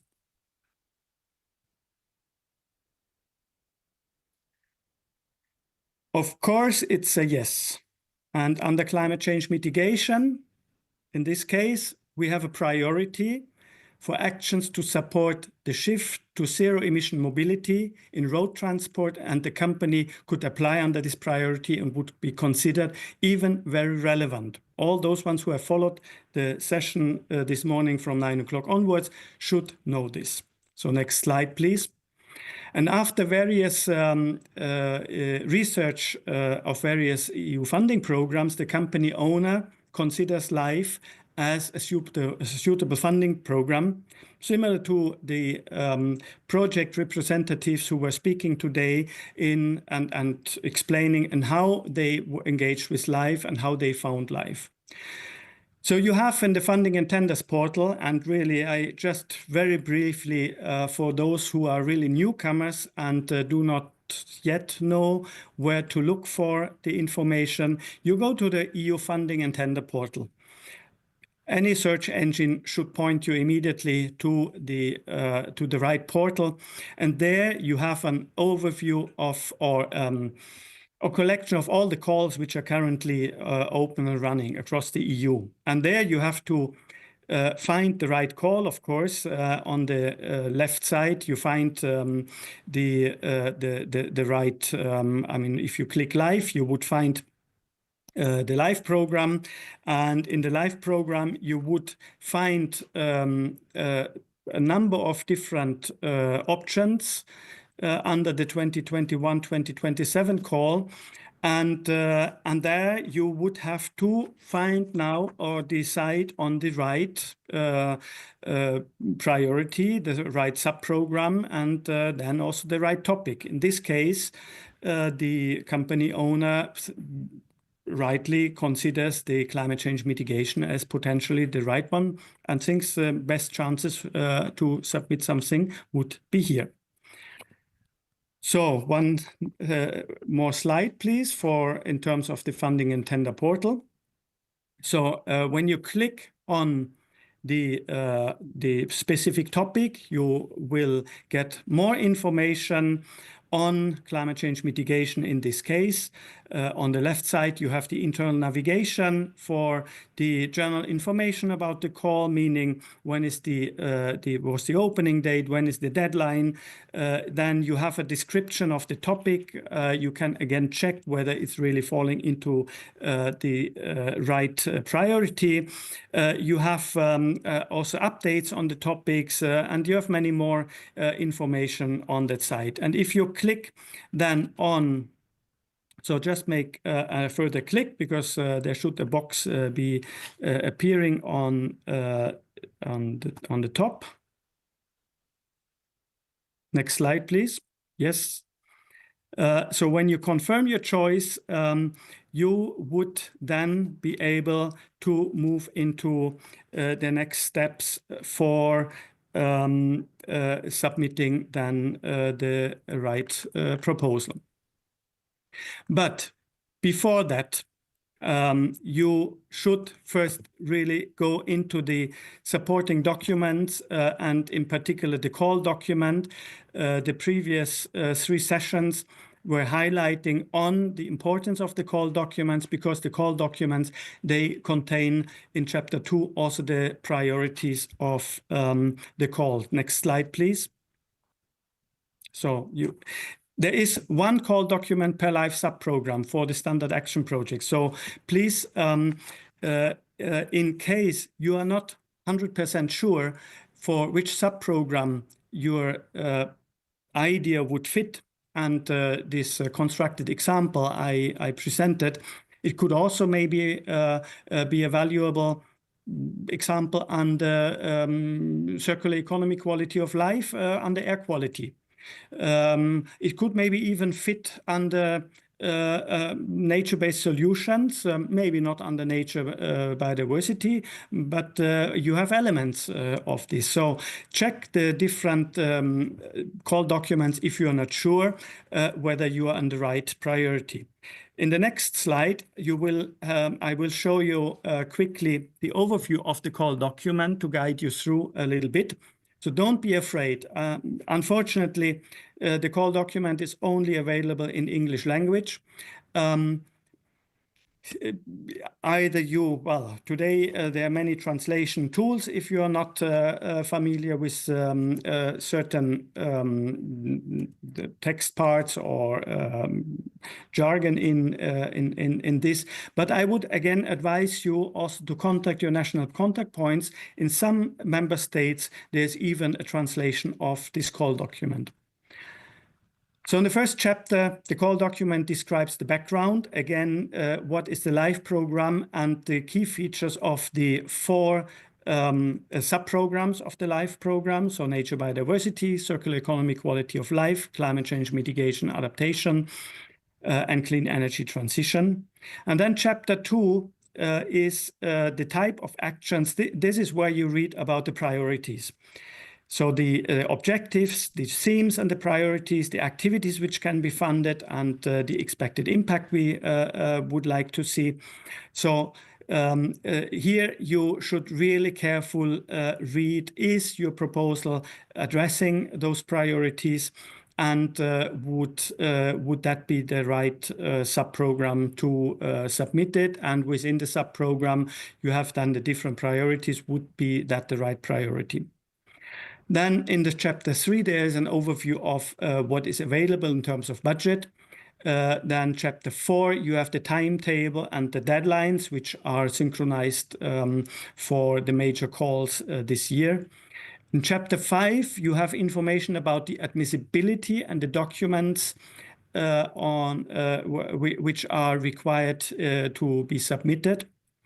Chapter 6 describes the eligibility of, for example, the participants, whether you are an eligible country.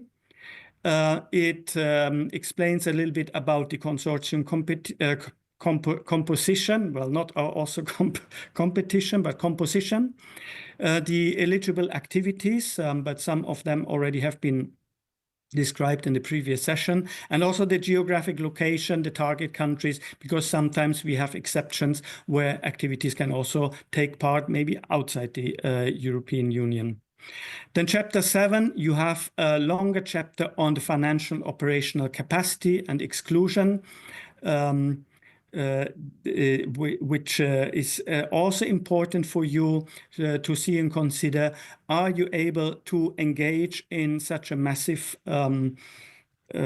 project, which requires also a certain financial viability? Then in chapter 8, we have the evaluation and award procedures. So we disclose to you how we evaluate your proposal.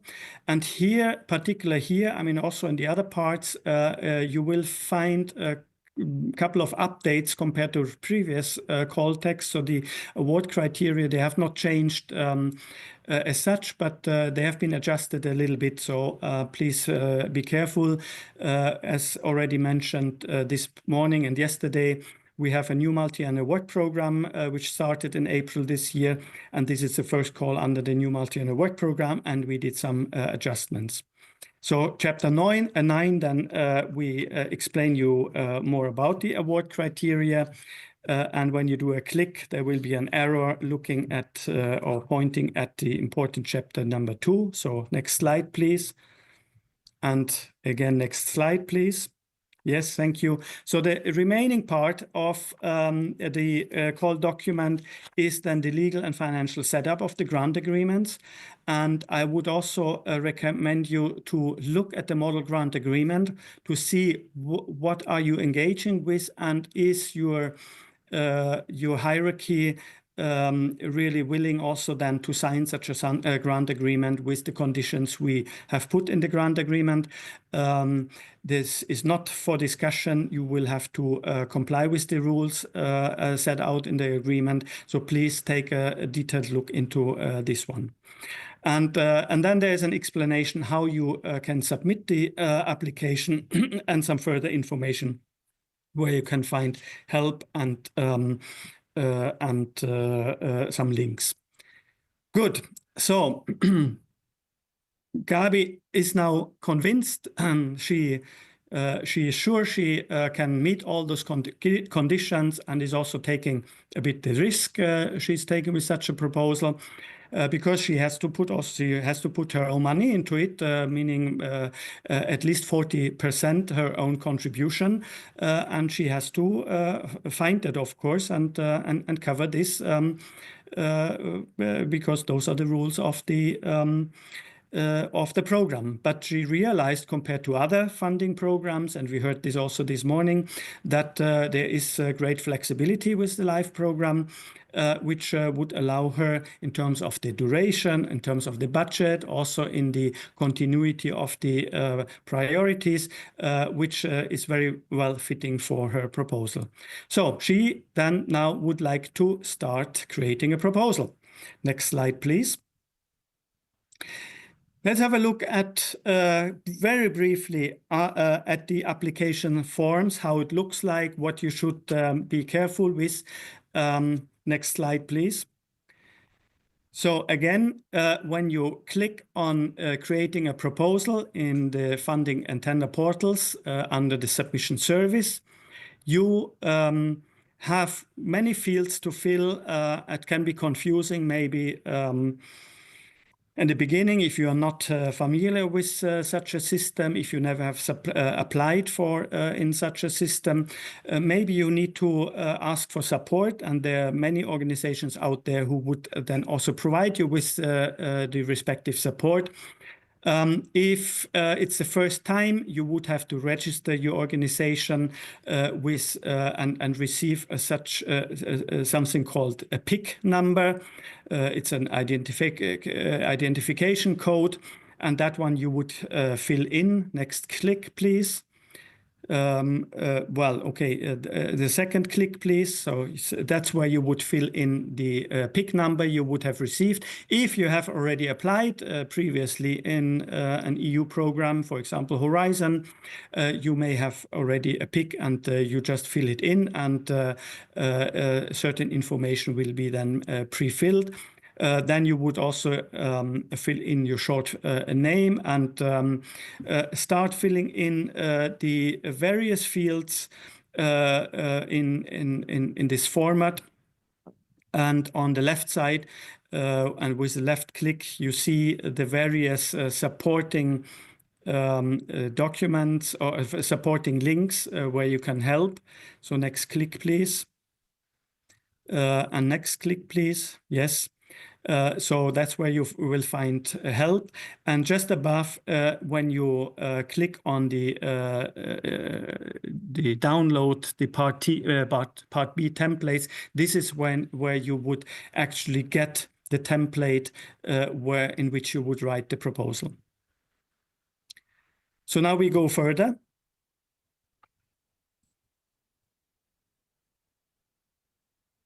Yes, please go further. So the proposal is structured in 3 main parts.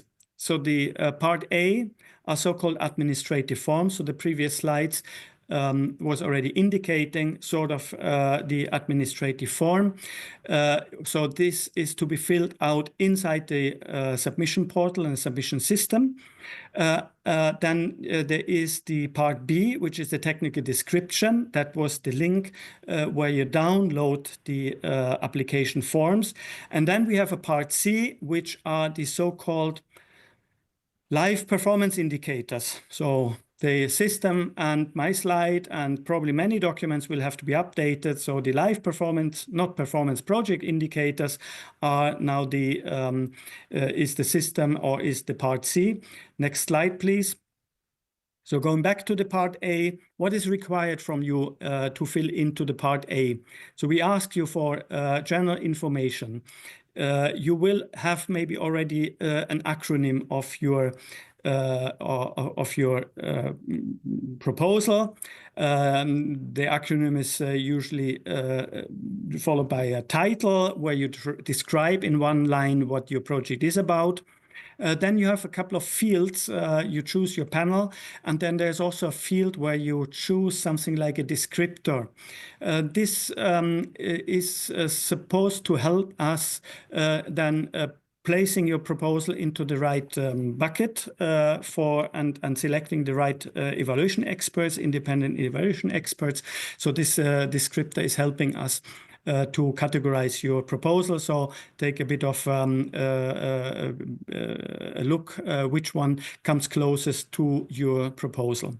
And then you have the abstract, a box for the abstract and the project summary. I have put it in bold here because often the abstract is written in the last minute, or today you probably use ChatGPT or some other AI tool. Briefly summarize my proposal, and not much attention is put to that one. But this is your business card. It's the business card of the proposal. This is the first text which is read of your proposal, and as more precise you write about your objectives or the background, your objectives, your targets and expected results and impacts, as better your proposal will shine when it goes to the various services for checking, and they will often only read the abstracts. Then you fill in the participants of your proposal. So you have a form for each of the participants and organizational data of the participants. And the third part is the budget. And I know this is quite a challenging effort because, I mean, sometimes you have distributed the budget already before you have written a proposal. Well, here that's a place where probably until the last minute you will have to polish, and there will be demands from partners. So this is probably some place where you have to take care really after the last minute before the submission of the proposal.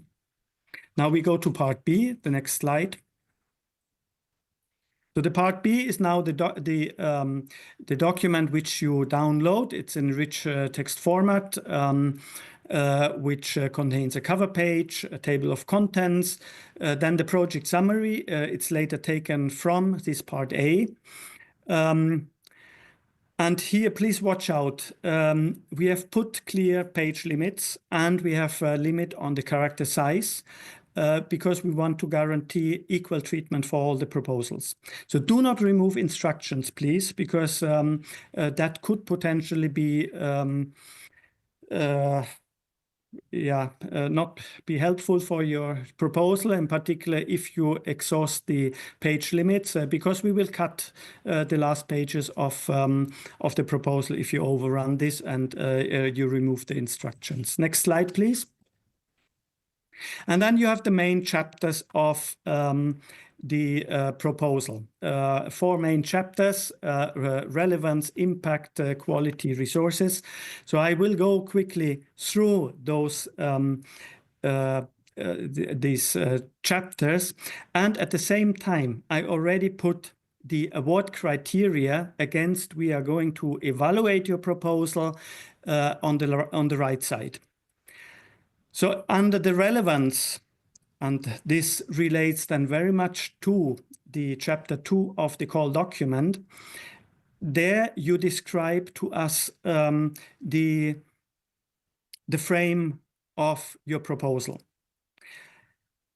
We very often see excited applicants. They have the solution in front of them, and they are so excited about their solution, and maybe it is an exciting solution, that they forget to write about this framework. They forget to write properly write about the background and the pre-operational context. So this is something you need to be very careful with. We want to know where's your starting point, what are your challenges, and in case of our example of Gabi, she needs to describe what are the challenges, that there is a new low emission zone established, that the fuel costs have increased, that she wants to reduce the CO2 emission of her fleet, and so on. So this should be described here, and potential, if possible, already in quantified formats.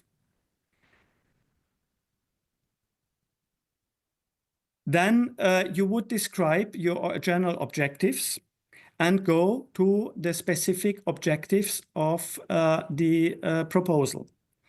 So you describe what you intend to do. Maybe you want to build, or Gabi wants to build a megawatt charger for long distance trucks, which hardly exist at the moment. So she wants to be very innovative, and you have heard about innovation. Maybe she wants to put directional charging so that the batteries of the fleets parking during night can be used in a smart grid network. Then you heard about her ideas about the nature-based solutions, where she wants to put there, and about the air quality issues. And then suddenly she maybe gets lost in all these different activities. So here again, the advice: stay focused, be ideally on one or very few objectives, and follow a red thread throughout the full application on this. And this is very important, what we call the overall intervention logic. So we look at how the concept, the methodology, and the soundness of it is described in your proposal, and this has a relatively high value in the evaluation. Then we also look at how you upscale your results of other EU projects. Maybe you had a Horizon project before, and you built on the results of those ones. How you are complementary with other actions, how you have synergies and co-benefits with other let's say sub-programs. And here you can describe now that you have synergies with biodiversity, because your daughter insisted, or the Gabi's daughter insisted, of having the beehives there. And then also synergies with and co-benefits with other EU policies, for example, that you take care of the health of the workers because you reduce the ambient temperature in the logistic hub by greening it and putting nature-based solutions around it. So those would be then assessed in the co-benefits and the synergies. We go to the next slide where we look at the impacts. So here I already mentioned that we would like to see already a quantified baseline, but even more, we want to see quantified impacts, and quantified impacts during the lifetime of the project. So your proposal will be scored, or the score is dependent on both the ambition and the credibility of the impacts. So Gabi would have to describe very well how much CO2 is she does she intend to save with this? How many tons of fuel she will save on this? Maybe also pollutants, PM10 or PM25, so particulate matters, she reduces, which then would be a co-benefit and an impact on the air quality. Maybe the energy she re-injects into the grid and helps to stabilize for grid operators in the managing of the grid. So that is to be described very much in detail. And you can also see that we have for this award criterion a weighting factor of 1.5. So we put very much emphasis on this. And in addition, you would fill in the part C, the quantified impact, so that the evaluators see very quickly what is your project going to achieve. Then we are interested in the sustainability of the results. So we are not interested that you develop something for the shelf, demonstrate it nicely during the project lifetime, and at the end of the project, you shut it down. No, you should already describe in your action how you ensure the sustainability of the results for a technological project, or in this case of Gabi, we would like to see a business plan, how she is going to sustain what she's going to implement and not sell it afterwards, and how she exploits the results. And with the example, she was apparently connected with other hub owners, and this is where she exchanges, and maybe she thinks of a replication and the upscaling of this within the sector, or maybe even geographically, that she goes to other countries.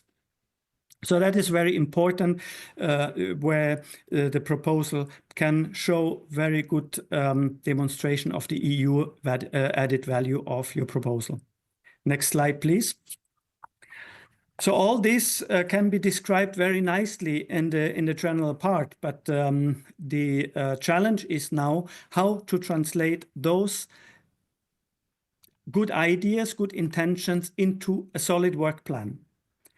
So you have to describe in the first an overall logic, where you show the let's say the starting point. What do you need for in terms of preparatory activities? You need maybe still some permits, although we would like to have that already clarified before you start your project. And then you have your implementation actions when you really build your charging station, when you green your roofs and put your PV installation on top of the roof. So all you describe in your work plan, and the individual activities in the work packages and the task and subtasks. So you describe the objectives, the results, the activities, the division of the work, milestones and the deliverables, and the timetable for that. And again, on the right side, where we really scrutinize with our experts, is is it relevant? Is it clear enough? Is it feasible? Is the geographic focus appropriate of the activities? Then we would see about the stakeholder engagement, who is needed for this. When we talk about low emission zone and last urban mile delivery, maybe you want to involve the local authority as a stakeholder, because they're in charge of enforcing the low emission zone. You may involve maybe a research institute, because you want to help have help in the monitoring and the reporting of your results. You may want to engage then stakeholders in doing communication, dissemination, and visibility, because that is also very important, and you describe it then in your respective work package for that. Next slide, please. Resources. Resources not only about money. Resources, as you can see, is about the consortium setup, And we have seen many questions today. Is it okay to have one partner? How many partners do I need? Or should I have partners from different countries? Our advice is you have your objectives of your proposal. You want to reach targets. Who is needed for achieving those objectives and those targets? So, and the ones who are needed, you approach them and you include them into your consortium. So that will be the composition of your project team, and you describe them well. Why are they needed? What are their skills and responsibilities? And then you describe also the management structure, because we want to see, is your organization capable to manage such maybe even complex consortium? We would also ask you to put something on green management you put in place. That gives you also a couple of points. And then we get to the budget. The budget is the budget appropriate? Are the resources you assign to the individual tasks consistent with the work plan? Maybe you write also in the work packages what you require in terms of the resources and how you intend to distribute the money there. Maybe you have a big subcontract there or a big equipment investment and you describe it. And so transparency is the key in this. And at the end, we ask for the value for money. Is the 5 million you are requesting really worth the activities and tasks you are describing? And then there's a small chapter on the risk management where we kindly ask you to identify the risks the project could have and what are your mitigation measures. Next slide, please. Then there are is a chapter other, which is not applicable to us in life. There are certain declarations you have to fill in, also if you have financial support to third parties. And then there are a couple of annexes. Important is the detailed budget table, was described yesterday by my colleague CINEA. You list the previous projects and there could be others like letters of support and so on. Next slide, please. Again, here, the detailed budget table. It was shown yesterday already. So this you fill in. And in particular for big amounts, here you have the possibility to describe to us in more detail what are you intending to spend the money on. Next slide, please. So briefly of how do we now evaluate your proposal when you have sent your application to us. And here the remark that send your application or submit your application not at the last minute, do it maybe several times.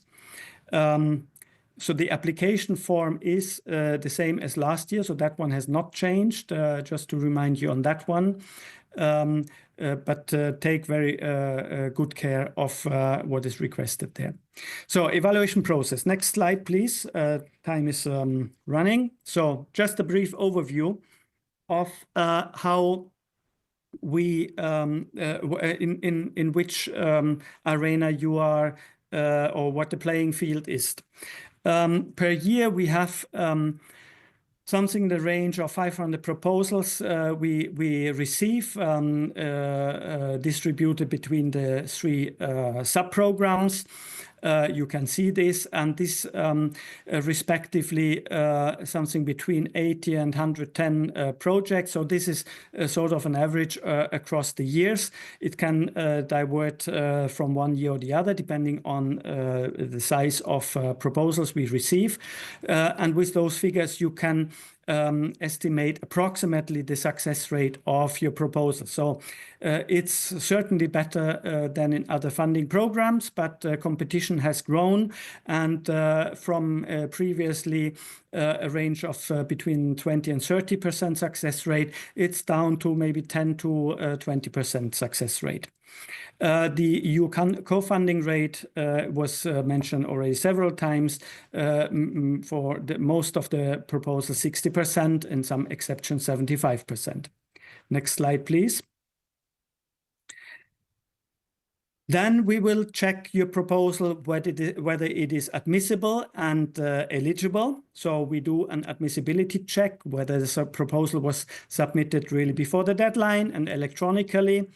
Well, with a system which we have, there is no other chance. We will only receive what you submitted there. Again, please not last minute. You can always update your proposal before the submission deadline. Then we look at whether the forms are complete, whether you have used the right forms also, that the text is readable, so not smaller than Arial 10 or comparable font, that you do not go beyond the 120 pages, which includes the instructions, so do not delete them. And we also check then the eligibility, whether the participants are eligible, the right member states are, I mean, you are from the EU member states or associate countries, about the consortium composition, whether the activities are really eligible and fall under the LIFE program, and whether the geographical location is correct and is right. Next slide, please. And then we invite external evaluators. They will evaluate your proposal according to the award criteria. And here, please read this chapter, even if you think it's maybe not important, because yes, it is, because it helps you understanding where to put the focus and what we really try to read in your proposal. So we have the three main award criteria: relevance, impact, quality, and resources, which I've shown to you. So take really care of this. In each of the criteria, you can receive maximum 20 points, but you have to receive minimum pass score of 10 points. When you now add up, because we have an overall threshold, when you add up the points, you have to reach a threshold of 55 points. And this is more than the minimum pass scores in each of the award criteria. So you have to be better than the 10 points, certainly better than the 10 points, to be above the threshold. So that would add up to 90 points, and then we have 10 points we give for as special bonuses for projects which have particular synergies with other LIFE projects. For example, you can get 2 points for that. If the proposal is the project is implemented in outermost regions, and particularly vulnerable areas, you would be entitled to additional 2 points. When you build on the result of an EU project, maybe on a Connecting Europe facility project, Gabi maybe is building, then she could get additional points. If there are special catalytic potential of the proposal which exceed what is already described in impact, you would get additional points. And on transnationality, you would get additional 2 points. So here we sometimes get the question, should we have an international consortium? Again, it depends on your objectives. Transnationality gives you 2 points out of 100. So that is not really a lot. So it does not make sense to include a communication partner from a completely different country without having activities there. You would not receive the 2 points for that. So there you need to have actually activities there and with a partner from that other country. Next slide, please. Quick overview on the timeline, which is so that you know for your own business planning. So you have a proposal submission in September 2025. Then we will, until the beginning of 26, have the independent evaluation, which is a very tedious process because we would have a very fair selection, or we apply a very fair selection mechanism. And in March, end of February, in March, you will be notified whether you will be successful or not successful. And the ones who are successful and fit into our funding, they will invite to the grant agreement preparation phase, which is following the notification of applicants, and that will take during the month March, April, May usually, and latest by June 26 we will then sign the grant agreement by both parties, CINEA and yourself, and from July onwards you can start your project. So next slide, please, which is the last slide. So the final recommendations are, and you heard from the other project examples, start early, start now. Time is already flying. You should already have your ideas. Read the relevant information and consult also your national contact points. Focus on the objectives and build a credible intervention logic. Build a relevant consortium, not too many, but the ones who are really relevant. Link the budget to the activities and check the value for money. Follow the templates and all the instructions when writing the proposal, and submit. At the end, you can do the final polish, but make sure that your proposal is on the portal and that we receive your result of months of work, a lot of effort, and we also acknowledge this. And I wish you good luck with your submission of your proposal. Thank you. Thank you, Bernd. You are almost on time. And I think this was a very enlightening presentation that will give a lot of insights into the application and evaluation process to our applicants. And now I think they know much better how to apply and what to expect from the evaluation, so that now really they have all the information they need to prepare a good proposal and to increase their chances to get funded through LIFE funding. So I think we can say goodbye to you for now, and we can open the final question and answer session for our applicants. There were also questions that couldn't be answered before, and we can take them now. But first I would invite our panelists to join us virtually on this virtual stage. Our colleagues who should be able to answer the questions as much as possible. Can you open your camera and microphone? And let's see, where are you?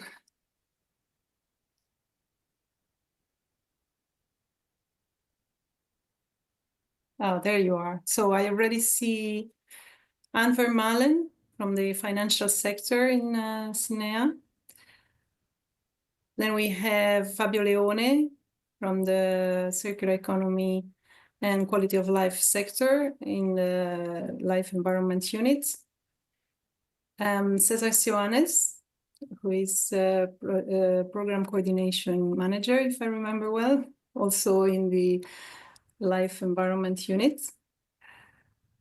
I think we are waiting for a few other colleagues. Maybe they didn't expect Bernd to finish so early. Or maybe I see that already we can start actually, because the first questions were rather general. Maybe you can already take some of them. All right, and yeah, Bernd, you stay with us. Great, that's good news. So let's take the questions from Slido.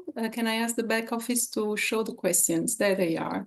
So the first question is, could you please confirm that there is a 30% budget limit for infrastructure investments within a project? It was mentioned in a live info webinar, but I could not find this info written in the official call document. I think, Fabio, maybe you can answer? Yes, I can contribute, and others can follow up. As far as I know, there is no 30% budget limit for infrastructure.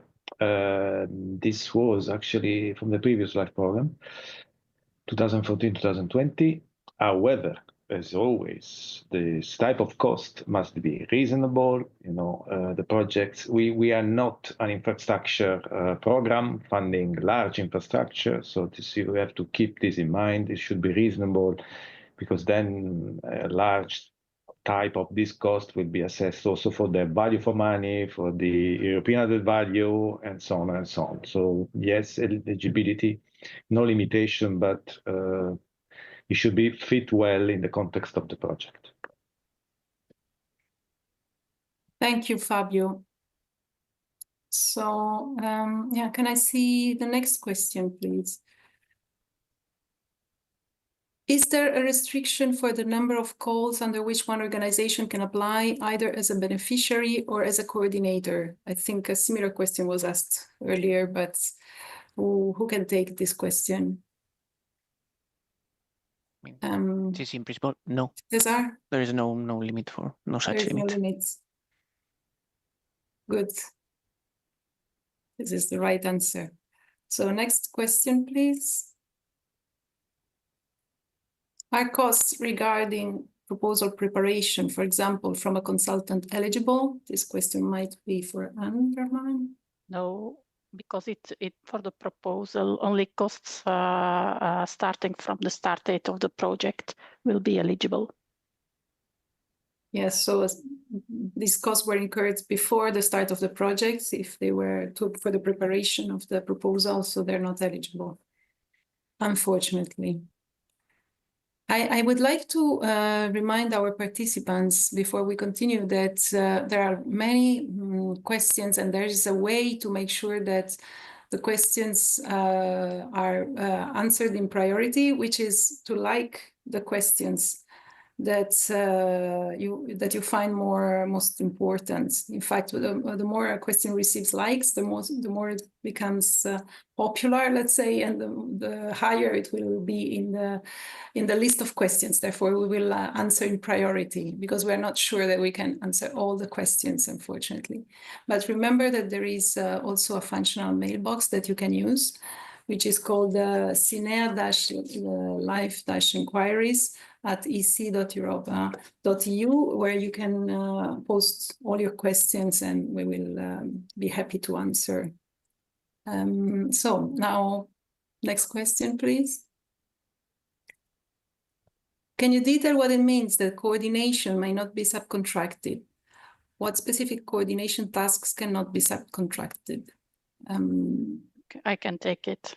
Thanks. Well, I would first of all like to refer to Article 7 of our grant agreement that clearly describes what type of tasks of the coordinator cannot be subcontracted, which is monitoring that the action is implemented properly, being intermediary of communications, which also includes the requesting and reviewing of any documents or information required, and verify that the quality and completeness before passing them to us, to the granting authority, has been checked.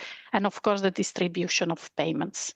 These are the main tasks, but there are some further information inside, further details. So I would suggest to consult Article 7. Great, thanks for the clear answer, Anne. And maybe just to mention, yes, to complement that, to find this information and the model grant agreement and all the reference documents, is very useful to go to the funding and tenders portal in the place where it is guidance and documents, and then you go to reference documents, and then you select the live program, and there you will find both the annotated grant agreement, all the call documents and templates, etc. So yeah, that's a main place for you to look. Yeah. And maybe if future beneficiaries would not have the capacity in-house to do everything themselves, then the easiest solution would be to contract a natural person, because then it is part of the staff costs and it's part of the staff of the beneficiary itself. So then it's not subcontracting. But maybe you should specify what you mean by natural person. It's a natural person. Instead of hiring an employee, you hire like a consultant with a direct contract as a natural person. This means not through a company unless it is the person's company without any other employees. So if he has his own company, but he doesn't employ other people in his company, then it can go through the company of the consultant, but otherwise not. But this is the easiest because then it's considered under the staff costs.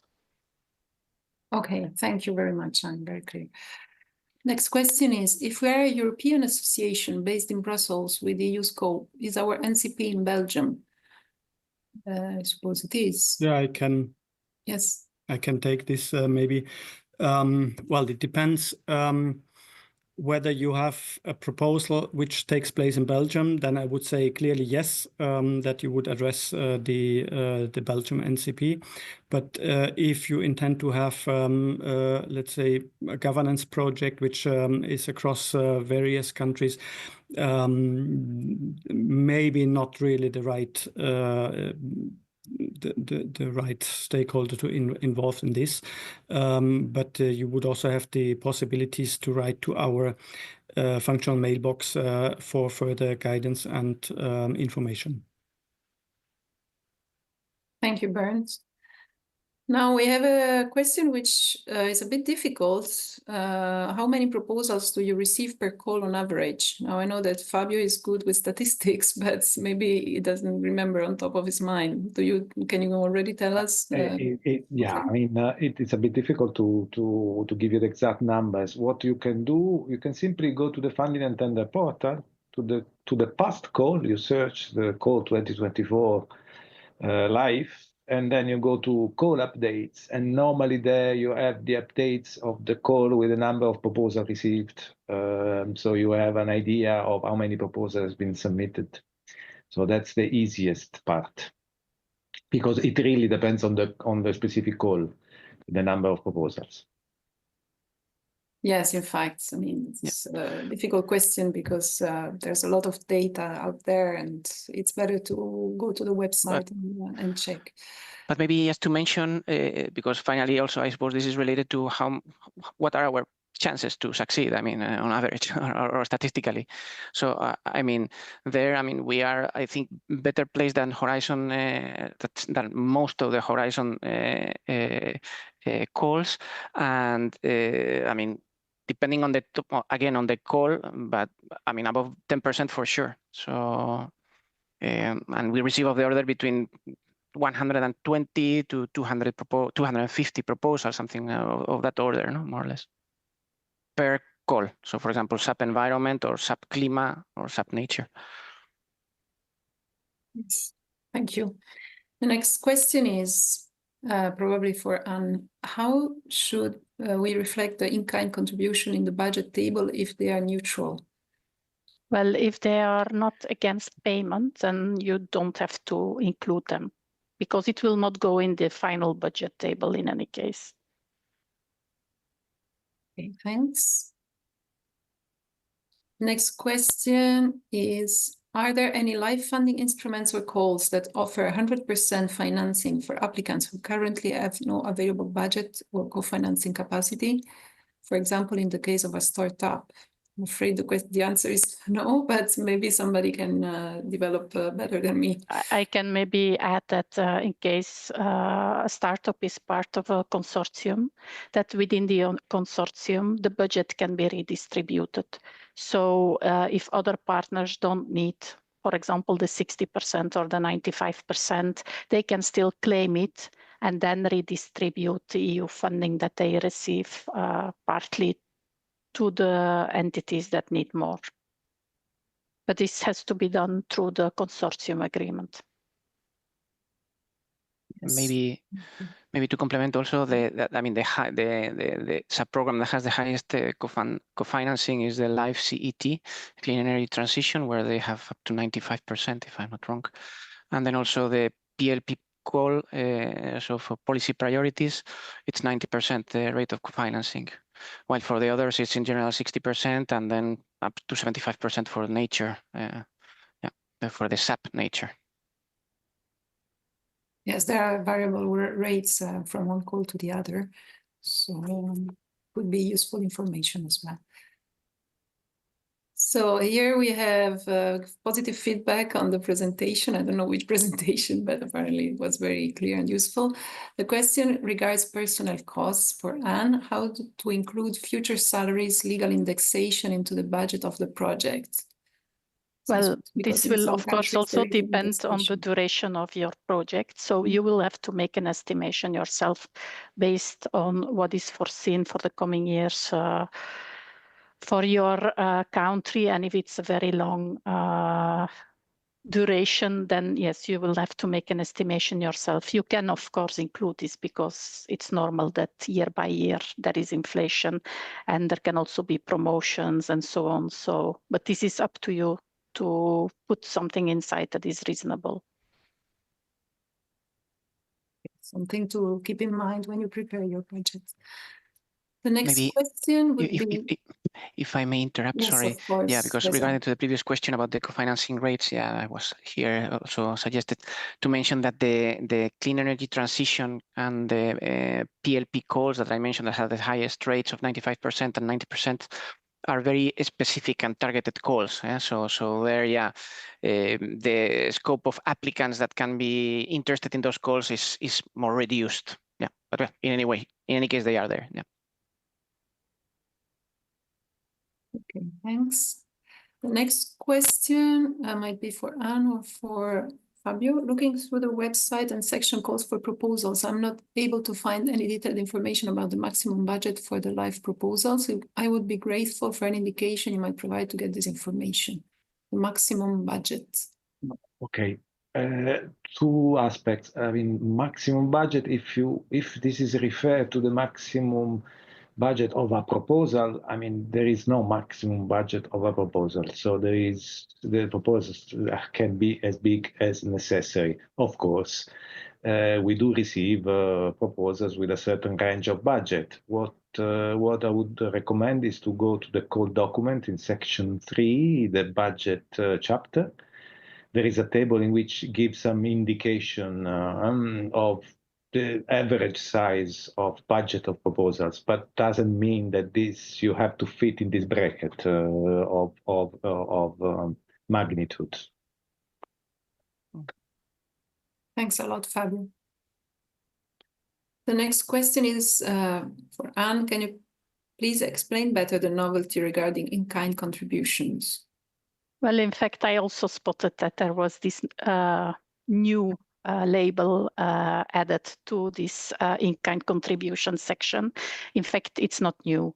It's new in the slides, but it is not new for live, because in principle, if the in-kind contributions are free of charge, we don't take them into account, not at the income side nor at the cost side. What was included now is the special cases. For example, if the in-kind contributions are against payment, for example, an entity putting a person at the disposal of another entity, and then it is in fact secondment. And this we already had it in our previous calls as well, and in the previous program as well. So in practice, nothing has changed. I mean, if you pay for a service or if there is a real cost for the beneficiary, then it should just go into one of the other cost categories. So it is just maybe a wrong mentioning in the slides. I think for the next years, we might just take it out because it's just raising confusion. But it was already taken care of. So there is nothing new. Okay, thanks a lot, Dan. Then the next question, is there any way to sign timesheets digitally or otherwise without printing everything? I think so. Yes, normally it's the same, like I think under the old program, we're still working like that documents can be signed electronically, but then of course with an electronic signature with a date stamp and so on. If you have your own system for the timesheets and you have electronic approvals that comply with the record-keeping requirements in the annotated grant agreement, you can check it's Article 20, I believe, then of course it's fine to use this. Okay, thanks. Next question. Competent authorities can be regionally organized, yet projects require usually a national approach. Can national organization be the main proposer in this case? I think there's a bit of confusion there. Who could reply? Maybe Cesar or Fabio? I mean, this question would be maybe more relevant for the strategic projects call, where indeed the scope is large, so at least at regional scale typically, so, but also it can be a city scale. But I mean, the answer is no. I mean, don't worry, it doesn't have to be at national scale, but of course that we evaluate in life, one of the main criteria for evaluation, the one that has the largest weight, is impact. Project impact. So in this sense, of course, that the larger the scope that you have and the larger of the environmental quantitative impacts and potential for replication or upscaling after the project ends, the better for you. It will be more competitive, the proposal. Of course. It depends also on where the relevant authority stands, I suppose. If it's regional, then yeah, but I mean, absolutely no problem to have regional authorities or also local authorities. I mean, depends on the project. Yeah. Yes. Thank you, Cesar. Now, if we have a consortium, can one partner request a funding rate of 50% while another partner requests 70% as long as the total funding doesn't exceed 60% of the overall project cost? And well, I think we already replied to this type of question several times. So indeed, every participant can maximum declare the rate that is foreseen in the grant agreement in the call, and they can then, if they want to request more and others less within the consortium, then they have to arrange this through the consortium agreement, so the distribution can be different. Yes, thank you. Apparently, that's a point of concern for many people. The next question for D1, so probably this is for Bernd. Financial support to third parties. Can you indicate in the proposal the names of persons who will receive support? Well, it is the cost category D1. Eva, it's the cost category D1, financial support to third parties. So, well, no, they should not indicate any names. There are a number of items that need to go into the Annex 1 when, and into the proposal that will describe how the financial support to third parties will be composed, the maximum cost, for example, how the award of this grant will be done, the procedures related to it, what activities and what persons, what type of persons are targeted. So these things need to go into the proposal, but not the names of the persons, because of course, as the call documents clearly stipulate, you need to do a call for this, so you cannot have the persons yet normally who will be receiving the support.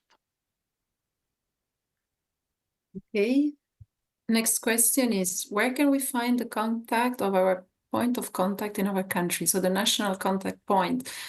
I think the information is available on the CINEA website and also on the platform where you register for this event.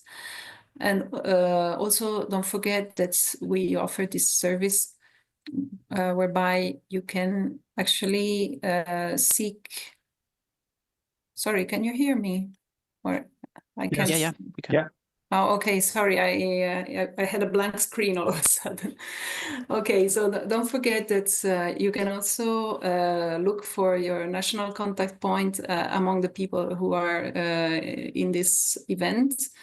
because we offer this service of networking, and there you can ask for a one-to-one meeting also with your national contact point. So seek the national contact points in this platform, because normally you can find a person there. However, if any of my colleagues wants to complete. I mean, just to say that so you Google live program, and then you go to the live website, and then you just have to scroll down a little bit, and then you have the section projects and results. And there you will see live in European countries. And for example, there, if you click there, you will see the list. Yes, even easier. Just Google it and you will find it. Yeah. Yeah. Thank you, Cesar. Let's use all the tools we have. Next question. Our application was not accepted last year, even though it scored higher than the minimum threshold. It was also a large project, many partners and large budget. Does having a large project work against us since core budget is capped? Who can answer this question? Maybe Fabio? Yes, I can start. I think the first would say not necessarily this is a problem. Of course, larger project needs to bring more value.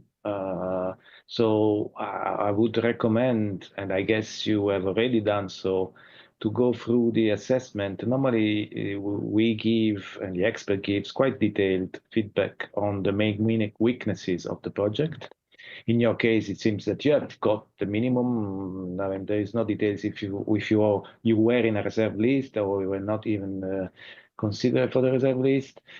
But the best suggestion is, and you have a major advantage compared to others, that you have a feedback already. You know where the project was judged weak, and if you are able to address those elements, you have a high chance to be financed.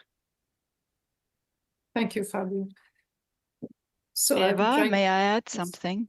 Of course, you can. Yes, and it's actually explained in the call document that for projects with high funding requested above 5 million, we are very strict with the budget, the way it is set up, and we assess very strictly the value for money. So in case of big projects, you really need to work a lot on your budget. On the detailed budget table, no big lump sums, everything has to be transparent, justified, reasonable, and so on. So yes, probably your project was weak in the work criterion 4 under financial quality. That's value for money. Yes. Yeah, I mean, it's budget public in money, general, so we and have to value be for very money. careful. Yes, it's for big projects in particular. Yeah. Thanks, Anita, for completing. Next question is, how feasible is it for universities to participate in LIFE? How much research can be funded? I think there are quite a lot of universities among LIFE beneficiaries, but maybe the research part is a bit limited. I mean, they can do also other things than research, but who can take this question? I see no one, but I can quickly answer it. Let's say the research should be not the major focus of the project, because we are not financing main research activities. Of course, in any project working with equipment, processes, you have a minimum of research needed to bring upscale, test, and so on. This obviously possible and required in certain cases. So for the university, they're of course welcome to participate, to support. We have universities supporting industry, companies, or coming with their own proposal. So it's not closed to university. Certainly the conditions compared to pure research programs like Horizon are more attractive rather than LIFE.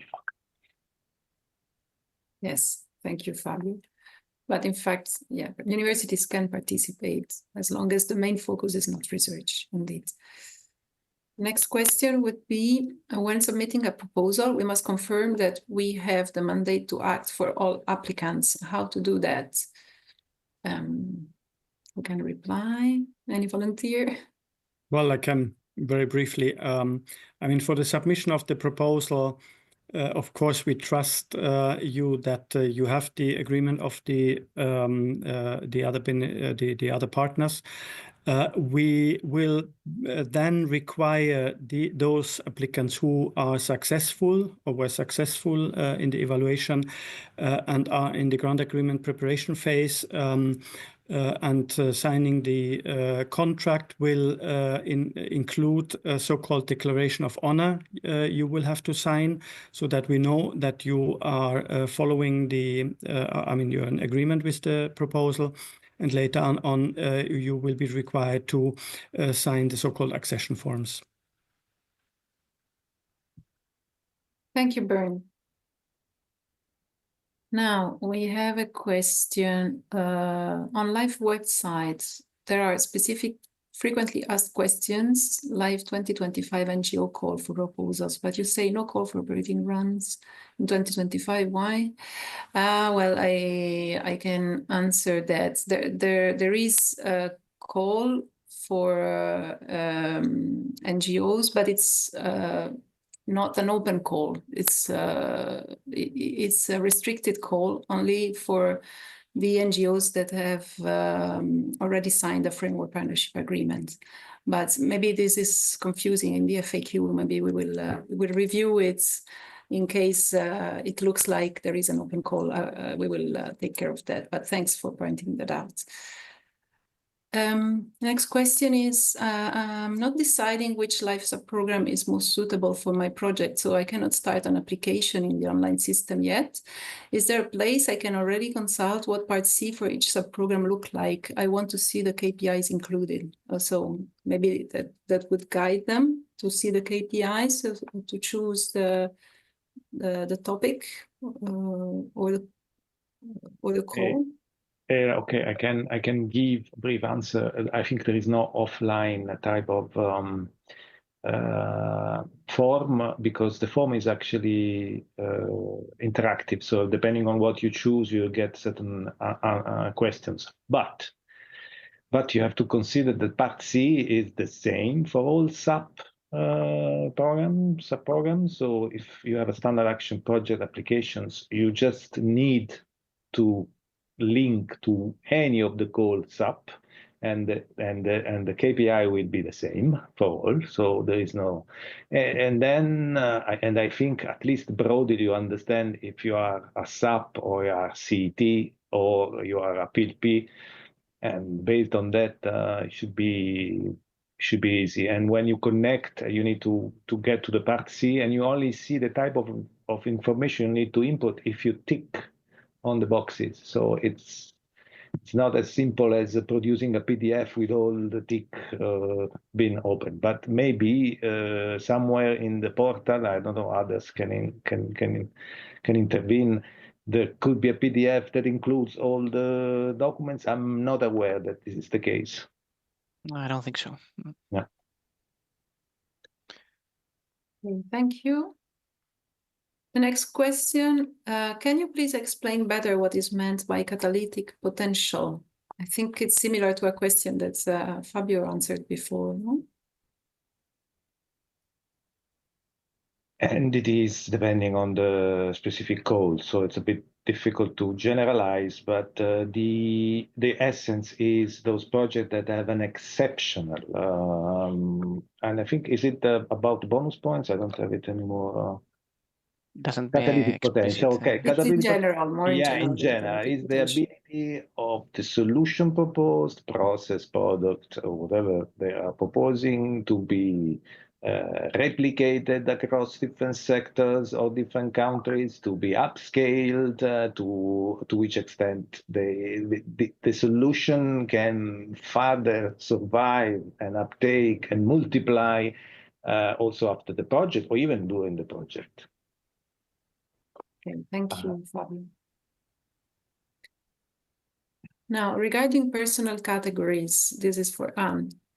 A1, A5, in which category do grantees of the Erasmus for Young Entrepreneurs program fit? Well, I think we need a bit more information for that one, because first of all, we need to understand what the Erasmus for Young Entrepreneurs program covers from costs, and how the grantee itself, how his personal costs are covered and if they are covered. So it's difficult to answer this question here. So I would suggest that some additional information is forwarded through our CINEA inquiry, live inquiries mailbox, and then we can handle this offline, because it's not so easy to answer this like this. So of course, yes, very specific questions should be asked to the functional mailbox. CINEA-live-inquiries@ec.europa.eu. Thank you. Next question. I'm not sure to understand properly for the subcontracting threshold of 30%. Is this in relation to the overall project, or should it be considered partner by partner? Anne? Well, the threshold is for the project. So if the subcontracting would go over the threshold, there is a justification to be provided, but it's not partner by partner. Yes, thank you. Next question. Could you please explain what is considered as transnationality? Who can reply? I can take it. Thank you. I can take it, yeah. Because I mentioned it as one of the bonus points. You have the possibility, the live proposal can be submitted with one member state beneficiaries or even a single beneficiary. So we do not request for, like in certain Horizon Europe programs, that you would have an international or a European-wide consortium. But we provide additional 2 points if your proposal is a transnational proposal, meaning that it would involve at least another EU member state or associated country, and you have relevant actions in both the originating, or where the coordinator originates, and the other country you involve in your proposal. So that's what we call transnationality. And then, of course, you can have also transnationality with one or more other EU countries. Very clear. Thanks, Bernd. Maybe there, just to add two things. I mean, that indeed it's very important, apart from having partners from several countries, also in order to grant the extra points, it's very important that the actions that take place in, let's say, the second country are really essential for the implementation of the project. So it's no use trying to artificially build up a consortium with someone from another country just to try to get those bonus points. And then the other thing is that in general, yeah, indeed, the live calls don't have such a requirement of having partners for several countries. But maybe the exception there is in the LIFE CET is a program in the clean energy transition. There are sometimes such a requirement of having a minimum number of partners from different countries. Okay, thank you for specifying that. Cesar, now, what is the level of responsibility of monitors? What if cost the monitors said was eligible is afterwards considered non-eligible by the EC? Yeah, I can take it. Maybe. I mean, the answer here is that the monitors, they are our first interface with the project, and they can advise, but their opinion is not legally binding. So when there are like, they always advise you. But they cannot, you cannot take their word as the legal one. That's the one that is on us, on CINEA. And when there is some like very complex case or serious doubt, then they always turn to us to consult, so that the information provided to the beneficiaries is the right one.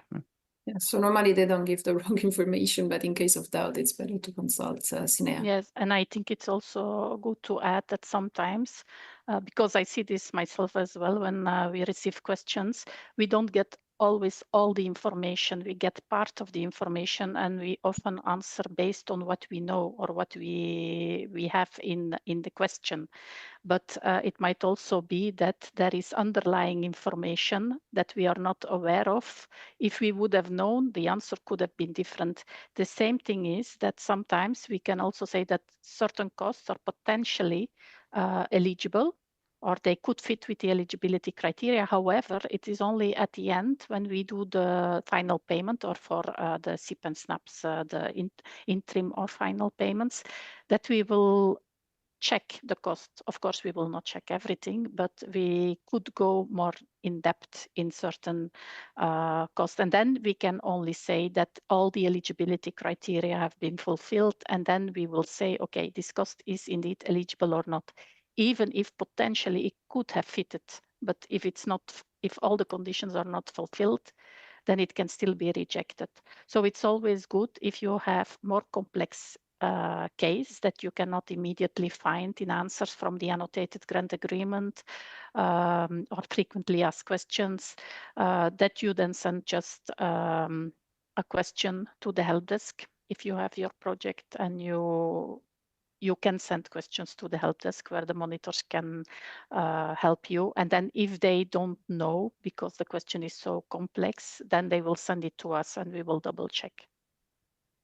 Yeah, this help desk that Anna has mentioned now, I mean, the data, I mean, to access such a help desk, it is once you sign your grant agreement, then you will be informed about the process to get access to such a help desk. So yeah, it's not, there is no information about that help desk for already ongoing projects within the call documents.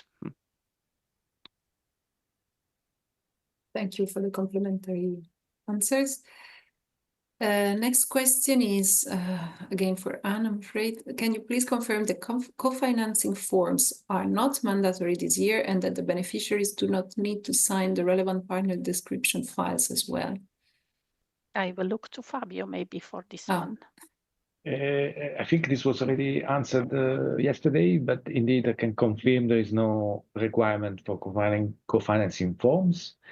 Let's be clear, of course, the project should come with their co-financing, and they should manage their co-financing. They should agree with the national authorities or other third parties to get co-financed, but we don't require any paper or documents. It's up to them. I suppose this is good news. Next question. Let's see. What's the difference between exploitation plan, including replication components, business plan, including replication components, and afterlife conservation plan? There is an FAQ, and if you go to the frequently asked questions document, there is an FAQ explicitly on this.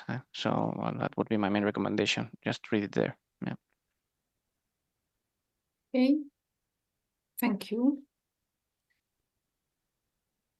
What's the difference between, oh no, sorry, that was the previous one.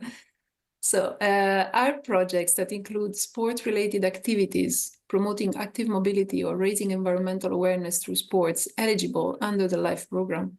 Under which subprogram or priority area they would be most relevant? So sport-related activities. I suppose we have to see what is the link to the environment, climate,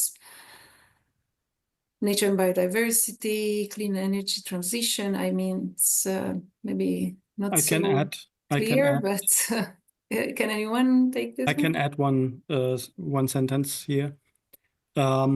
Of course, it's difficult to respond to such a question. I mean, only 3 lines, and we would require much more information. But if the ones who ask the questions would consult the call document for climate mitigation and adaptation, in chapter 2, you will have the priority on climate information and governance, or climate governance and information. And there is one priority on the climate pact, raising awareness, incentivizing behavioral change, and supporting the activities in the European Climate Pact. And if, because there is also potential, I mean, an example, reading, promoting sustainable mobility and transport solutions to reduce emissions, enhance climate-friendly urban planning, and working with youth, local communities. So you may find a place there, and if you make the president of the European Commission joining you for your sports running in Brussels, I'm sure you will have chances to get funding for that even. Thank you, Bernd. Next question, we still have 15 minutes. Is it possible to provide financial support to third parties, such as local NGOs in Moldova, so in third countries, within the standard action projects for nature and biodiversity? Unfortunately, I don't know if I can answer have, it. yes, we still have our colleague on nature and biodiversity, or who can... The financial support for third parties is eligible. Thanks, sorry. Yeah, it's eligible under the SAPs for nature and biodiversity, of course. The applicant should always check whether this financial support to third parties contributes to the project's objective. So it should also tick the boxes. But it is eligible under standard action projects for nature and biodiversity. Great. Thanks a lot, Anne. Next question. Where do we have to include the indirect costs in the detailed budget form for SAP, nature and biodiversity? I don't find the specific line. I think this is calculated automatically. I think it's automatically 7%. Yeah, indeed. I mean, you fill in the form and it's generated, yeah. So no need. Easy one. Then, regarding the guidance on implementation and development, last slide. Can you give examples on what would be an over-prescriptive policy objective?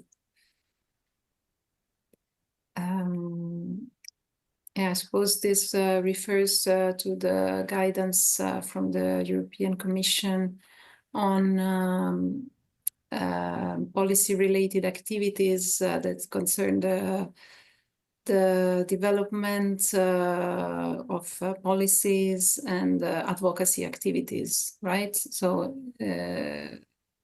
overly prescriptive activities would be, if I understood correctly, activities that would target specific, very specific policy or a very specific group of persons, for example, MEPs or European Commission staff, or activities that would be too specific would have to be not included in your proposal. In this case, when you are doing when you're planning to do advocacy activities, they have to remain kind of not too prescriptive. You can, of course, include advocacy activities, especially they're relevant for certain calls, but they don't have to detail too much what would be the aim of this advocacy activity in terms of the person you want to talk to, or the specific policy you want to change, or the change you want to achieve rather in this specific policy. I hope I replied. Can I have the next question?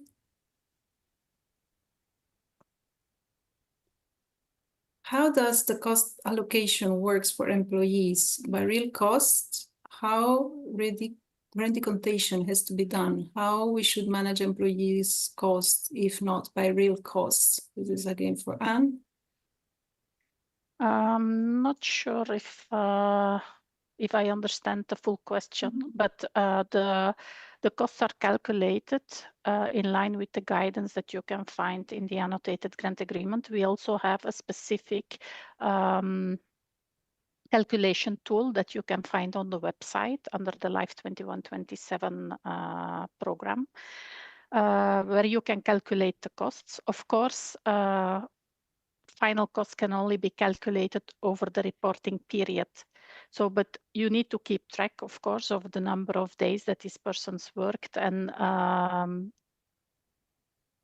the daily rate will be calculated only at the end.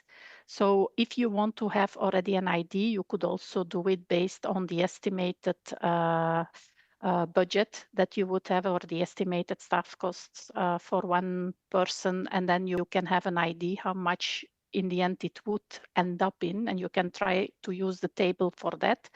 But the real costs, of course, it are the real costs based on the salary that you have, salary cost that you have in your accounting system at the end of the project, except for SIP and SNAP, where it is after each period, interim period. But for all other projects, it will be at the end of the project. So I would say use this table, and then you can have an idea. And then also based on the number of days that these persons would work.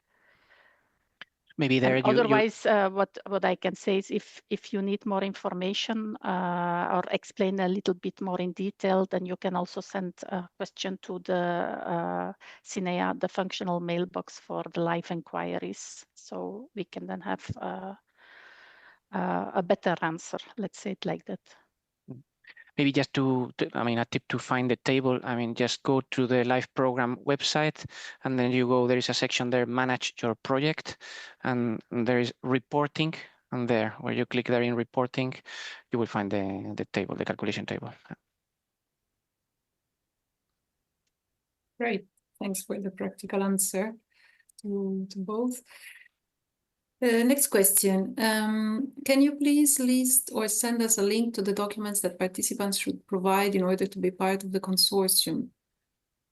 I suppose this is all available in the funding and tender portal, right?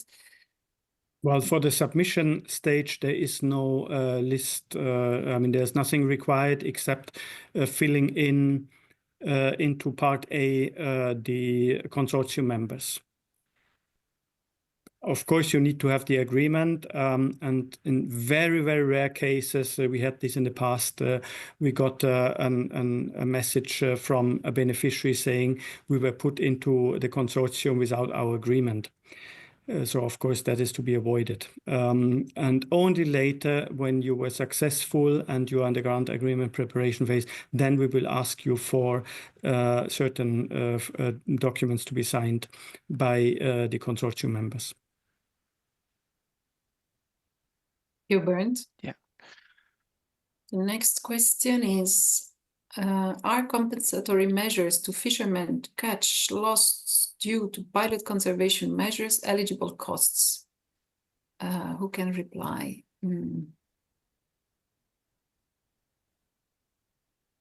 Difficult one. I think yes, but I don't know how exactly this can work. But I think we only have the cost category on the land purchase with one-off compensations. Yeah. That, but then all these criteria should be fulfilled. And other possibility would be maybe the financial support to third parties, but I'm not so sure that this should be used for compensatory measures. And temporary compensation payments, that's something different. Yeah, but then it would still fall under the land purchase. We had an example in the past that farmers were compensated through those compensation measures under land purchase because they planted a less, grass which was crops which were yielding less than the conventional ones. Yeah, so I would just check the land purchase cost category also in the annotated grant agreement to see that all the conditions can be fulfilled. Yeah, I suppose it's very specific, so it will depend, but if duly justified, it's a possibility, maybe something to check again. In case of doubts, don't hesitate to send us an email to the functional mailbox. CINEA-life-inquiries@ec.europa.eu, especially if you have very specific questions. So the next question is, in regards with close to market projects, are there any rules that apply that are exceptions to other type of projects? I'm not sure I understand the question. Yeah, just to answer, start. Okay, if you understand, you can answer. No, not really.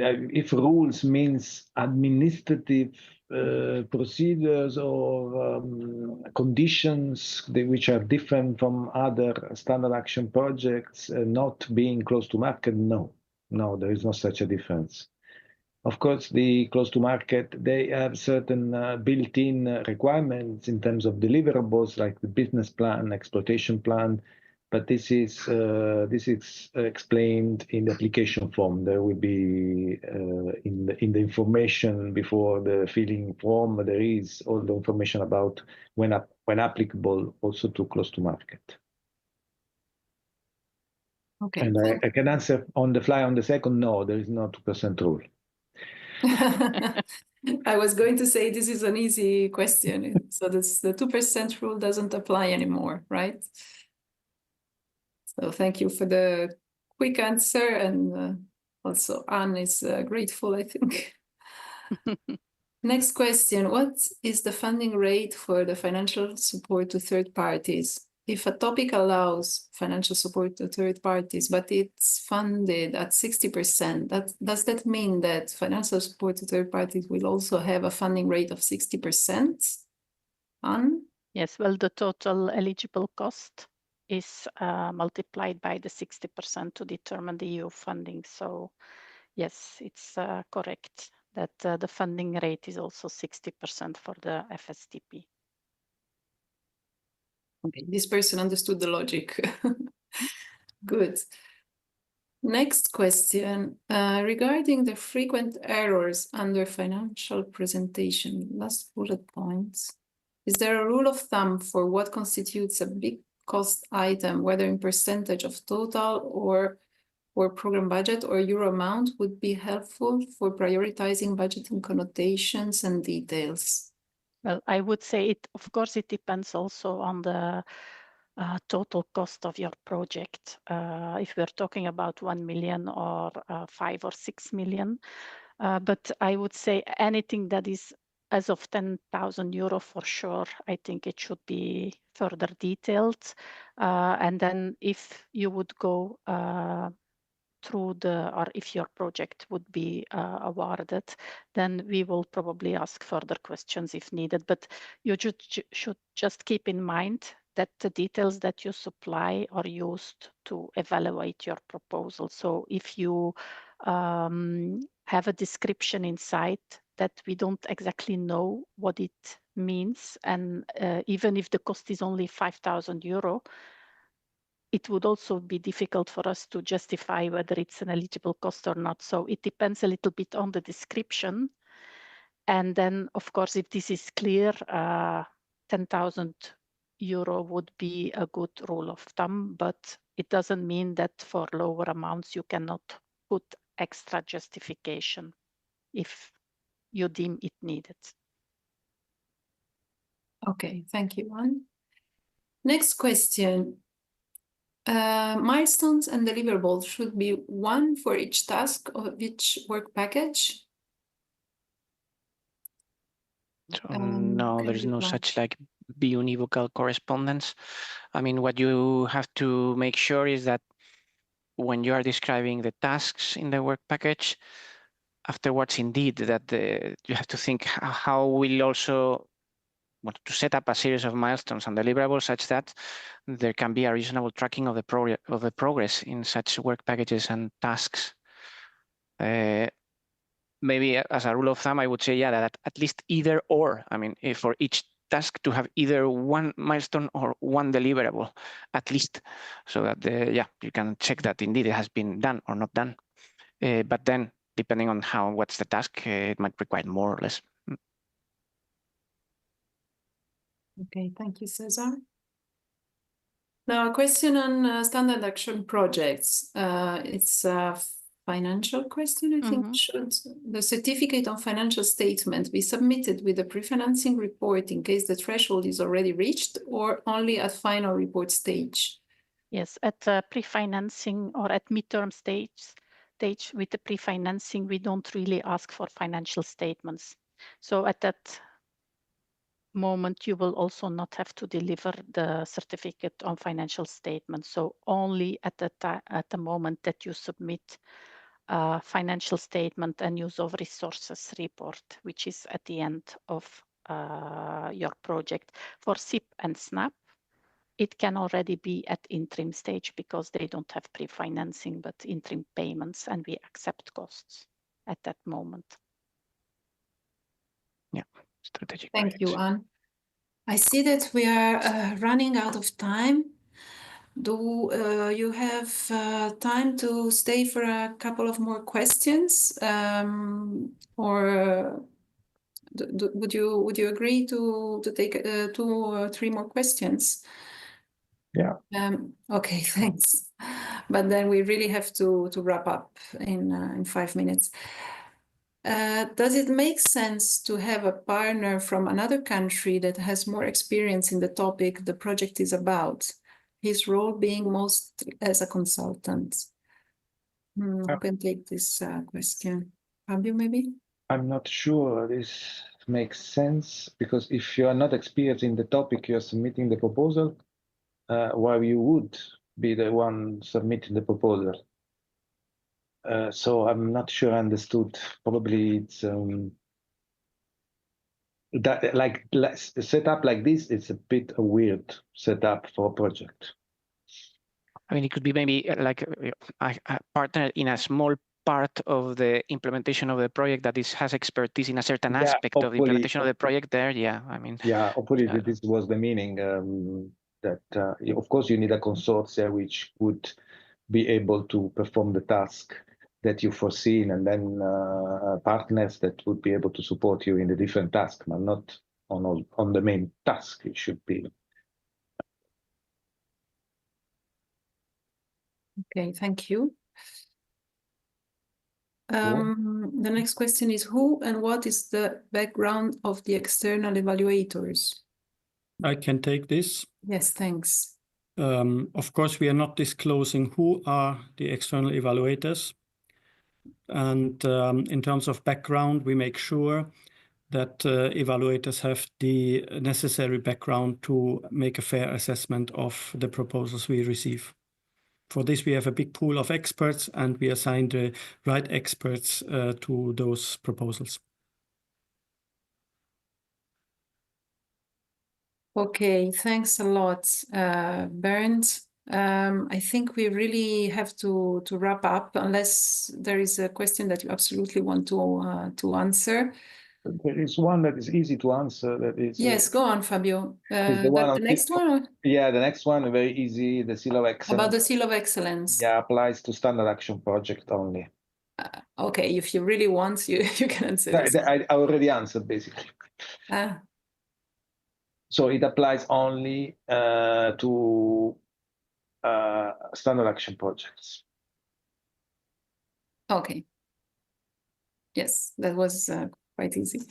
Thank you very much. Thanks to all the panelists for answering all these questions that sometimes were even quite difficult. And I'm afraid we can't answer all the questions, but I think we answered all the questions that had 3 or more likes.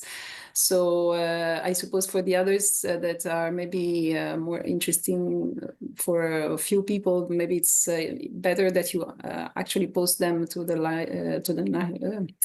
functional mailbox. So I would just like to remind you that the info days are not over. That tomorrow there will be more information sessions.